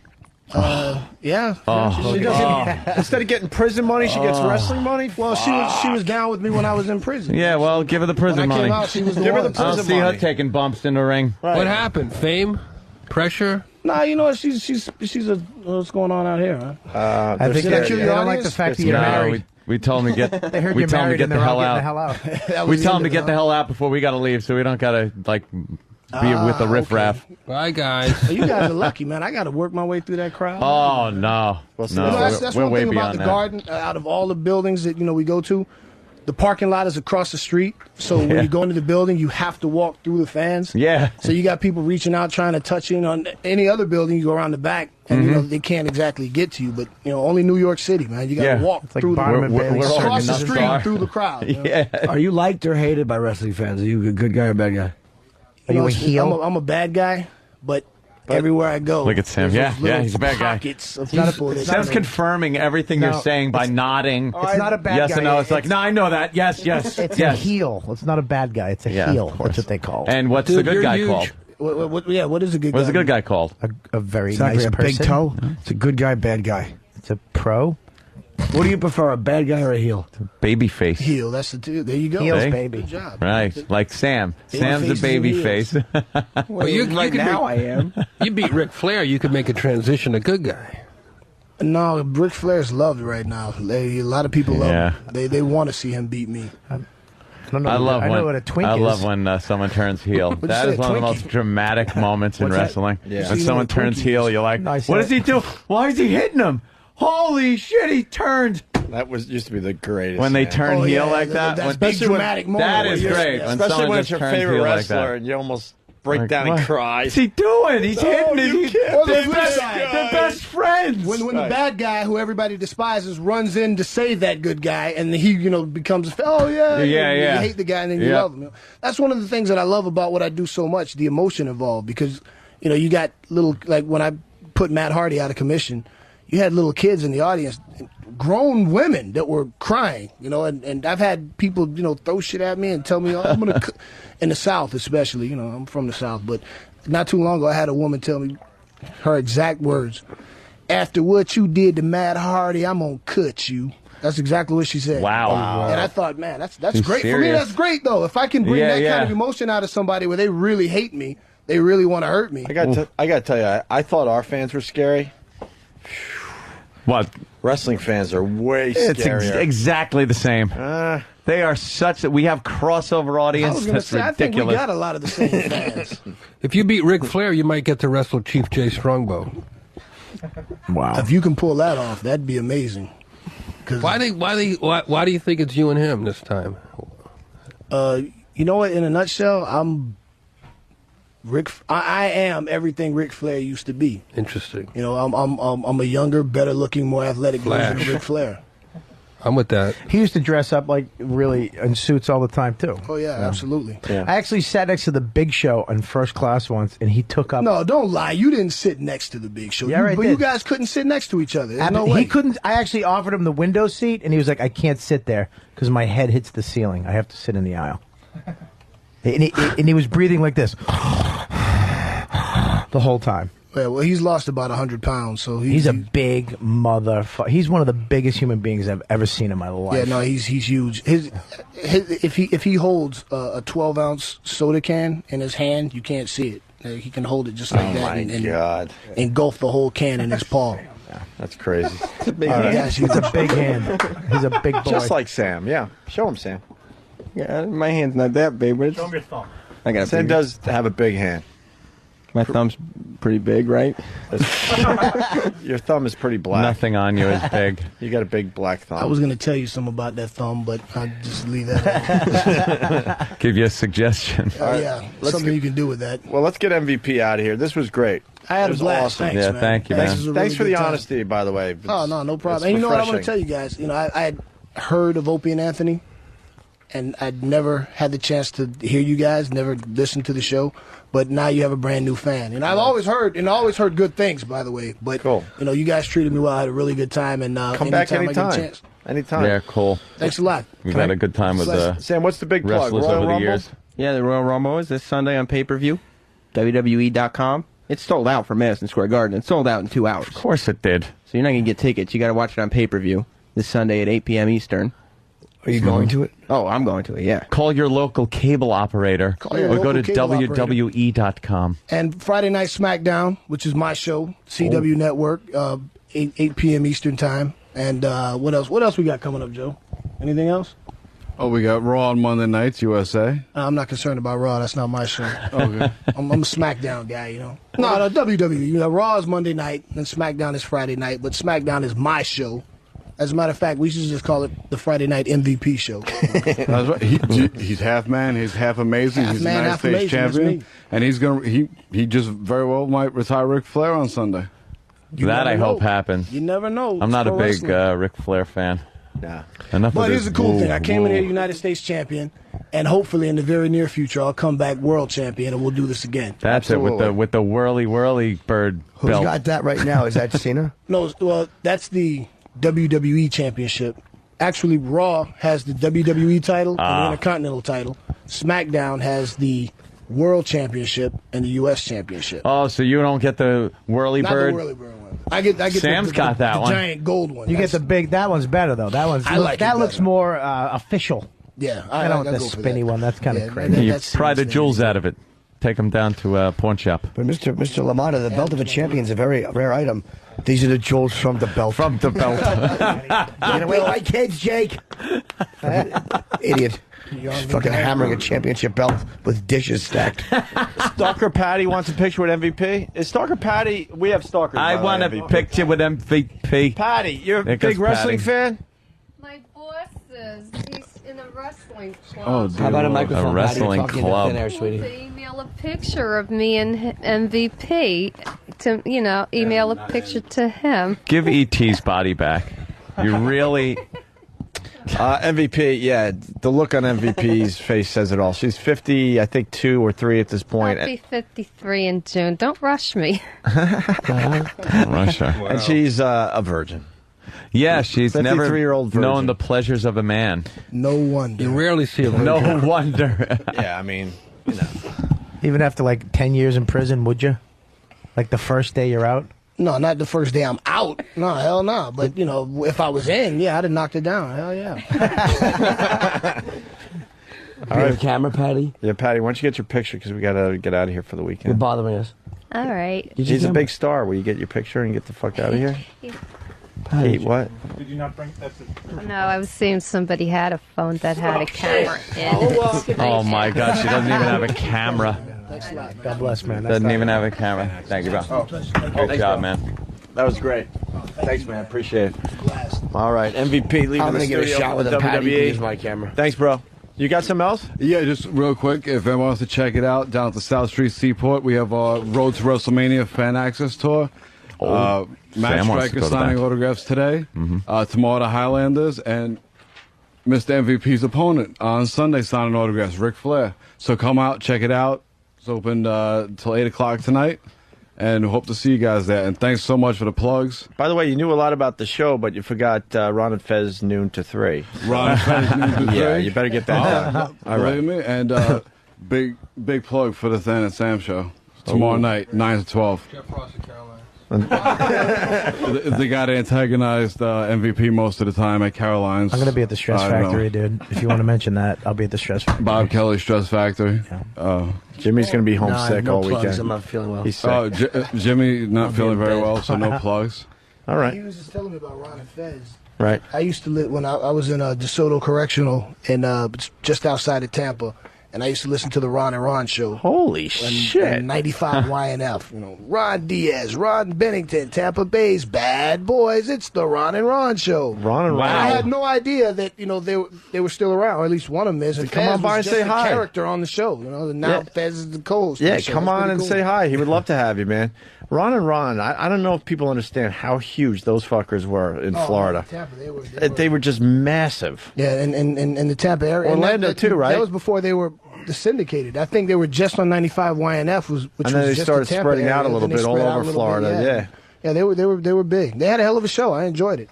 I heard the one guy, Ron, who I never met, died. I think he died. No. Was he not dead? No, his wife did. Oh, okay. Yeah. All right. So he's alive. He's not on radio anymore. I don't know. I'm not trying to blow it off. I don't know I never what the did story their is. show. Is he in radio still? Oh, all right. Shows you what I know. And again, thank you guys for having us. And if you want to meet MVP, come out to Best Buy on 5th Avenue tonight. Be signing autographs 5 to 7 o'clock. Come on out. I'd fire him. Because now the interview is winding down. It's kind of the boring stage of the interview. Most people have Well, how can tuned we out. make it more fun? They're- you want they're- me to fight somebody, box somebody? You know, They're checking out the Yeah, Zeppelin yeah. channel, and then you finally get the plugs in for the great MVP. Well, the great MVP has such a great story. You got to leave the plugs for the end. I agree with the publicist. I agree with. Where's he going to be again tonight? Where's he going to be? Best Buy. Best Buy, 5 to 5th 7. Avenue, 5 to 7. Great. Thank you very much, guys. You guys are the I best. appreciate it, bro. Thanks for Thank everything. All right, there they go. That was awesome.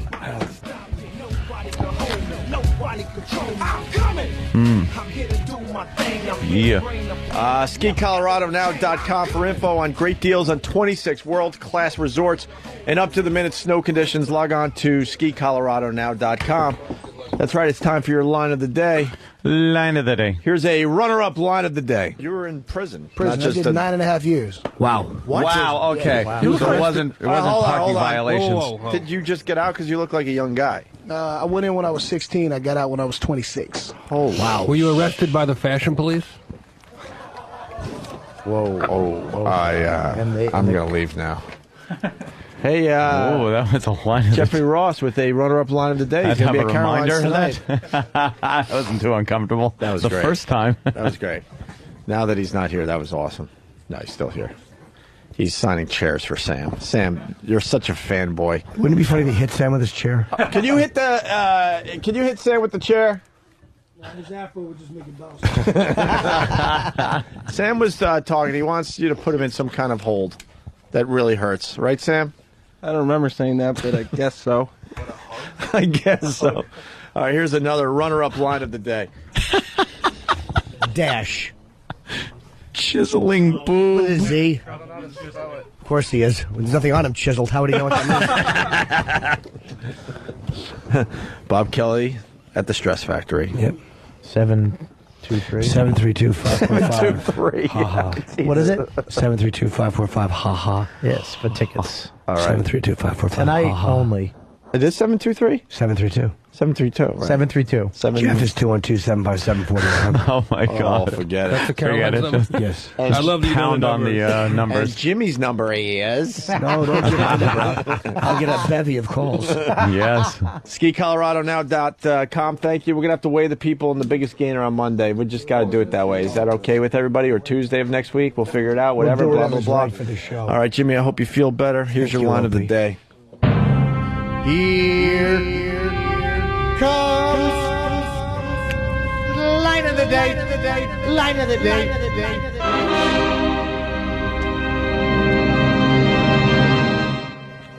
Be followed by a swept up linoleum floor and somebody being comforted.